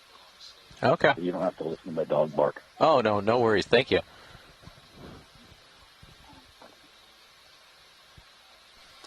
I could see with the total diameter, including the sediment, which looks to me like it's been dug from subsurface, is just under 10 centimeters or about 10 centimeters. There we go. You can see what Mike means. They're elongated holes. They're not perfectly round. They're elongate. But that looks like definitely a deep hole. Yep. So Ken Sulak had said that the chimeras have powerful jaws that project ventrally, so below the head, and are probably incorporate suction as well. So he could see them making these kind of holes, and he says skates do something similar.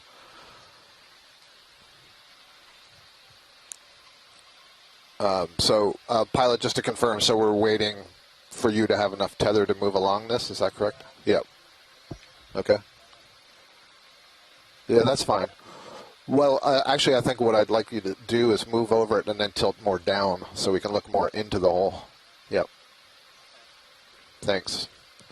I don't think it's going to happen, but what we're curious about is, can we see anything in a hole that might tell us that's making the hole?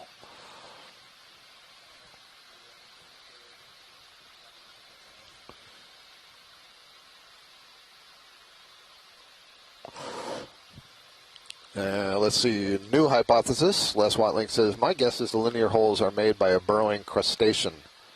These are the periodic vents, meaning a crustacean that's burrowing subsurface and then every once in a while creates an opening to the surface, I believe is what he's saying. Axial shrimp make burrow holes of this type. It's really great to get all these experts together, help them figure out what this is.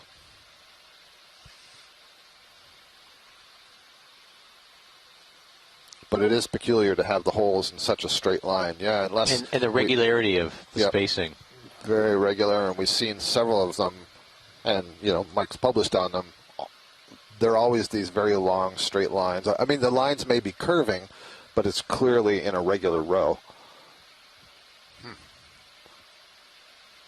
The holes themselves have some elongation, like almost...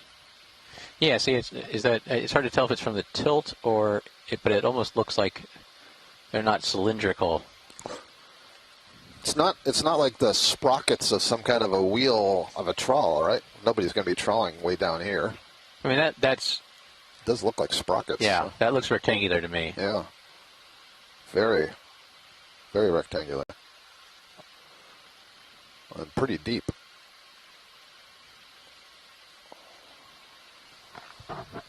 They're almost blade-like instead of rectangle. Well, yeah, that one's blade. Like the one before that was rectangular more. Okay.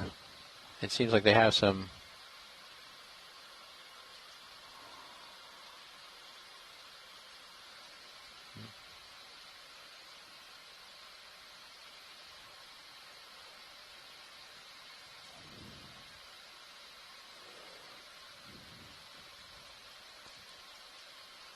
Do you have the lasers on? Yeah, we did when we first got here, Mike. Okay.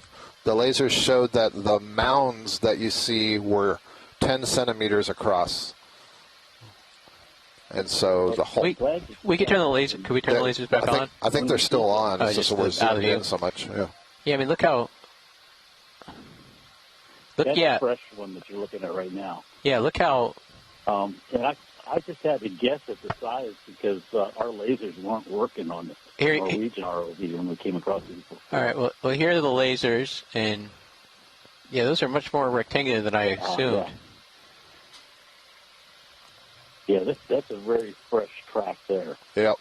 Oh, yeah. I mean, looking in the hole, it looks like something just punched it. Well, It looks like a big wheel to me, I mean, except that there's no continuity from one to the next. It looks fresh, so when in doubt, go to the beginning of it and go to the end of it. Yeah. I think the closer one is the fresher part. The fresher These part, they're infilled over there, yeah. so I think we're at the freshest end.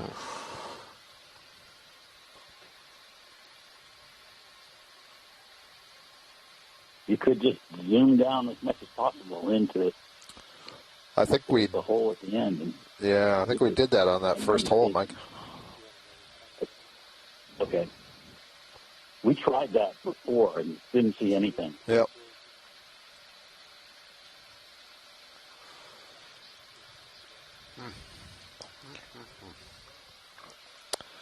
I love a mystery, but I'd like to have an answer. Now, I think let's move on for our last few minutes here. Yeah, I feel like let's just get to the top so we can say we made it. Yep. So we can see that spectacular stuff that we won't be able to collect. If you see anything messing around with one of these lines, if you see anything messing around with one of these lines, then that might be an indication of what's doing it. Yeah. As you survey along.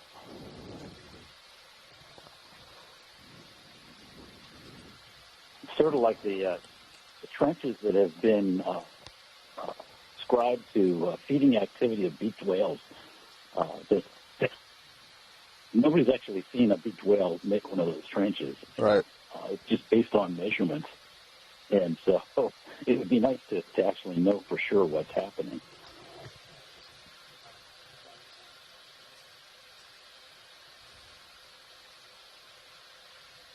All right, I'm going back on mute again.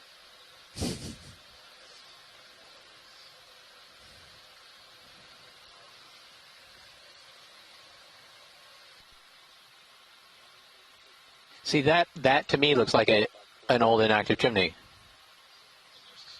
Yeah, so those look like old hydrothermal vents to me.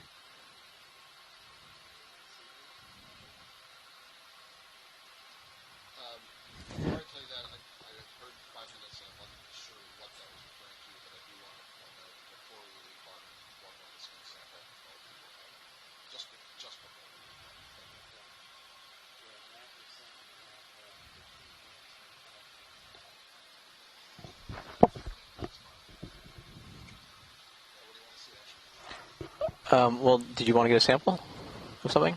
Nope, not right here. Well, I think let's just keep making our way to the top. I think these might be some old inactive hydrothermal vents, but I don't think we're spending too much time at them. It looks like there's some more rock ahead of us in the blue view. Okay. While we're waiting then, in this sand pile on the rock directly in front of you, there's a coral growing out of the center at the top of the arrowhead there. Looks like a Chrysogorgia from this distance.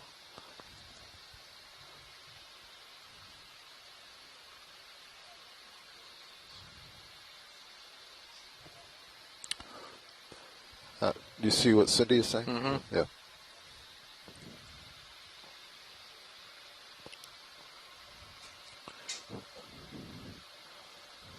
Yes, indeed. One of the bottle brush Chrysogorgia, and it looks like it's got a... Usually they have shrimp, but these kind of look like amphipods to me. That's good. Thank you. And I noted that just before you zoomed in, to the right was another one of the hungry sea anemones. You'd have to pull out on zoom.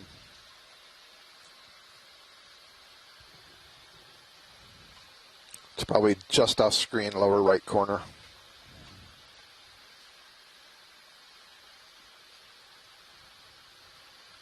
Yep, right there. We don't have to go after it. I'm just noting that it's there. We saw one of these and got some really good footage earlier. Loractus, I believe, was the name somebody sent me.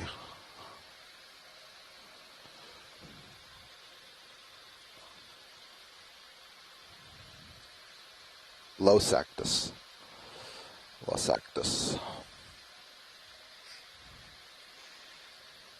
Yeah, and more of these what look like to me really old, wasted away chimney structures.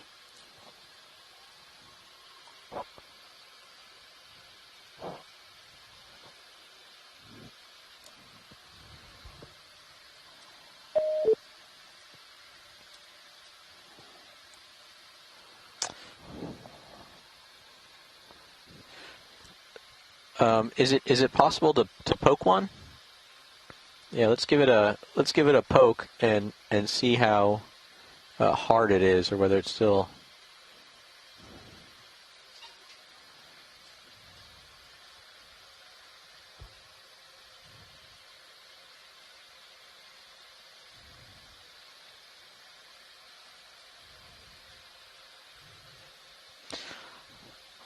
Probably going to miss all those active ones up at the summit, just off in the distance. Exactly.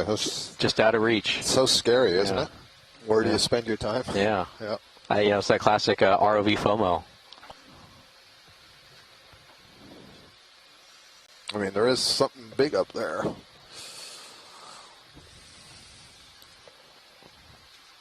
Yeah, I think as soon as Serials catches up, maybe just Book it over there? yeah, Yep. go for a max run over and come up from there.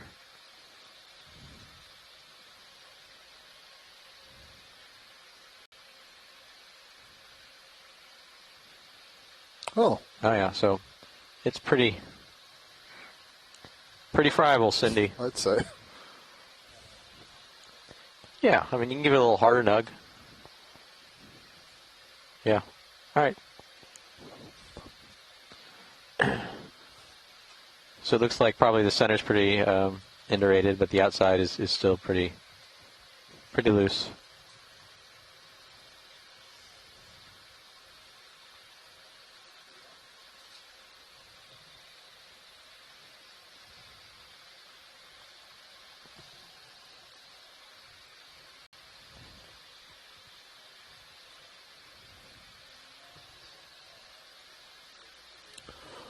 So the sulfide is much looser than the basalt because of the way it's formed? Well, yeah. So the basalt's always going to be the most consolidated, hardest structure, unless it's extremely weathered or altered almost to a clay. But we don't really see that too much.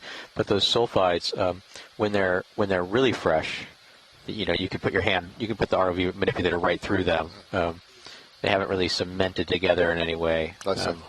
And the older they get, the more consolidated they get, the more chemical bonding they get between the surfaces. So it's like when I put my pudding in my bowl and I don't eat it for a week? There you go. Yeah. And so if that was a fresh chimney or active chimney, they might have been able to just push it right over.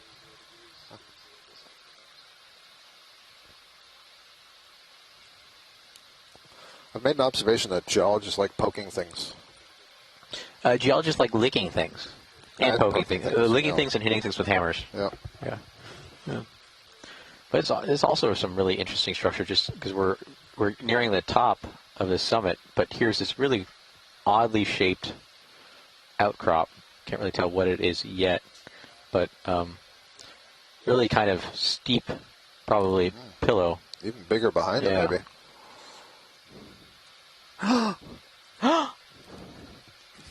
You can't take this is what happens when you come to the top of these I know, things. you can't take a biologist anywhere. Look, there's a huge one in the background on the left. Oh, my goodness. Coral. Big, huge fan on the rock back left corner. And so I think these were these really steep stacks of pillows that then have collapsed off. Mm-hmm. Well, you can still look up at the one you're passing, but there's a much bigger one in the distance. Yeah, thank you.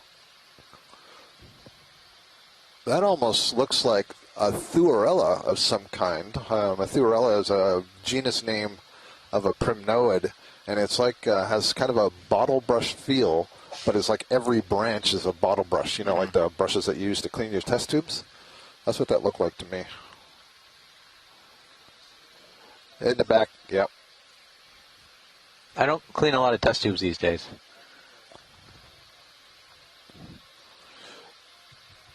I don't want to change whatever heading you're on to get to the top of the feature, but if we're going by it, just to get a zoom so we know what it is. Thank you. Okay, Yeah. great. Yeah, let's do it. And there's some massive sponges up Yeah, on I that think- feature as well. Some nice pseudo bird's eye. Can we get a little bit more light in here? Thank you. Yeah, we're getting some comments from the ROV or from the scientists on shore. It's a little. It's just a little too dark.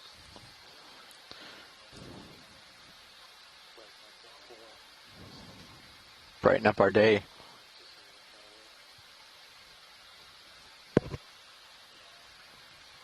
Now, in my scientific non-biological opinion, there's a lot of stuff on that rock. Yep. Your sense is good. Yeah. You have to have an intuition for these sorts of things. I mean, so in all seriousness, they're all suspension feeders. Oh, there you They're go. all feeding on things in the water column. And so if you think about the physics of it, where water is actually touching rock, it's not moving.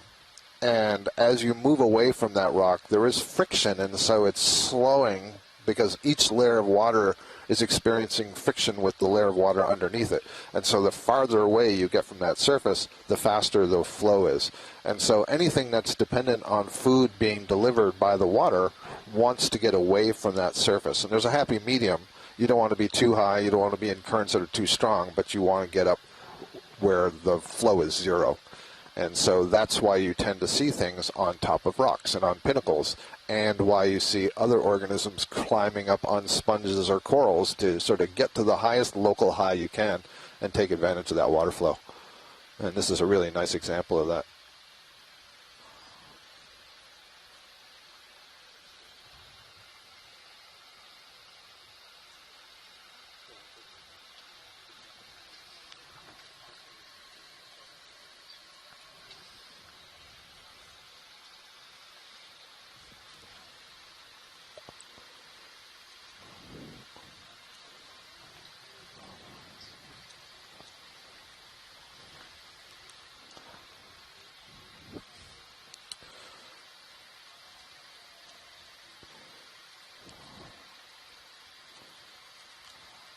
And so we're just starting to wrap up our dive on a elongate volcano that forms the Axial Valley Ridge in this section of the Mid-Atlantic Ridge, about 420 kilometers northwest of the island of Corvo in the Azores, at a latitude of approximately 43.1624 north, 29.0279 west.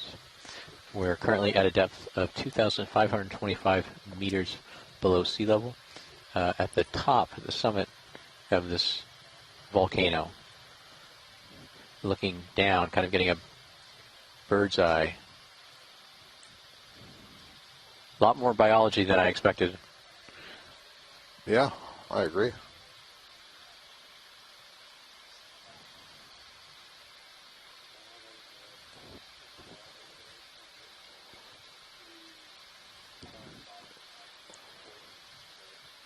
So just as a note for sure about what's happening, one of the things that's important is the Sirius and the D2 systems work together, and there's a pilot for each of those two systems. And the D2 pilot, the main screen that you're seeing, can sometimes lose track because we're asking him to image certain things. And if he goes too far off track, then he moves out of the camera frame of the Sirius camera. And so the co-pilot will tell the ROV pilot, well, you have to move back so that I can keep you in frame. And it has to do with how long the tether is and making sure that the vehicle isn't getting into trouble. So right now the ROV pilot is repositioning himself so that he's in good view of the Sirius before we try to reacquire whatever it is that we want to see. Also dependent on how much of a backseat driver we are. We are pretty A little bit to the right, backseat drivers. a little bit to the left, a little bit. Hey, look. They wanted to take us to this, though. Oh, That's there you nice. go.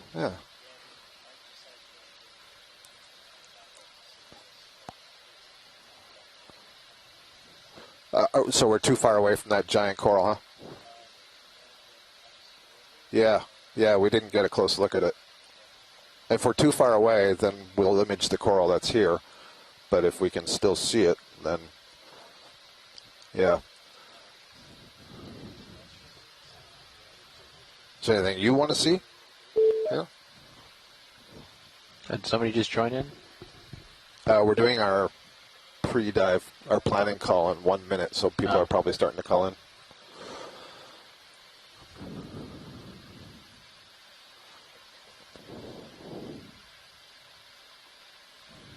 No, no, I need a close-up of it.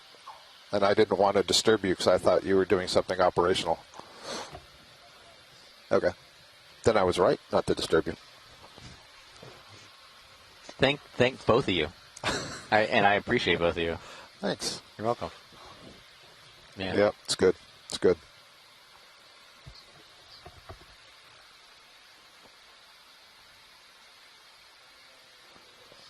Oh, Ken Sulak adds on to what I was saying about why we see these organisms on these high features. A really good point. That is that he says there's a hydrological jump at the crest of an elevated structure, and I always think of that kind of like a plane wing. He says a snow fence effect that turns laminar current into turbulent current. The effect is to keep particles circulating in a crest-top eddy, thus more available to filter our particulate feeders. So instead of the particles all just sort of swooping by, they get caught up in this little spiral near the organisms. Yeah, that's great. So I think this is, okay, yeah, that'd be great. I think it's probably that bamboo coral that we've seen a couple of times now. Yeah, and I can see the nodes. Yeah, no, we're good. Let's just have a look around here before we go, and that's good. That's the Jasonisis one that we saw, and it's got the Stylastran hydrocorals there. I even noticed the sponge down below is called something like Polymastia. So the Niskin. Yeah, are you ready to fire that Niskin? I'm ready to have it taken. Thank you. This would be a good spot, actually. Thanks, Ashton. Oh, don't thank me. I heard the ROV team talking about it. So. Well, they were on it.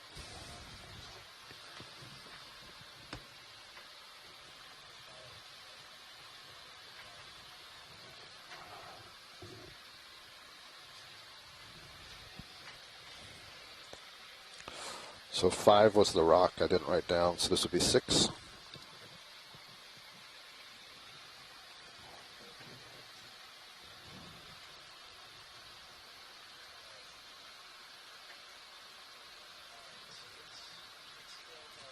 It fired. It fired.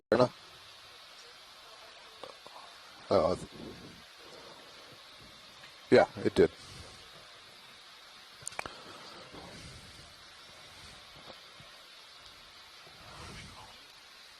That's the eDNA 4. Bottom.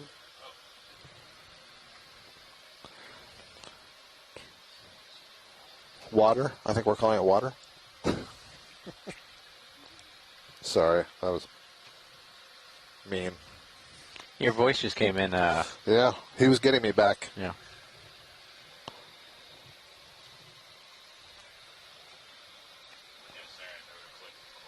Yep.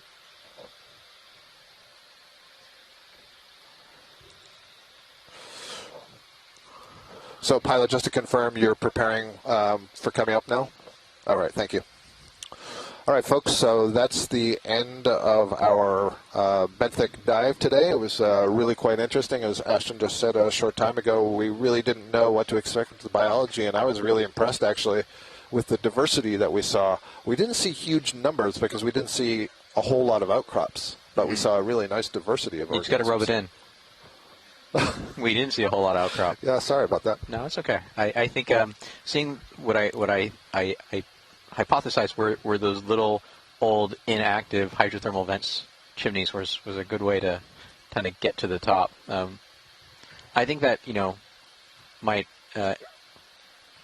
be a good example of maybe the difference between kind of maybe a geological focused dive and a biological focused dive. On the geological side, it's all about covering ground to see as much of the terrain as possible. Whereas the biology, I feel like you could spend 8 hours and 20 square meters. Yeah, there's a lot to see there. There is. Yeah, the closer you look, the more there is. So, Les Watling noted that it was a pretty depauperate area compared to the seamounts. Maybe larval delivery is intermittent. Ken Sulak says, good dive, but lots of enigmas. Obviously high surface productivity and fallout in terms of the flock and the sediment and the pteropods, but curiously low abundance of mobile megafauna, both fishes and inverts, both benthopelagic and benthic. Also the mystery linear series of holes. And he was just expecting bare basalt today, which I think a lot of us were. So we continue to be confounded by the ocean. A lot of us were looking forward to. Yep, sorry. No, it's okay. It was a beautiful dive. I have to say those what I think are rectangular puncture or rectangular spit out holes, that's just absolutely odd.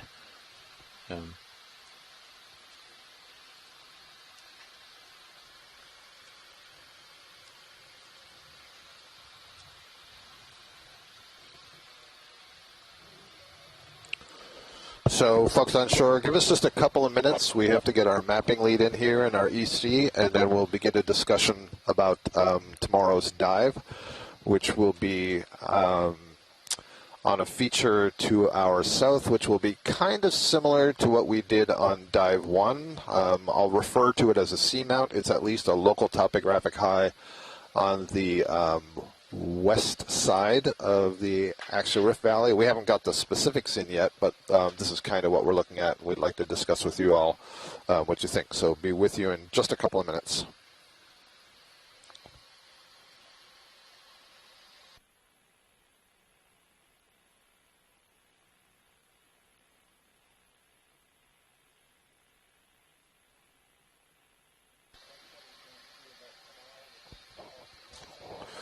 That is correct, video.